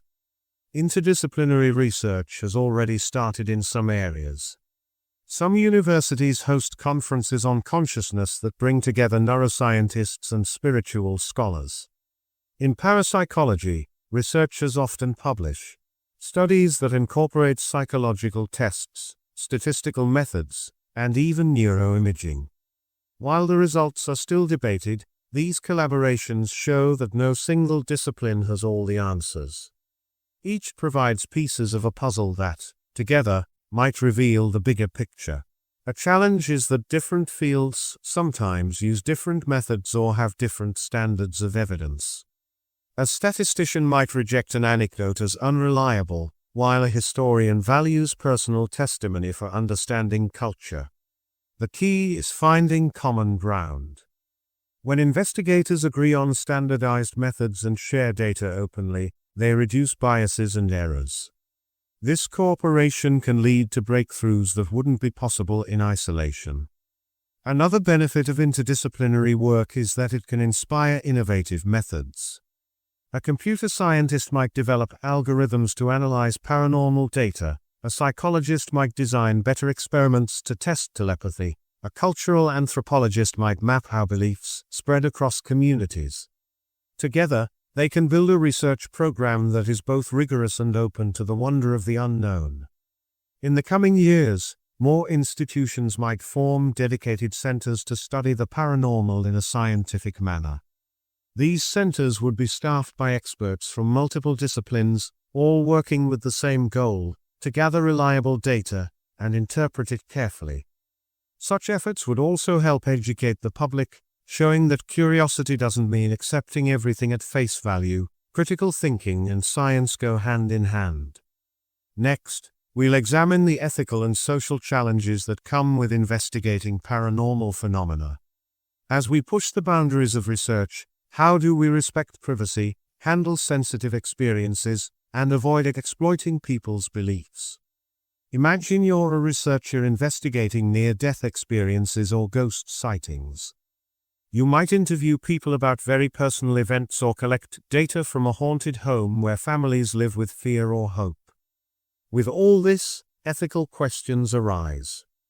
How do you respect people's privacy and emotions while gathering data? How do you ensure that your findings aren't misused or sensationalized? Ethics are important in every field, but they become especially tricky in paranormal research. Many of the phenomena we study touch on deeply personal beliefs about life, death, and what lies beyond. For example, if you're studying near-death experiences, you might be asking people to relive moments of terror or profound beauty. Handling such stories with care is crucial. Researchers must obtain informed consent, ensuring participants understand the study's purpose and that they can withdraw at any time. They should also protect sensitive personal information, so no one's private experience is made public without permission. In ghost investigations, filming a haunted house might disturb the residents. It's important to balance the public's interest in a spooky location with the rights of homeowners who might not want their private lives exposed. Similarly, if someone claims psychic abilities and uses them to help people, exposing their work can sometimes hurt their livelihood if the investigation turns out to be too harsh. Respect is key. Believers deserve to have their experiences examined with empathy, and skeptics should also be treated fairly, without ridicule. Socially, paranormal research can sometimes foster division. Some people might feel ridiculed or dismissed if their deeply held beliefs are challenged, while others might think that open-minded inquiry lends too much credence to hoaxes.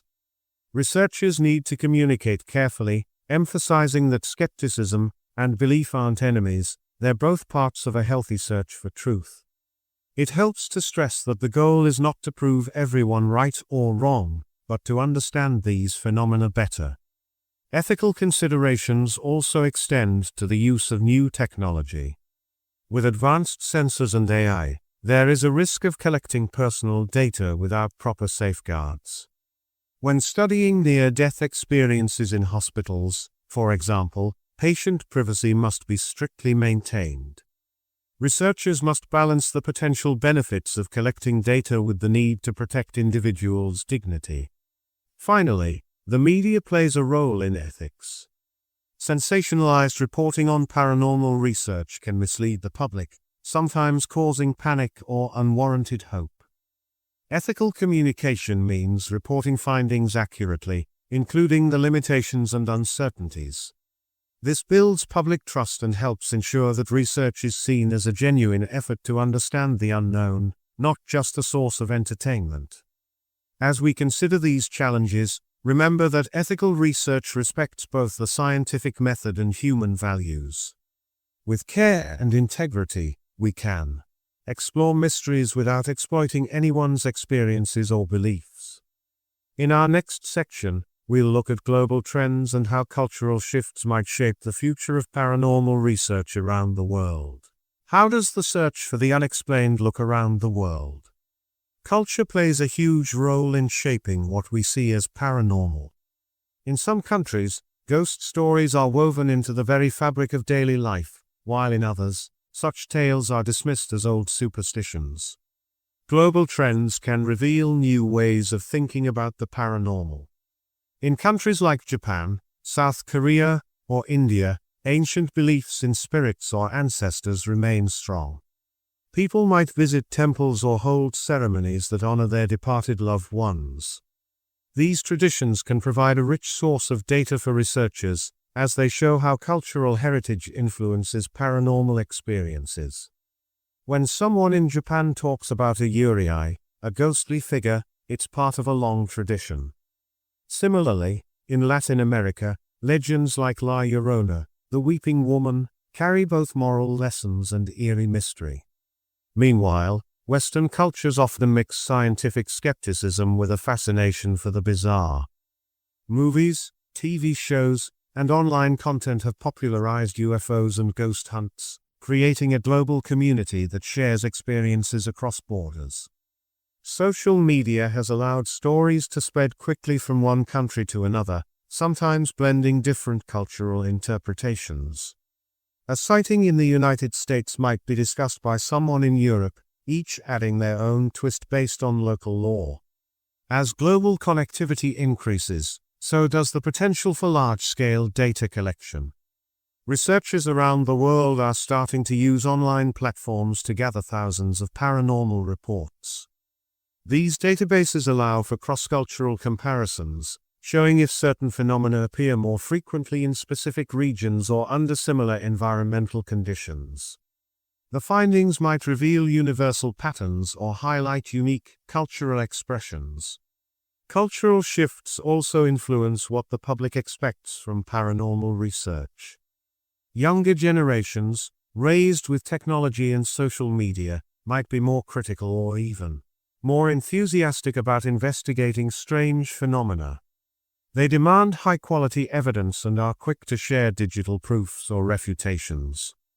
This can push researchers to adopt more rigorous methods and use advanced technology. At the same time, New cultural trends might lead to fresh interpretations of old phenomena. What once was seen as the work of vengeful ghosts might now be reinterpreted as unexplained energy or even the residue of cosmic events. Global trends remind us that paranormal research is not just an American or Western pursuit, it's a human quest that spans continents and cultures. The diversity of experiences enriches the overall picture, showing that our search for answers is as varied as humanity itself. In the next section, we'll discuss the role of education and critical thinking in this evolving field. What if every curious mind learned not only to ask questions but also to demand proof? Education plays a vital role in shaping how we view the paranormal. In a world full of amazing stories and sometimes misleading information, critical thinking is our best tool.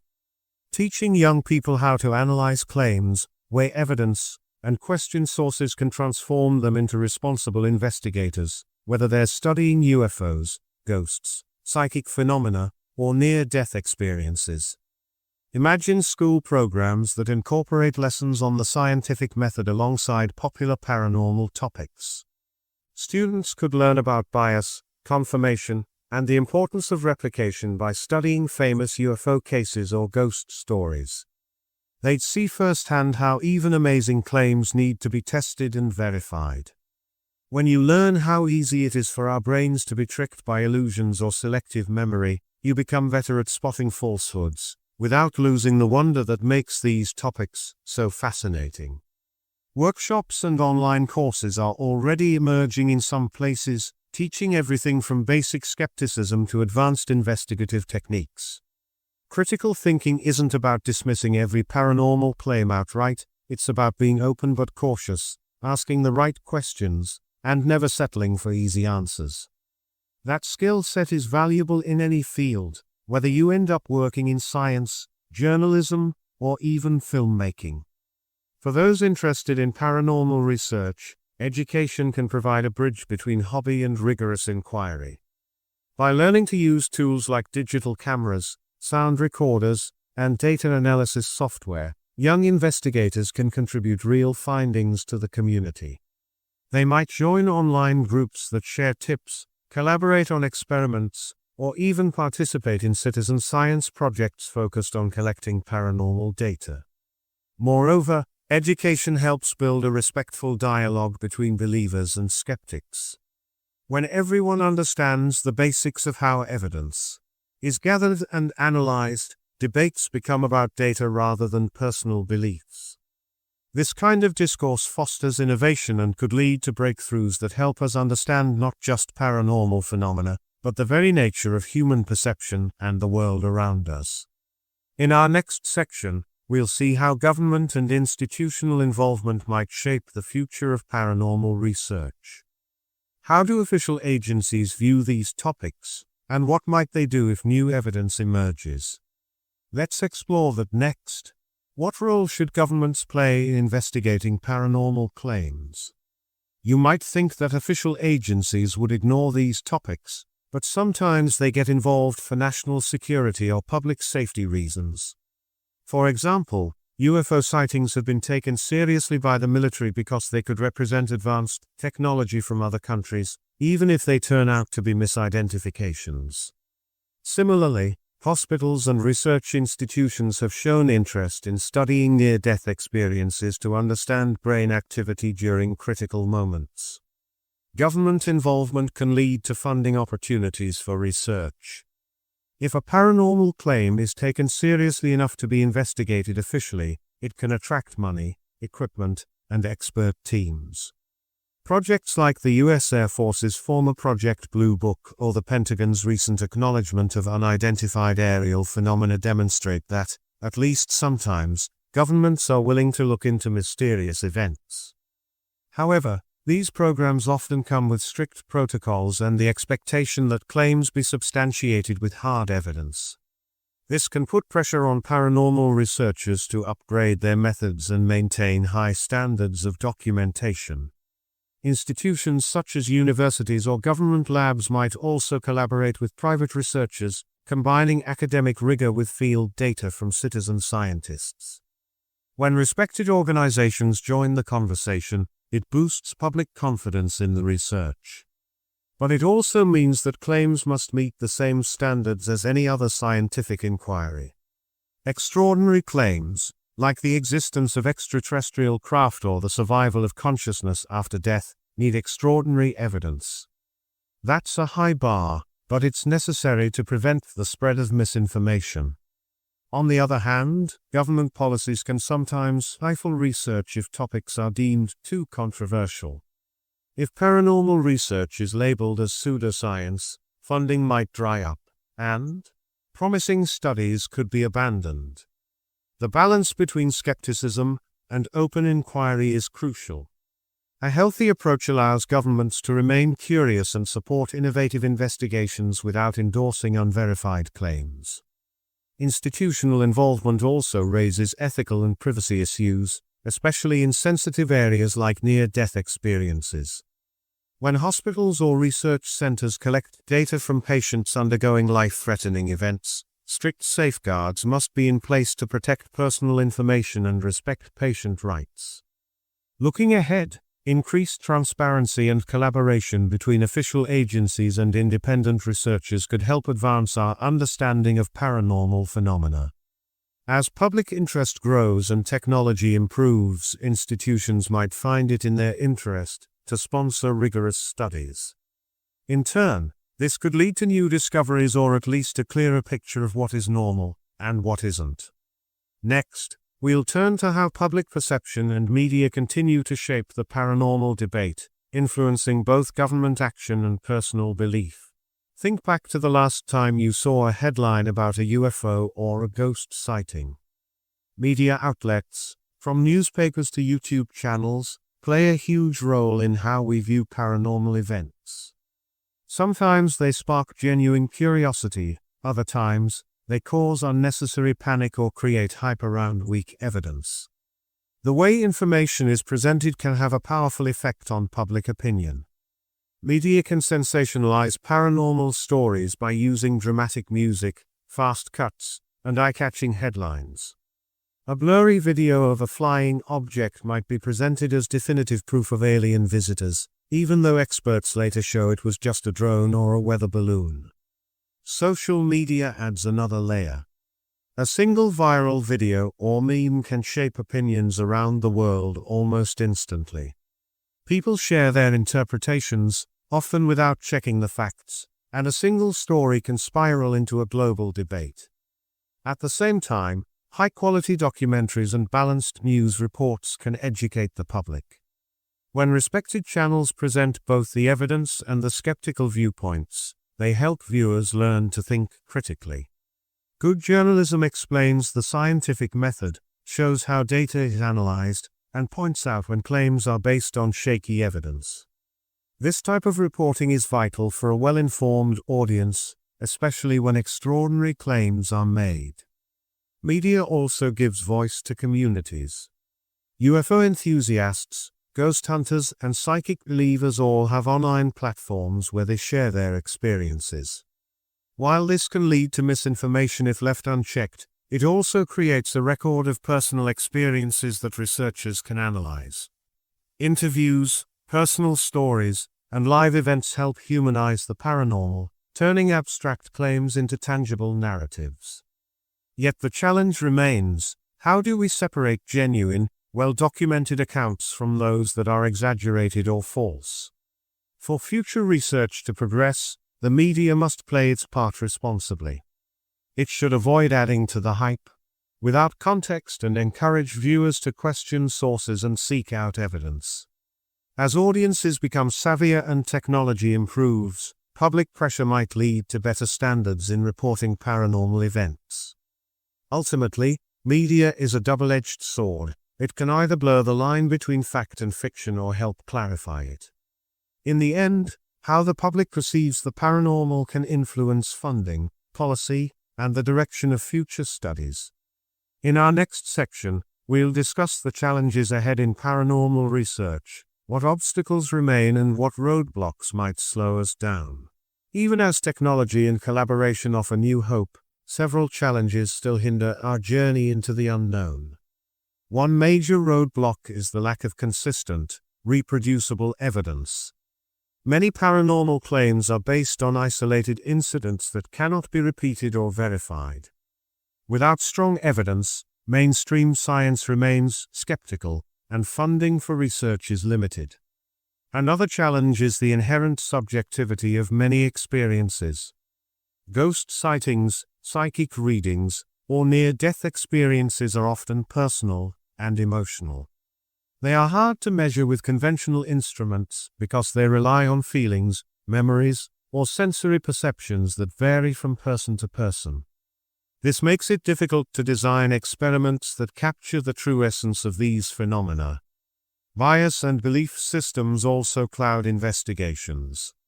Researchers might unintentionally favor evidence that supports their preconceptions, while dismissing contradictory data. On the flip side, believers might ignore normal explanations because they want to see something extraordinary. Bridging that gap between passionate belief and hard science is no easy task. Media sensationalism is another hurdle. When the news or social media exaggerates claims, it creates a distorted view of the phenomena. This can lead to widespread misinformation, making it harder for serious researchers to be taken seriously. Public trust suffers when sensational claims are debunked, yet the dramatic narrative continues to attract attention. Institutional challenges also exist. Government agencies may be reluctant to fund studies on topics deemed fringe or pseudoscientific. This limits the resources available for rigorous investigation. Even when research is conducted, the competitive nature of academic funding means that paranormal studies often struggle to secure grants compared to more conventional scientific topics. Finally, there's the issue of ethical considerations. As we discussed earlier, collecting data on near-death experiences or ghost sightings often involves sensitive personal information. Researchers must navigate privacy issues and ensure that participants are not exploited or harmed by the investigation. Despite these challenges, the quest for understanding the paranormal continues. Every roadblock forces us to improve our methods, question our assumptions, and search for new ways to gather evidence. The obstacles remind us that the unknown is hard to pin down, but that doesn't mean we should give up. Each challenge is also an opportunity, a call for innovation and a chance to refine our approach. In our final section, we'll share our concluding thoughts, how all these threads weave together to form a picture of the paranormal that remains open, evolving, and full of wonder. We've journeyed together through decades of reports, countless personal experiences, and rigorous debates about the paranormal. From UFOs that might be visitors from beyond, to ghosts that haunt old halls, to psychic powers that challenge our understanding of the mind, and near-death experiences that push the boundaries of life and death, we've seen that these mysteries captivate us because they tap into something deep and universal. Even though definitive proof has remained elusive, our search is not in vain. Every investigation, every new piece of technology, every collaborative study brings us a little closer to understanding these phenomena. Even if we don't fully solve the mysteries, we learn valuable lessons about human nature, about how we perceive reality, and about the endless curiosity that drives scientific and personal discovery. One important takeaway is the need for balance. We must hold on to wonder and the excitement of possibilities while demanding strong evidence and critical thinking. Respect for personal experience is key. Even if a ghost sighting or an NDE might have a natural explanation, the emotional impact on someone's life is real.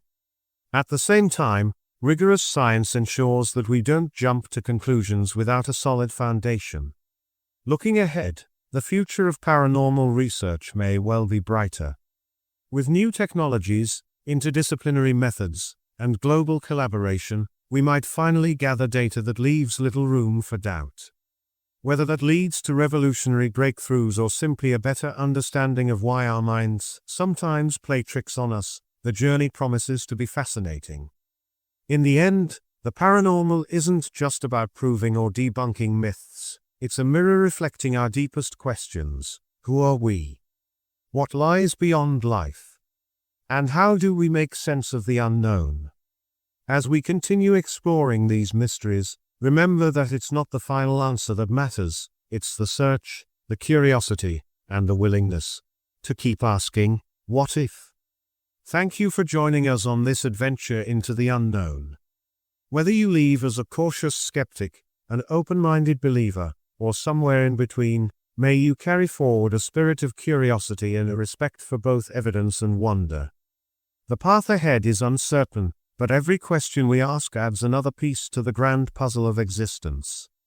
This is the end of part 7. As we close this chapter, we invite you to keep your eyes open to the mysteries around you, whether in the skies, in old houses, or within your own mind. The journey of discovery never truly ends. Stay curious, stay thoughtful, and remember, sometimes, the greatest truth lies in the questions themselves. Part 8, Final Reflections and the Future of the Unexplained, What a Ride It Has Been. Over the course of this series, we've explored mysteries that have captivated people for centuries. We began by asking, what is the paranormal? And why strange reports, from UFOs to ghosts, psychic powers to near-death experiences, grab our attention. We learned that paranormal simply means events or phenomena that fall outside our everyday explanations. We saw that what appears mysterious today might one day become a normal part of science. Remember the glowing orbs in the sky that some call UFOs. We learned they have been reported for hundreds of years, even if many of them end up explained by ordinary causes like weather balloons or drones. We visited the history of ghost stories, discovering that haunted legends appear in every culture. We discussed psychic phenomena, and how claims of telepathy or precognition challenge our ideas about the mind. And we dove into near-death experiences, hearing first-hand accounts of tunnels, lights, and life reviews that change lives forever. Each topic gave us a piece of the puzzle. Sometimes we found a gap between personal experience and hard, scientific evidence. Other times, we saw that technology and culture shape what people report. We also met passionate believers and thoughtful skeptics, each with their own stories and ideas. Together, these threads remind us that our world is full of mysteries, and that asking questions is a natural, important part of being human.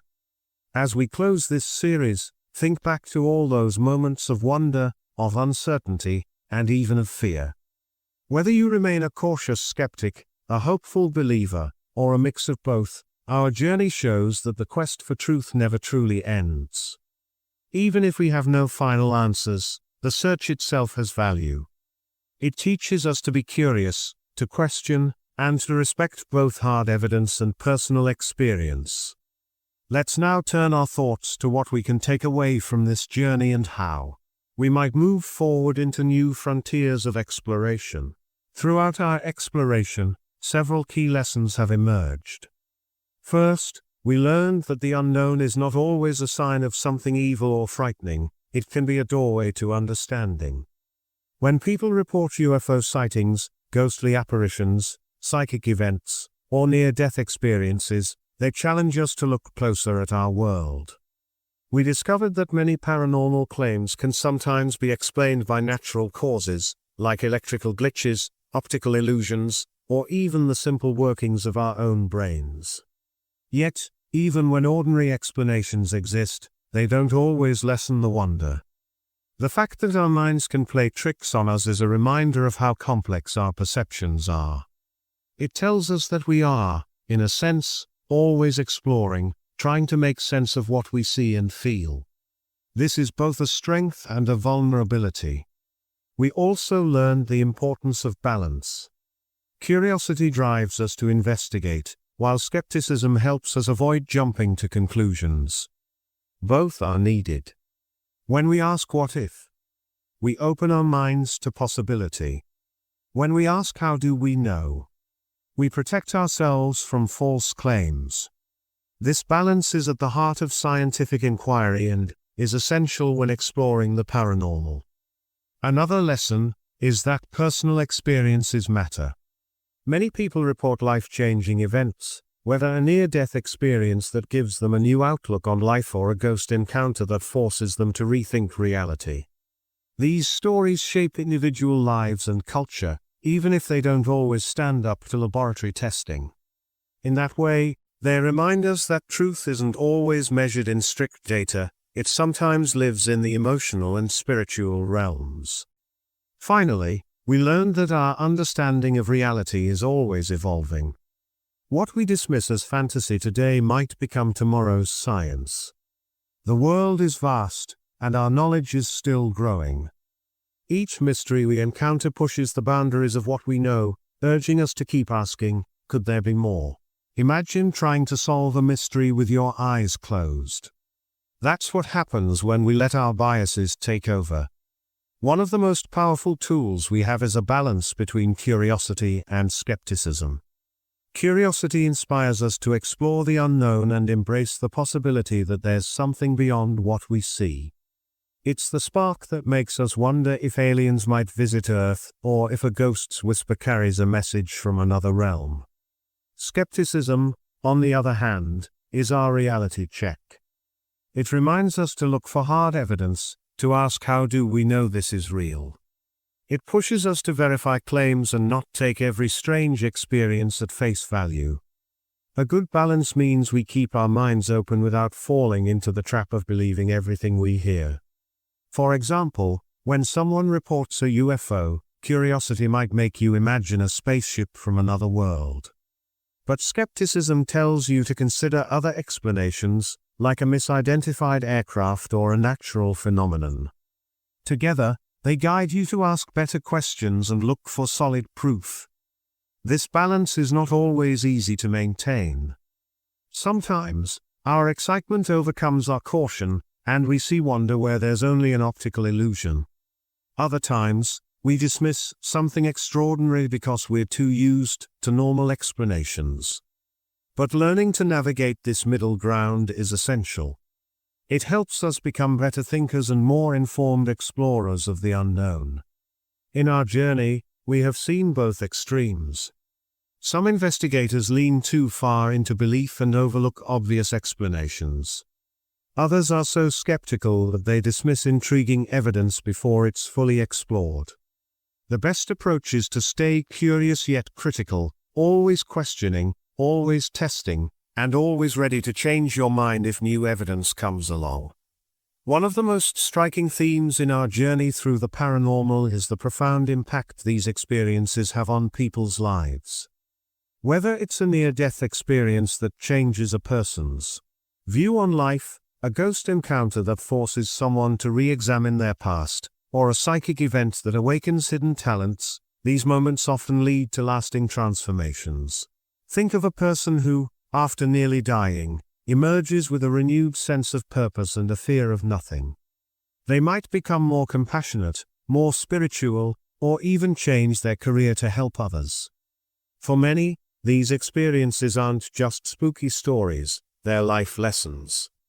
They challenge us to rethink what it means to be alive, to appreciate every moment, and to find meaning in unexpected places. Even if we approach these claims with skepticism, we cannot ignore the emotional power they hold.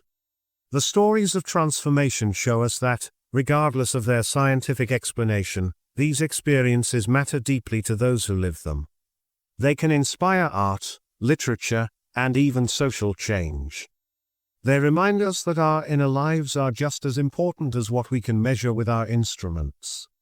When we listen to someone share their near-death story or ghost encounter, we catch a glimpse of the raw, unfiltered human experience.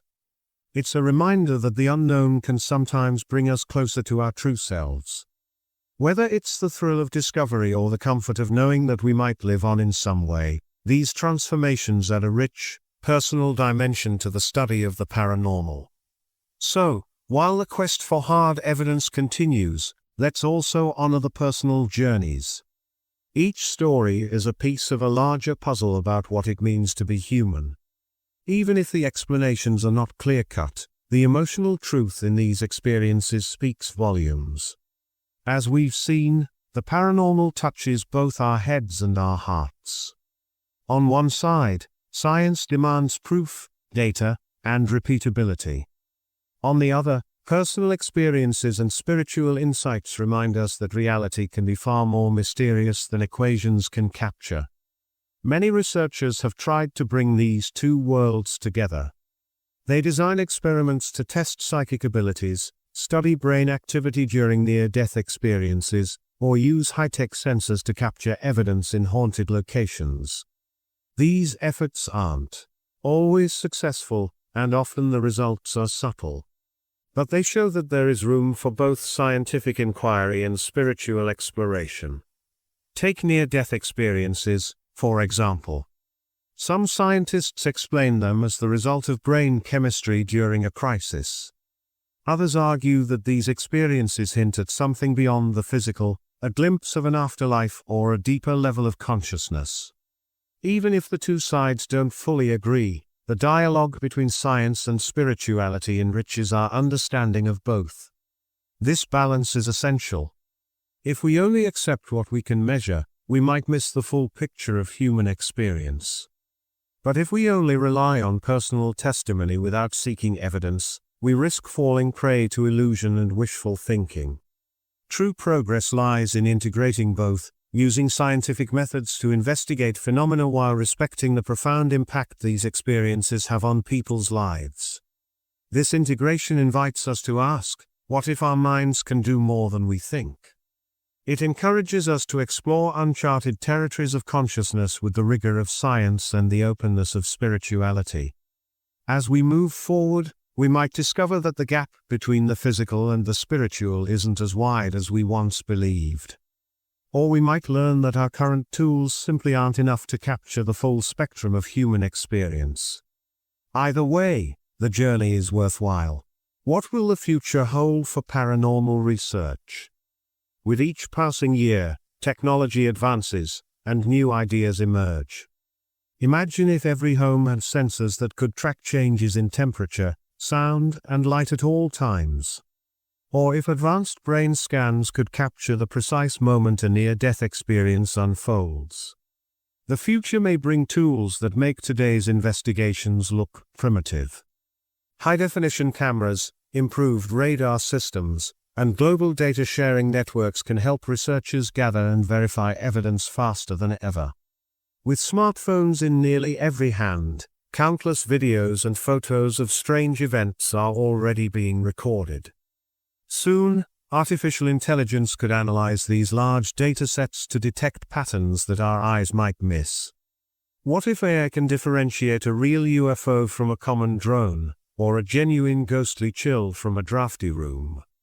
Similarly, new advances in neuroscience and psychology might help us understand the complex brain functions behind near-death experiences and psychic phenomena. Imagine researchers using wearable technology to monitor brain activity in real time during a cardiac arrest. With better data, scientists could decide if these experiences are the result of natural processes or something more mysterious. The future also promises more interdisciplinary collaboration. Researchers from different fields, physics, psychology, cultural studies, and even philosophy, can work together to tackle these complex topics. Such teamwork might lead to breakthroughs that no single field could achieve alone. When data is shared across borders and disciplines, our understanding grows richer and more nuanced. As the tools of research improve, so does the need for rigorous standards. The hope is that in the coming decades, we'll see a new era of paranormal studies that is transparent, well-funded, and scientifically robust. This doesn't mean we'll suddenly have all the answers, but it does mean we might be able to separate the real phenomena from the illusions and hoaxes more effectively. The future of paranormal research is both exciting and uncertain. It reminds us that our current understanding is only one step in a long journey. With each technological leap, we may come closer to uncovering the truth behind the unexplained. Whether we confirm the existence of aliens, ghosts, psychic powers, or an afterlife, or find that everything has a perfectly ordinary explanation, every discovery enriches our view of the world. One of the most promising trends for the future is the growing trend of interdisciplinary collaboration. When experts from different fields join forces, new ideas can flourish.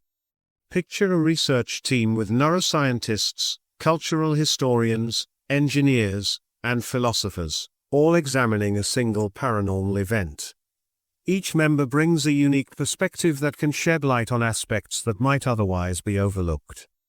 For example, in studying near-death experiences, neuroscientists can record brain activity while psychologists analyze the personal accounts. Cultural historians can provide context, showing how such experiences have been interpreted throughout history. Engineers might develop better sensors, and philosophers can help us think about the big questions of existence and consciousness. Together, these diverse perspectives create a richer, more complete understanding. Interdisciplinary work also fosters better communication. It encourages researchers to use clear language that everyone can understand, rather than getting lost in technical jargon. This approach helps build bridges between scientists and the public, making it easier for everyone to appreciate the complexity of these mysteries. When different experts challenge each other's ideas, they refine their theories and develop new methods of investigation. There are already signs of this trend. Some universities now host conferences where experts from various fields discuss paranormal phenomena. Collaborative projects are emerging that combine advanced imaging technology, psychological testing, and cultural analysis. These efforts signal that the future of paranormal research might not be a fringe pursuit after all, but a serious area of study that can teach us a great deal about ourselves and the universe. As we look forward, it's important to remember that collaboration is key. No one person or field has all the answers. It's by working together that we can overcome challenges and push the boundaries of what we know. In the next section, we'll consider the ethical side of such collaborations, and how to ensure that research into these sensitive topics is done with respect and care. When we investigate the unexplained, ethical questions arise. How do we protect the privacy of those who share deeply personal experiences? How do we report our findings without sensationalizing the data or exploiting vulnerable individuals? These are important questions that researchers must answer as they move forward. Ethics in paranormal research means obtaining informed consent, especially when dealing with topics like near-death experiences or psychic phenomena. Participants must understand the study's purpose and how their data will be used. Researchers should respect the emotions and beliefs of those involved, ensuring that the search for truth does not come at the expense of personal dignity. There's also the question of public communication. When new evidence emerges, be it a compelling UFO video or a statistical anomaly in a psychic test, it's crucial to present it accurately and responsibly. Sensational headlines or exaggerated claims can mislead the public and undermine serious inquiry. Instead, findings should be shared with clear explanations of the limitations and uncertainties. Ethical research also requires openness to criticism. Researchers should welcome scrutiny from both skeptics and believers, using feedback to improve their methods. This transparency builds public trust and helps create a community that values honest inquiry over sensationalism. Furthermore, as new technologies and methods develop, researchers must ensure that data collection respects personal privacy. For instance, if hospitals begin to monitor patients during near-death events, stringent safeguards must be in place to protect sensitive information. Ultimately, ethical responsibility is not just about following rules, it's about fostering an environment where the search for truth is conducted with respect for human life and dignity. When we approach the paranormal with both curiosity and compassion, we lay the groundwork for discoveries that can be shared openly and respectfully. In the next section, we'll look at global trends that are reshaping how different cultures engage with the paranormal. The paranormal isn't just a topic for one country or one culture, it's a global phenomenon. From the ancient spirits of Japan to the ghostly legends of Latin America, From UFO reports in North America to psychic traditions in Africa and Asia, the unexplained is woven into the fabric of human society everywhere. Different cultures have unique ways of understanding and interacting with the paranormal. In some societies, belief in spirits is an everyday part of life. People might leave offerings for ancestors or perform rituals to honor deities. In other cultures, such experiences might be seen as mere superstition, quickly dismissed by modern scientific explanations. These differences offer a rich tapestry of perspectives that can help us understand why the paranormal holds such sway. Global communication now allows researchers to compare accounts from around the world. Online databases collect thousands of paranormal reports, and researchers can analyze these across cultural and geographic lines. Do people in one region report similar details about near-death experiences? Are UFO sightings more common in areas with specific weather patterns? These questions are easier to ask today thanks to technology and the interconnected world. International collaboration is also on the rise. Scientists from different countries are starting to work together, sharing techniques, data, and insights. This global approach can break down cultural barriers and lead to a more comprehensive understanding of phenomena that might otherwise seem isolated. It shows that the search for the unexplained is a shared human endeavor, one that transcends borders and brings people together. In our discussions, we've seen that media, education, and social norms all influence how paranormal events are perceived. When people from various cultures come together, they learn that what is normal in one place might be mysterious in another. This cross-pollination of ideas enriches the debate and challenges each group to think more critically about their assumptions. As we continue our journey, keep in mind that the diversity of paranormal beliefs is a strength, not a weakness. It reminds us that no single culture holds the monopoly on truth, and that by listening to each other, we can learn much more about the nature of reality. In the next section, we'll turn our attention to how you, our audience, can join this exciting quest for knowledge. What if you, too, could become part of the search for the unexplained? Imagine that you're not just a passive listener but an active investigator. Whether you're fascinated by UFOs, intrigued by ghost stories, curious about psychic powers, or moved by near-death experiences, you have the power to ask questions, seek evidence, and think critically. Being a young investigator means learning to observe carefully, question everything, and never be afraid to look for answers, even when the truth isn't obvious. Start by reading widely.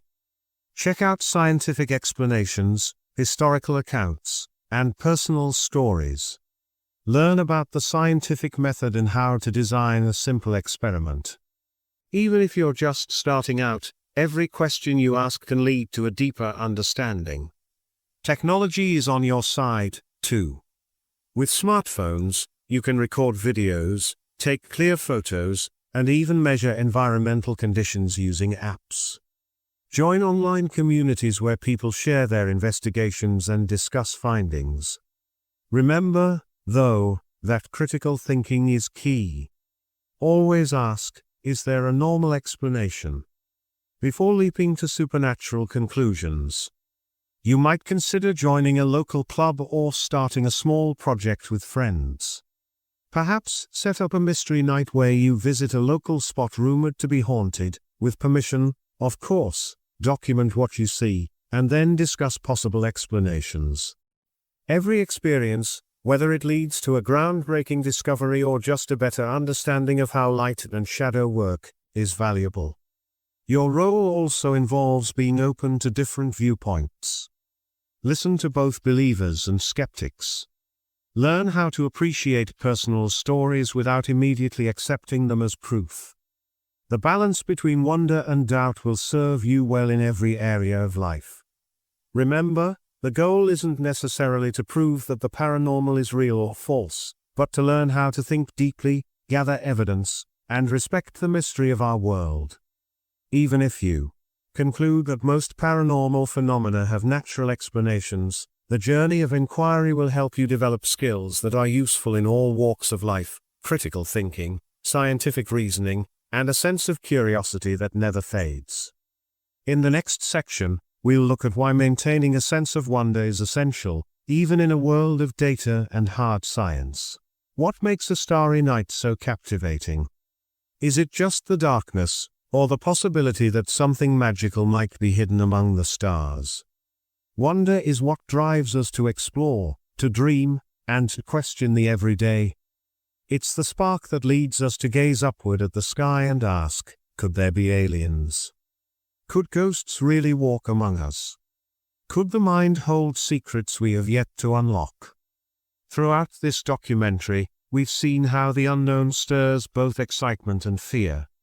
Whether it's a UFO flickering across the sky, a ghost whispering in an old hallway, or a near-death experience that fills you with awe, these phenomena remind us that the world is bigger than our daily routines. They encourage us to think about what might be possible, even if we can't yet measure it with a ruler or capture it on camera.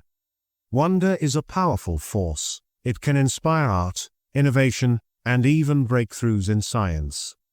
Many of history's greatest discoveries began with a sense of wonder and the willingness to challenge accepted ideas. As you move forward in life, keep that wonder alive.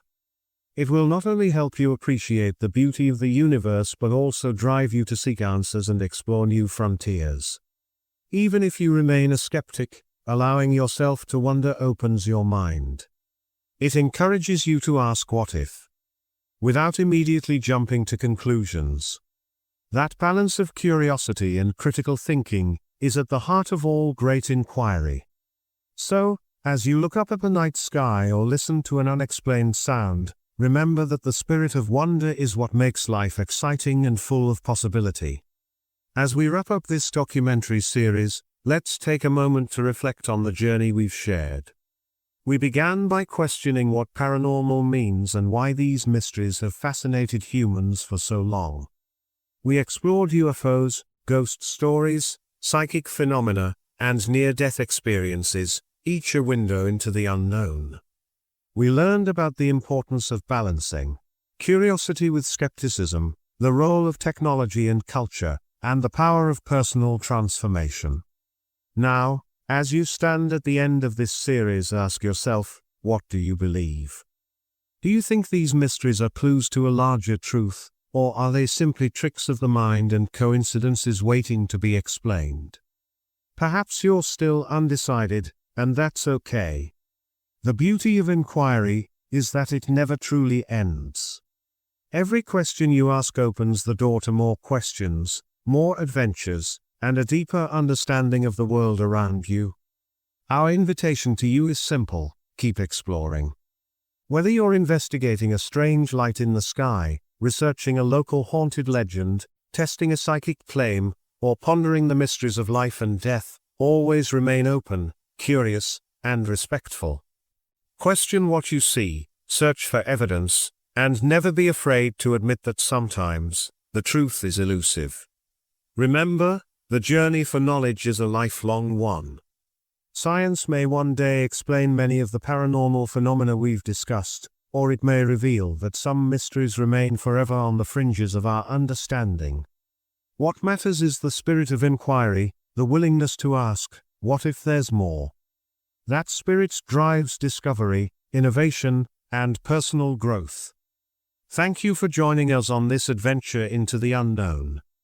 Whether you leave with more questions than answers or with a newfound sense of wonder, we hope you carry forward the lessons of critical thinking, humility, and curiosity.